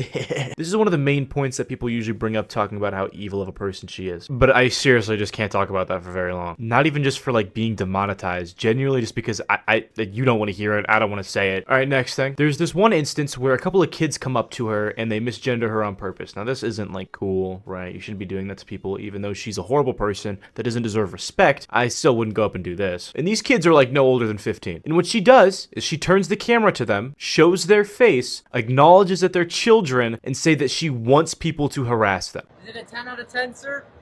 I kind of looks exclusive. Oh, would you like to show your faces? Yes. Okay. How is it? First off, you called me sir, right? Oh, I meant to say man. That's my. Oh, no. What are your Oh, okay. pronouns? No, okay. What are your pronouns? She, her. She, her. Thank you. Thank you for letting me know. Never What's know. your name? I don't have a name. My name's. On Instagram, follow me. There we go. See you, sir. Oh, wait, one more time? I didn't catch that. See you, sir. Those are kids who knew exactly what they were doing. No, they're not ignorant, Rockton. They're hateful. There's a difference. Hate is learned. They deserve for that video to be seen by the world. I would imagine their parents are of the same mind. Alright, now the big main controversy. So Lily Tino would be talking to this other trans creator named Colleen. They were just friends, right? And this Colleen girl was even in a relationship. And Lily knew this. But still, out of nowhere, she asks for them to meet up. And at first she acts like this is just some fun little collaboration meetup, but then she reveals that her hidden intentions were that she wanted to do a collab on the blue app, the blue and white app. The one where people get a little freaky, which is literally just harassment. Making plans with a coworker and then sneaking in the fact like, hey, I think we should do a little of this, get a little bit on. Like, that's just blatant harassment. Let me show you the girl coming forward first. I've been debating making this video for weeks now because I was just trying to rack in my head whether I was overreacting or not, but I felt so weird in the moment, and I still feel really weird about it. And if I could save one person who may be a victim in the future, that'd be great with me. A few weeks ago, Lily Tino tried to coerce me into having sex with her using her status as a trans influencer with my wife sitting right next to me. And then cut to a few weeks ago, Lily messaged me with the idea of, do you want to go on a work trip with me to Las Vegas? And I tell her immediately no, because I'm on a Canadian work permit. And the moment I leave Canada, it goes null and void. It's not good anymore. But then we hopped on a Discord video chat, and she was still really insistent on wanting me to get to the US ASAP so we could meet together. She really wanted to know the nitty gritty of why I couldn't currently come to the US. Meanwhile, I'm just wondering, why is she so urgent about this? Then she just pops out with a bait and switch of, oh, I wanted to actually go to Las Vegas to do OF content together. My wife is sitting literally right next to me. Lily is fully aware of my wife, JC, and how we're together and how we're monogamous. I never hinted to Lily that I was interested in anything like that, and I'm wondering why she assumed I would just agree to it immediately if borders weren't an issue, because no, I would not have agreed to that under any circumstances. We didn't have that kind of relationship at all, me and Lily. So after our call, I'm just wondering, why do I feel so bothered right now? And I think about it over and over and over again. And I asked JC, did Lily just actually harass me? Is like, I don't know. Like, if I could get you to imagine this, it's like if you had a coworker and they just randomly ask this to you, that's how it feels. It's very inappropriate. And listen, I have an OF too, and I have plenty of friends that have OFs too. But the thing is, collabs usually don't work this way. There's always a mutual respect there. And they both already know before the pitch even happens that both parties are even open to a collab. I never did a collab with another trans influencer, so I don't know why she would even get that idea. But for me, this just feels like Lily does not know boundaries at all, and sex is just a toy to her. Alright, so after this went pretty viral, Lily would make her own response video, so let me break it down for you, Mark. I'd like to start with some context about Colleen and I's relationship before all this happened. So last April, I was going through a really tough time. We're like less than 10 seconds in. I don't want to butt in too much, but we're already hitting him with the, I was in a really dark place, man. I'm sorry. Something that actually I learned Colleen had also gone through before. She reached out, was really supportive, really nice. And honestly, her support was one of the reasons that I was able to pick myself back up and start creating again. Again, I hate butting in so much. I feel like one of those commentary YouTubers that just like hated on Jelly Bean a long time ago, and it's like really cringy now. I see them on my Instagram, but it's like, what do you mean you got inspired to start creating again? You don't create shit. You go down, you eat food, and you say it's yummy. You don't even like go in depth and actually review. You just go and sit at a restaurant and just say, yum. From there, Colleen and her partner were super involved in our community. It was great to have them. Over time, we became friends. And like any friend, I would always post something nice in her comment section. I didn't have a crush on her. I was just a friend from the fan section saying, go Colleen. Now, independent of Colleen, I recently decided to start making a new kind of content. One of the things that I thought would be helpful to kickstart that effort would be to collaborate with people in the same space. Colleen is in that space. For the record, collaborations are super common among any kind of social media creator, be it this kind of content or other kinds of content. I'd encourage you to think about all the times you've seen two content creators come together to partner on a video. It happens all the time. Now, this is what I was talking about when I said we'd come back to the whole idea of people always try to compare things. This cannot be compared. This is not comparable to YouTube collaborations. The reason why is that you don't just gain publicity or gain like an overlap in viewers. You gain gratification. You get to get your jolly up. There are things that you gain from this that are certainly taboo. If you don't know, I was just a big part of a Kiwi Tapes video. That Mario Lord video on his channel, you can go check that out. So should I just send him a message? For his dignity, I'm not going to say that joke out loud, but you know where I was going to go with that. No, it wouldn't be appropriate to ask him something of that. That'd be weird as shit. Just like it's weird as shit for you to say that. That's harassment. What do you not get about that? And since I've been wanting to go to Vegas a lot on my own, I figured it would be cool, two birds with one stone, get a couple friends, go down, do fun stuff, and also make it a little more worth our while, do some collaboration on content. Colleen seemed like a good person to ask because she already does this kind of content for a living, so I didn't think it was an out of left field ask to say, hey, this thing that you do for work, I'm starting to do it too. What if we partnered up for a thing? Not to mention, I thought her content was awesome and I really admired her for it, and I would have loved a chance to collaborate with her. Okay, so you literally just said in like pretty wording that you got off to her videos and you would want to make some with her. You absolute freak. Colleen contradicts herself a couple of times over the course of her videos. In the first one, she talks about how we were discussing Las Vegas in the chat before I brought it up to her on the video call. That's not true. And in her second video, she contradicts it by saying that I brought it up to her for the first time on our video call. That's true. On that video call, I said, hey, wouldn't it be cool if you, me, and your partner, and by the way, her partner was there for this. It was all three of us. I said, wouldn't it be cool if me, you, and your partner had a fun trip to Las Vegas? We'll do the Sphere. I want to go to a Mega Mart, maybe see a couple shows. It'll be super fun. And while we're there, it would be cool for us to film some content because ultimately I'm starting to make more content. I like your content. It would be cool for us to partner. Colleen immediately said, actually, I'm monogamous. Now, to be clear, as soon as she said no, I said, okay, no problem, and we moved on. Colleen in her videos has made it out to be like I dragged it on, like I was pushing her and pulling her and trying to get her to do this collaboration, when in reality, all I said was, okay, no problem, totally fine. At that very moment, my internal monologue was, okay, Colleen doesn't want to do this. Who else would want to do this? And I moved on from the situation entirely. I didn't know that this was something that bothered Colleen or her partner. They did not tell me that it bothered them until weeks later when I received a DM from her partner, which Colleen also mentioned in her video. I immediately apologized over Discord message. I never got a response, and the next day they posted the video. Now, Colleen talked a lot about our conversation on her citizenship. Colleen is an American citizen who lives in Canada currently and is working towards her Canadian citizenship. She told me that she can't leave Canada right now because that would interfere with her Canadian citizenship. I, as her friend, was just curious why that was. It sounds like Colleen interpreted that as me trying to push and pull her towards this content, when in reality, I wasn't even thinking about Las Vegas anymore. I wish I could show you the video call to prove what I'm saying, but sadly, Discord doesn't store any video calls on their end. To recap, I never had a crush on Colleen. I saw her as a friend. I asked her if she and her partner wanted to come to Vegas. She said no. I said okay and moved on. This whole situation is something out of nothing, and the saddest thing is that people will believe what she's saying just because they don't like me and they want it to be true. What do you mean believe them? You even said yourself that it is a true thing, but it's just being blown out of proportion and it doesn't matter. You're demeaning her being upset about you harassing her. Garbage human being. Colleen would end up responding to this response, and this is how it went. Last week, Lily Tina made a video completely denying her sexually harassing me. And if you're wondering why it took me so long to even respond to that, I'll get to that in a second. But here's quickly why her response was just laughably bad. Lily failed to mention that she led me into a Discord call under false pretenses when her real motives were to film porn with me. If she were upfront, I would have said no immediately. She didn't mention that I said no or I can't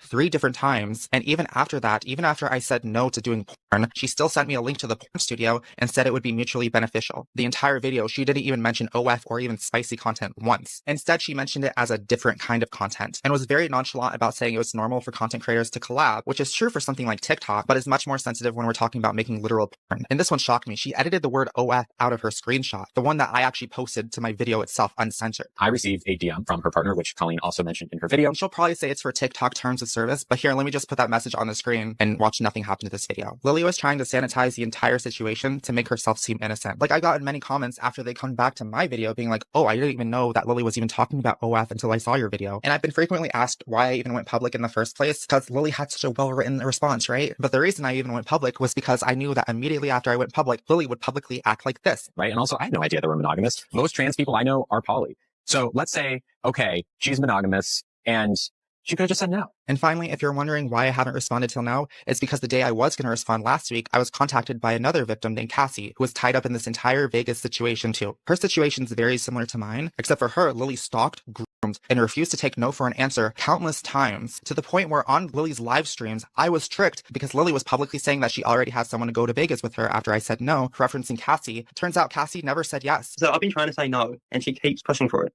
It was strange though, because on her TikTok lives, it sounded like you were a shoo-in to go. Yeah, no. One of the primary reasons that Cassie said no was because of medical reasons. Lily would try to be like, oh, why don't you stop this medication? Why don't you stop that medication? Lily, someone should not have to stop their medication to have sex with you. That's ridiculous and predatory. She basically didn't believe that I was telling her that it is quite severe, to the point where I don't like travel. Lily had subscribed to her OF for months prior, told people in the Discord, including me, about Cassie herself. And when Cassie was being called out by Chris Tyson on Twitter for being too trans, which I think is freaking ridiculous, Lily swooped in all friendly, saying, come to our Discord server. We're friendly here. We'll understand you. And then not too long after, asked her to go to Vegas to do porn with her. She's been aware of you and has been following you on OF for quite a while. That's crazy enough. She knew who I was before that day. She talked about it. Like, she talked about it multiple times. Oh. On a Discord. She talked about it, yeah. What? Mm-hmm. Oh, no, that changes everything. Why hasn't she told me that? And I even told her how this happens to me all the time. Like, people, I'll meet like a set of friends, right? Mm-hmm. And then the second one of them gets me alone, they go, hey, so, I actually watch your content, and then I'm like, oh, so you're trying to stop me. and it's so often, and I'm like, oh, this is the exact same. But this is the first time it's happened to me with someone like Lily. I honestly hate to think what could have happened to either one of us if we did agree to go to Las Vegas with Lily. And just because me and Cassie are trans sex workers, it does not mean we do not deserve respect or boundaries. And Lily decided to break all of those for both of us because she wanted to have sex with us. So yeah, Lily has done some horrible things, and she's only even really been on this platform for maybe like 2 years. Like, I don't even know how you could do so much. She ain't wasted no time. She came here and she was like, I'm gonna get shit done. But by shit, all I mean is just doing things that add up and make you the most unlikable person on the entire platform. I do have a couple more things to show you though. Here are a few cringy videos of Lily being entitled. This is not the end of the video, by the way. I just do this sometimes. Moose, probably. Alright.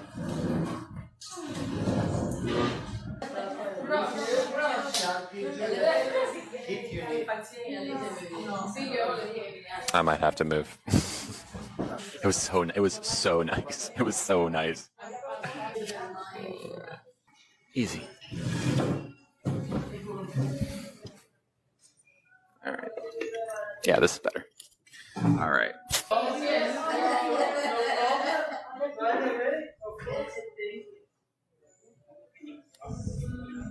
I don't know how they're that loud.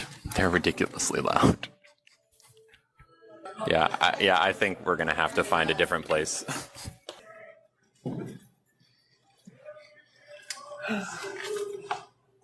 Pretty good, huh?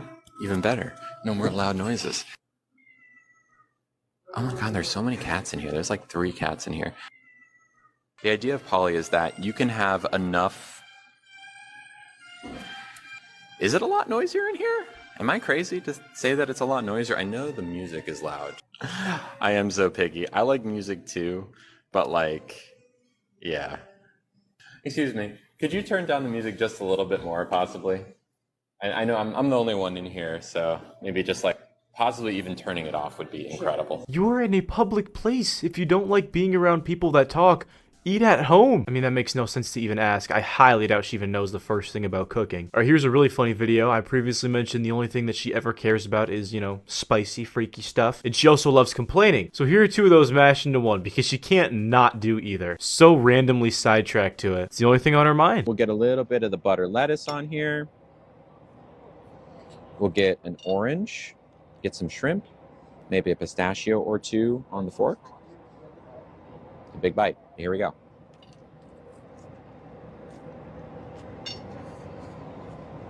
Only gripe I have with the salad is that it's a little hard to get everything on one plate or on one bite. I was at a spicy speed dating situation. So there was no actual spiciness happening, but there was lots of discussion about spiciness. Basically what happened is they put all of the tops on one side of a table and all the bottoms on the other side. It's a bar, and it was on a patio outdoors, but enough outdoors that people were allowed to smoke. Both types of things, because we're in California, remember. So for the first hour or 2, there was so much cigarette smoke. So much cigarette smoke. Because, you know, we were at a bar. And I went to the event organizer. I was like, you know what? Like, you know, I should just go complain. And they said, no, you don't have to do that. I said, no, I'm going to do it. I stood up. I talked to the event organizer. He did an okay job. He definitely tried his best. But it was also like a bar with other people in it. So there wasn't a whole lot he could do. Someone started smoking the other thing, the green one, and I can't abide by that. So I had to leave like right then and there. And the organizer knew that was going to bother me. I'd already let him know. And he was like, I'm so sorry. I was like, no problem. Oh yeah. So I am going to another spicy party this weekend. I am going to a spicy party this weekend. I am absolutely thrilled about it. Who the heck is smoking a cigarette so dang close to me? How is it that as soon as I start talking about cigarettes, it gets manifested? And certainly it was kind of marred by the fact that the cigarette smoke and it was so loud, but had those things not been there, it would have been great. And once again, oh, if everything abided by the way that I exactly wanted it, it would be amazing. All right, the very last thing we're going to talk about is how she just went through her facial feminization surgery, which I don't really have to explain what it is. She's going to explain it in depth here. I'm not going to try to sit here and pick at her appearance, but let's just say the common consensus is that it didn't go well. And I'm talking like this just happened like yesterday. Pretty crazy.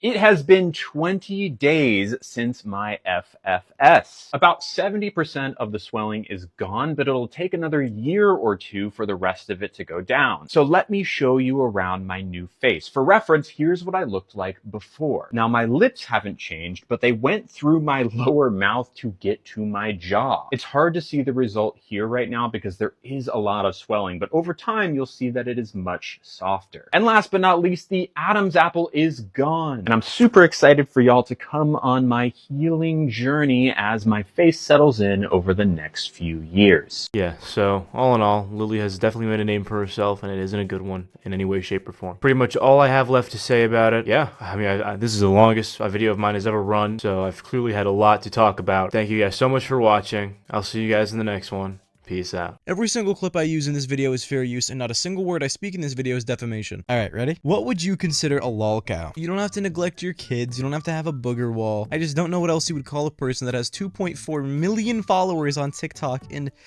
maybe 30 to 50,000 of those people are actually supporters of her. The rest of them are just kind of pointing and laughing. You'll see that in the comment sections of her videos, and we're gonna talk about why that is today. Let me play a brief controversial clip of hers so you can kind of get a feel for what she's known for. Look, if this is what gets us to finally talk about artist merch and the lack of consideration for plus size fans, then so be it. Because the number of times that I have attended concerts and not been able to purchase a lick of merch is a problem. And it wasn't because they had sold out. It's because nobody considers plus size fans. And you know, it's not just merch. It's also like any clothing collabs that artists do. They never consider their plus size fans. Everything stops at an XL or an XXL, which is not a plus size. Go to Google before you comment something silly. But like, yeah, it's just a complete lack of consideration. And then when you do attempt to have a 3XL, which is also not a plus size, again, Google is free. We're saying, what? We're saying that 3XL is not plus size? Plus is when you start adding numbers, bro. Because like numbers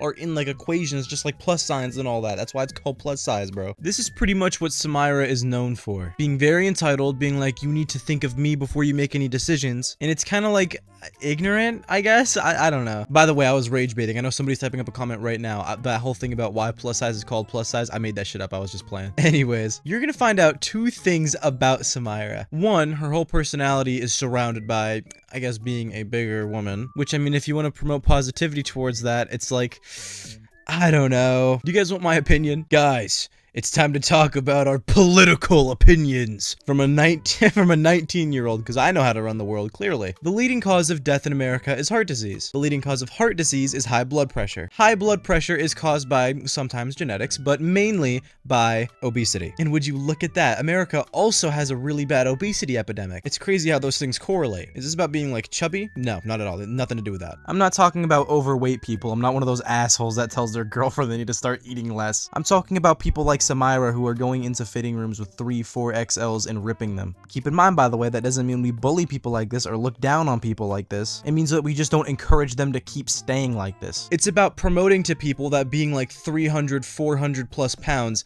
is not okay. Like, yes, I mean, the bodies do come in all shapes and sizes, but it's like promoting something that is not, you're not born 400 pounds, right? That's something that you choose to do. And I get that eating can be an addiction. Sometimes this is something that you can't really control. But sitting here and promoting it and coddling it and saying that everybody needs to adhere to this, it's like coddling a substance user and then saying like, hey, you're not doing anything wrong, you're an innocent person, so you shouldn't have to change anything about yourself. While yeah, they might be an innocent person who's a victim of something, they also have to make a little bit of change themselves. And is this a direct attack? Am I telling you that you have to lose weight right now? No, I couldn't give a fuck. If you are 300, 400 pounds, I don't care. I really don't. I'm not gonna dislike you. I'm not gonna be disgusted by you. I'm just saying that it's not something that you should be promoting and telling people that it's okay to be, because it's not safe. It's dangerous. Oh, and back on track. The second thing that you're gonna find out about her is that she does not like retail workers. She goes in and she like makes an embarrassment of herself. Ooh, it's bad. There's a couple instances. There's one where she's like casually walking into a gym and trauma dumping on some employee. This one right here isn't like that bad. It's just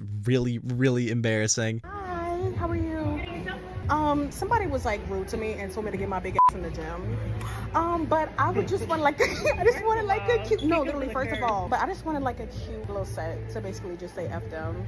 Okay. Girl, just ask if they have the damn set in your size. She does not give a shit about your whole life story. I can promise you that. It's honestly kind of inspiring. I do strive to have like this little amount of shame, to be this like, I don't know. I said a while ago that I just don't believe in the people that are like, I don't care what other people think about me. And to an extent, Samira definitely does, because she's very obviously trying to do this entire thing because she's very insecure about herself. You can tell by this clip right here where she's like, I think this is gorgeous. Ooh, I'm so confident here. I would be pissed off if I didn't look like me, bitch.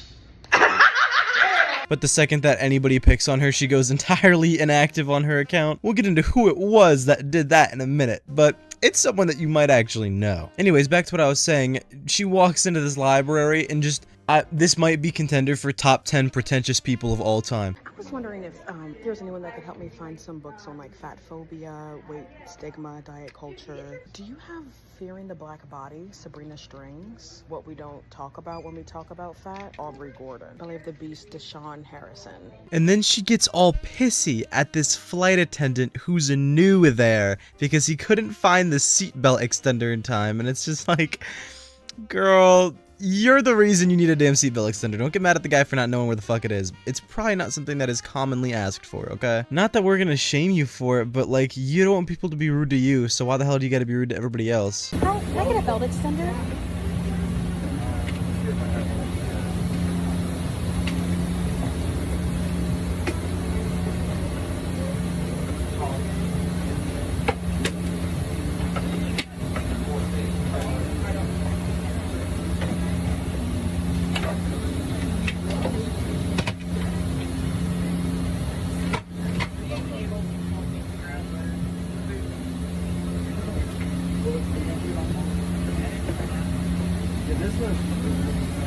Where is located?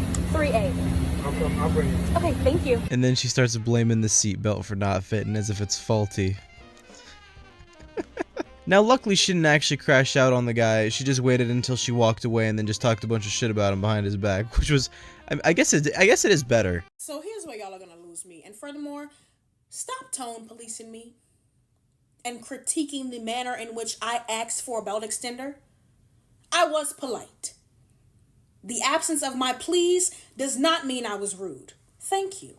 Furthermore, if you would like to say that we are holding up the planes, then tell airlines to implement proper policies for their passengers of size. Include us in pre-boarding.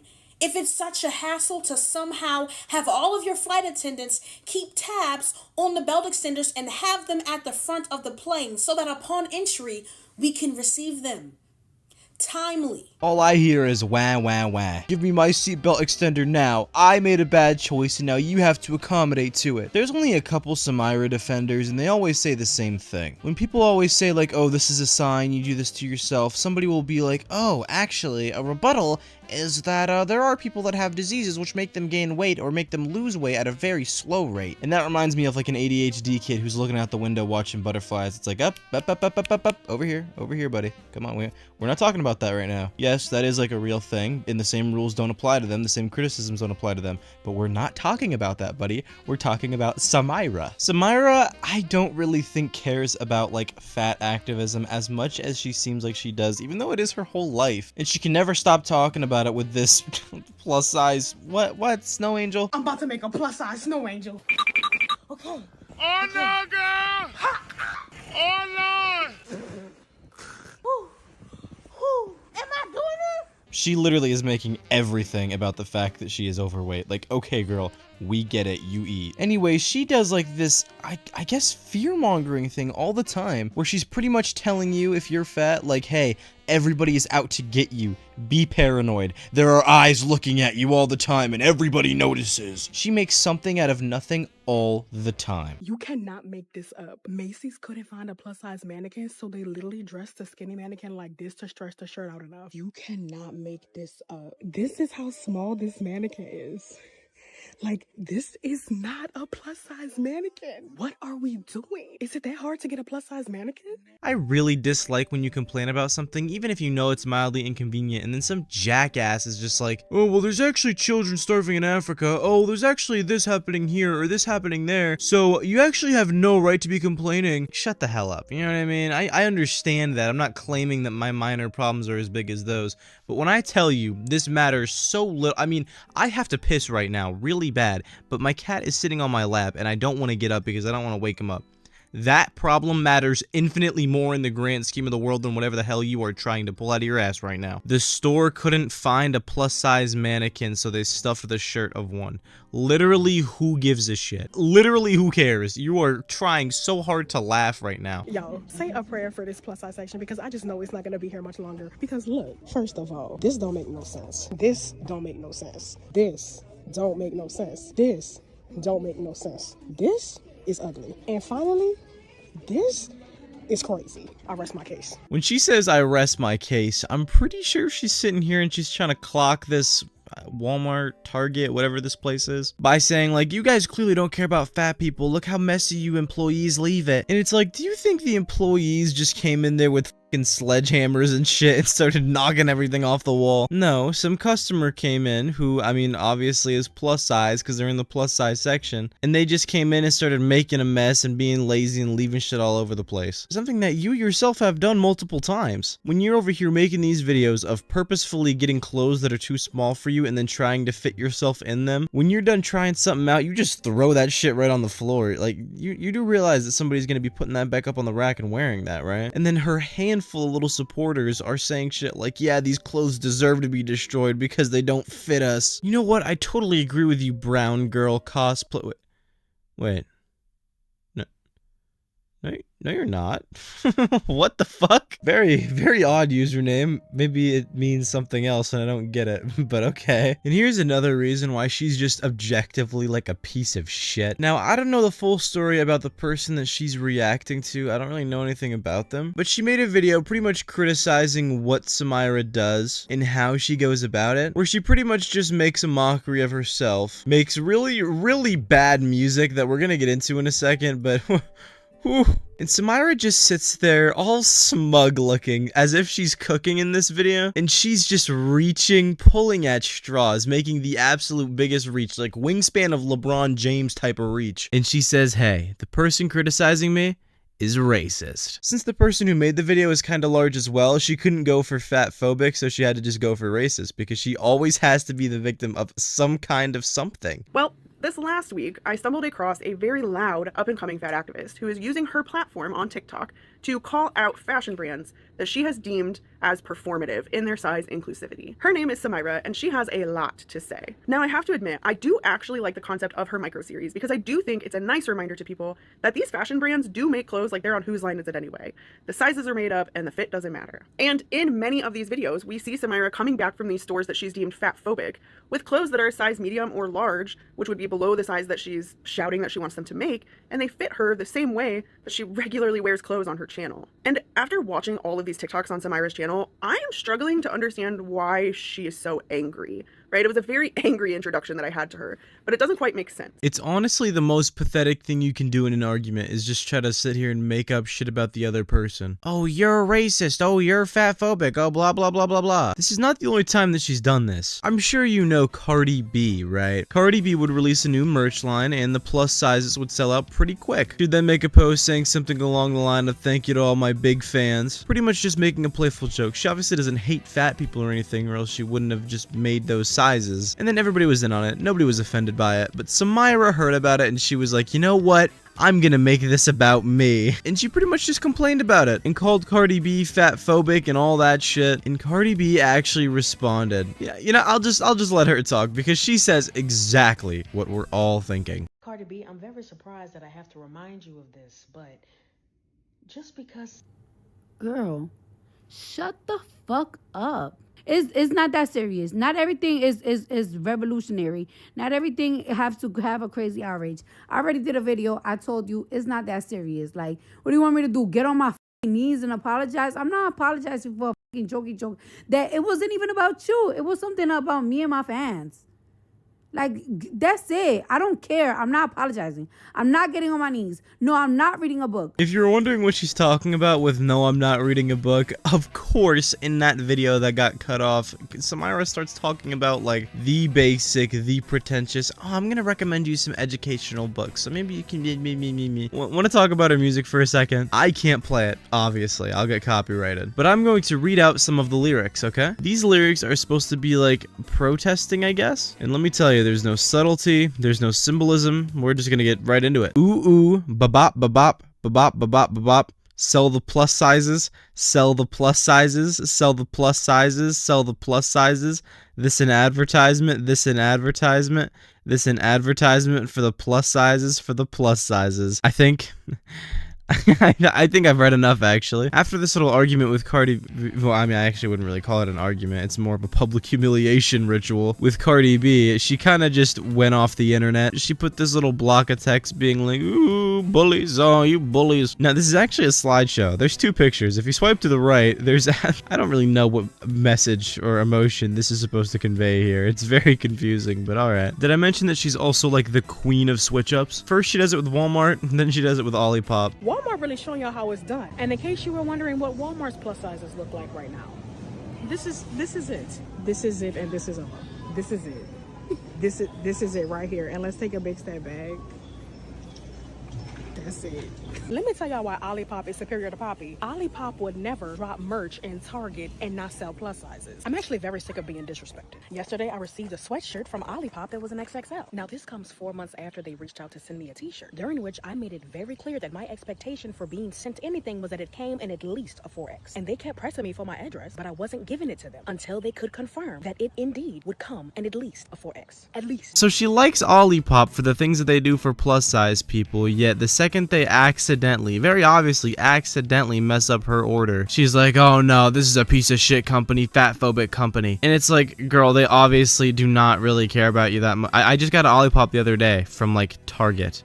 I don't think they really are that like deep into Samira and like giving her a free shirt because they feel bad. Anyways, I feel like those are some more good examples of the fact that she hasn't just done one big thing that everybody hates her for. It's just that her entire personality and so many little things that she does on a daily basis is just very unlikable to a lot of people, and that's kind of why she has the reputation that he does. I meant to say she, not he. I did that all in one breath and I'm not retaking it. But also keep in mind that this isn't a person that was like a big famous celebrity that got canceled. This is somebody who was always like this. Her entire online presence has just been like kind of getting picked on the majority of the time. Anyways, I hope you guys enjoyed. Please like and subscribe. Thank you so much for watching. I'll see you guys in the next one. Peace out. You guys ever have an amazing idea just to realize somebody else already did it? So I was getting this Play-Doh, right? And don't judge me, right?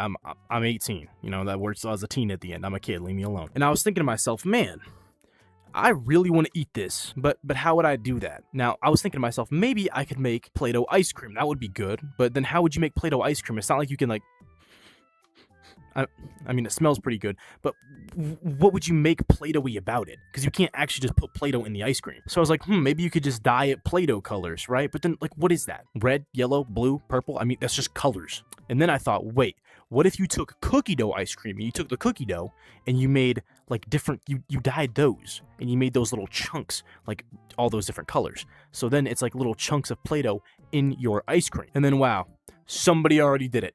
Wonderful. I mean, this is ridiculous, man. Stealing my multi-million-dollar ideas. And you might be thinking to yourself, what does this have to do with today's video?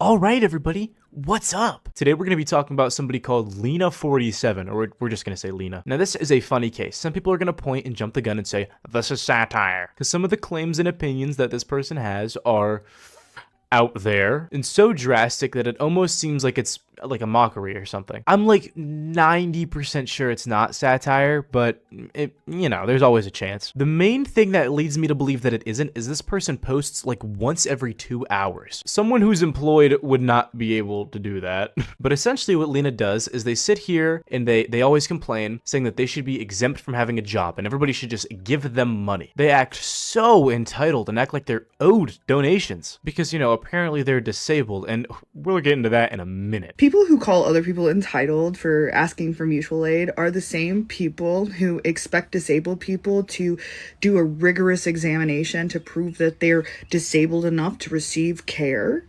And then, if they decide that you are worthy of their hard-earned money, they think that they get to tell you exactly what you get to do with it. But I'm entitled. Someone in my Instagram comments said that they hope that I get to experience pushing through pain to succeed. And they mean they hope I get a job. It's really funny to me for them to say that to somebody who has been disabled their entire life and is still alive at 34 years of age despite compounded disabilities and chronic pain and being born into poverty in the United States and being multiply marginal. Like, pushing through pain to succeed? My guy, I am surviving in the United States of America in 2025. That's all my life is.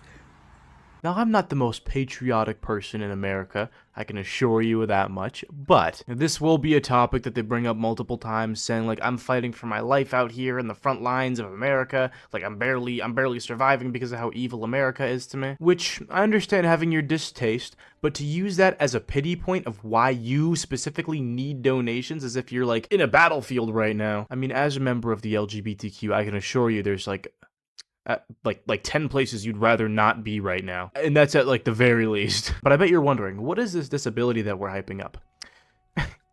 Allergies, giving them a headache, migraines. And I'm not talking about like Chuck from Better Call Saul where he thinks he's allergic to the sun. No, I mean like the average, springtime, people get stuffy nose. I don't know. I don't have it. I imagine being allergic to outside. Couldn't be me. And I just want to let it be known that this might be a little confusing to somebody. This might make you think that it's satire, but you just kind of have to understand what this person is doing. In the videos, they're like making an argument with themselves. And one of the characters sounds like they're a mockery, but that's because they're trying to be condescending and like mock the person who's opposing them. They do it like all the time. And they get into this metaphorical argument, which is supposed to be one of their haters, and they purposefully make them sound really stupid to make themselves sound smart. No, I don't really have a job.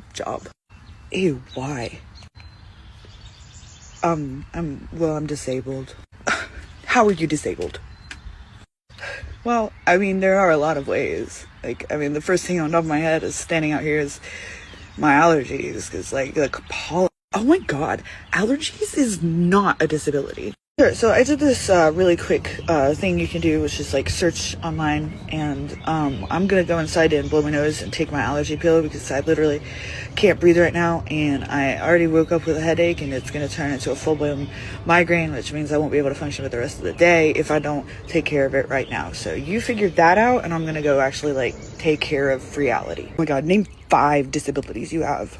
That's a weird thing to say to somebody, but well, for example, I have allergies, which are really bothering me. Oh my god, allergies are not a disability. I mean, mine are on the verge of giving me a migraine, which would literally debilitate me for the next 2 to 3 days.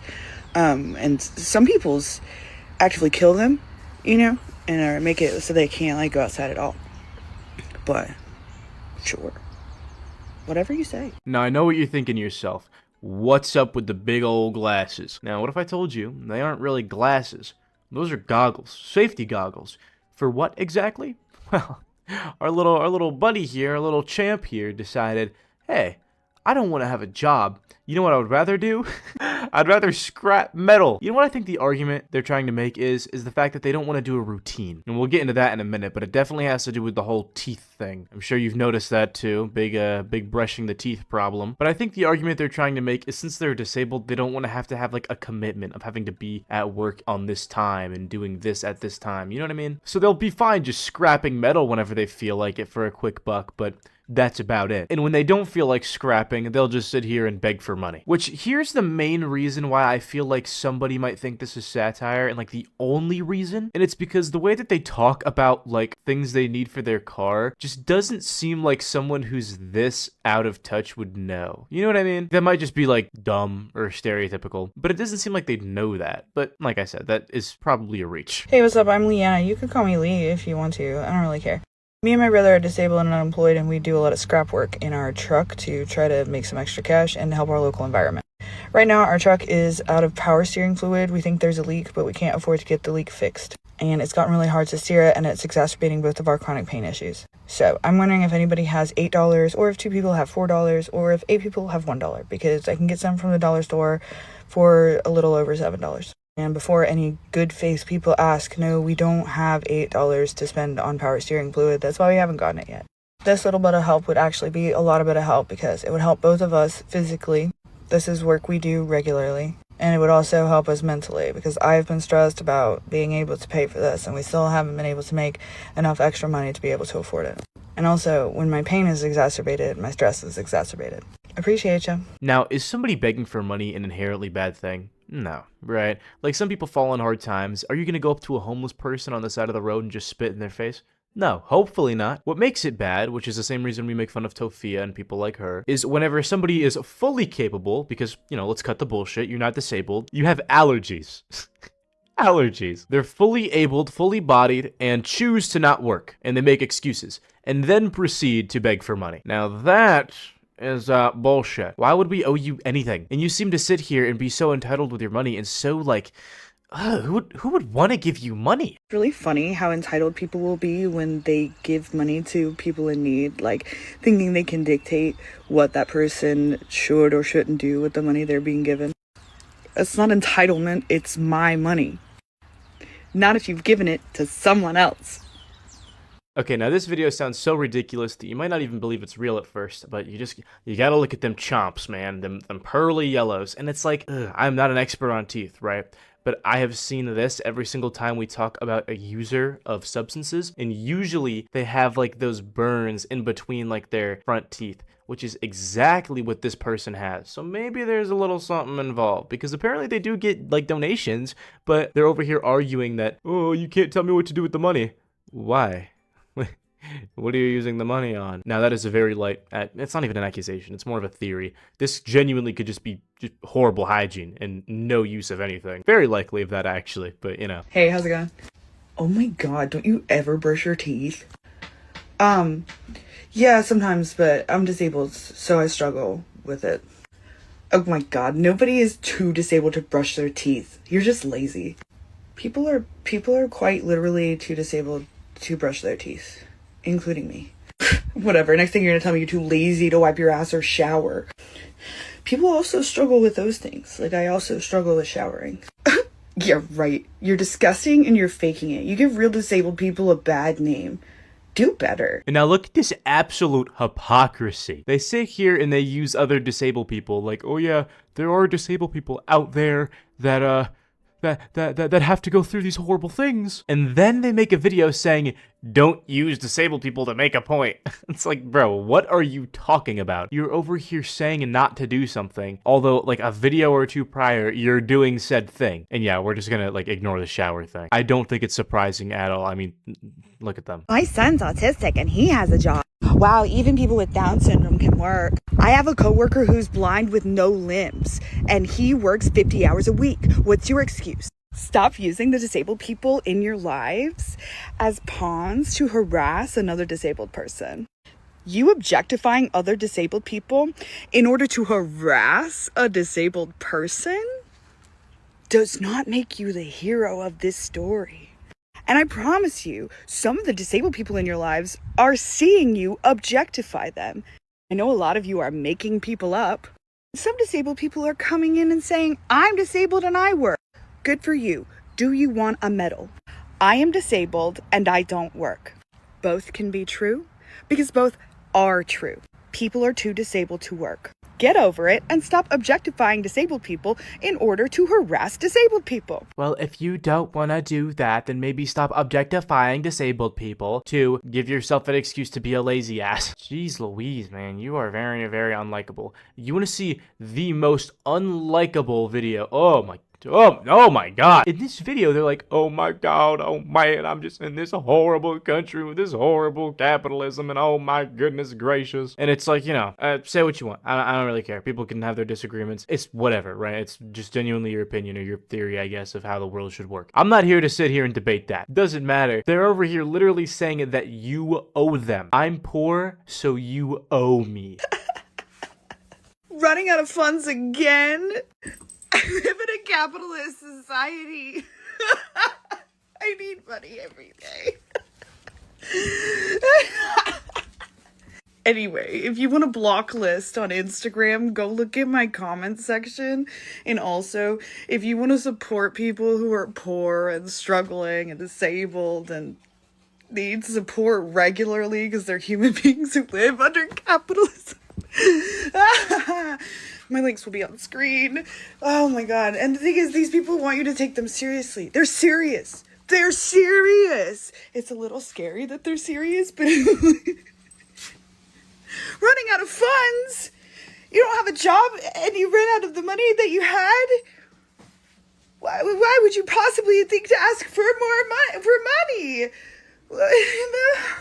I'm baffled. I really just don't understand how much, like, you clearly weren't raised, like, rich. You clearly weren't raised this spoiled. So it couldn't even have been your parents messed up. I mean, I don't know, maybe. Maybe you just had cheap taste as a kid, so they were able to afford getting you everything you asked for. But how does one's brain actually just mold this way? Thinking that you should just be getting everything you want. I do nothing except collect scrap metal sometimes, and I expect to be paid. And then they sit here and they laugh, right? They laugh like they're so much smarter than all of us. Oh, we're so stupid for just, you know, not understanding that they need money. Maybe if you got a job. To fix it. You know why? Because when I need a job done, I get someone with a job to do that job. This is a very irritating video. I want to cut it short. There's not much to say about this person.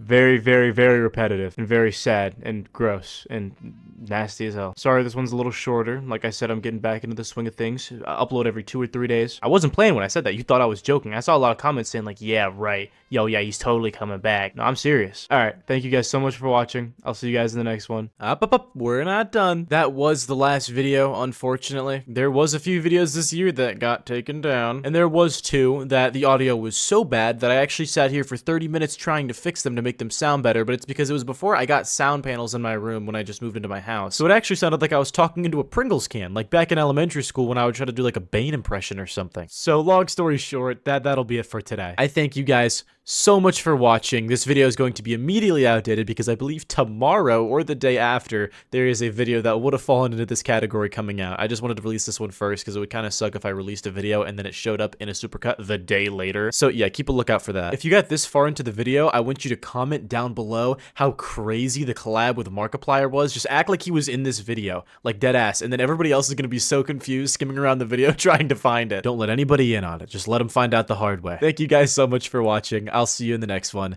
Peace out. Hey, Mitty. Look, wanna see how good she's fucking doing? Look, go fetch. Mitty. Come bring it back. Come bring it back. Yeah, she almost got it. Mitty. Fetch. Huh? She does it farther distances. I just wanted to get it in a little video.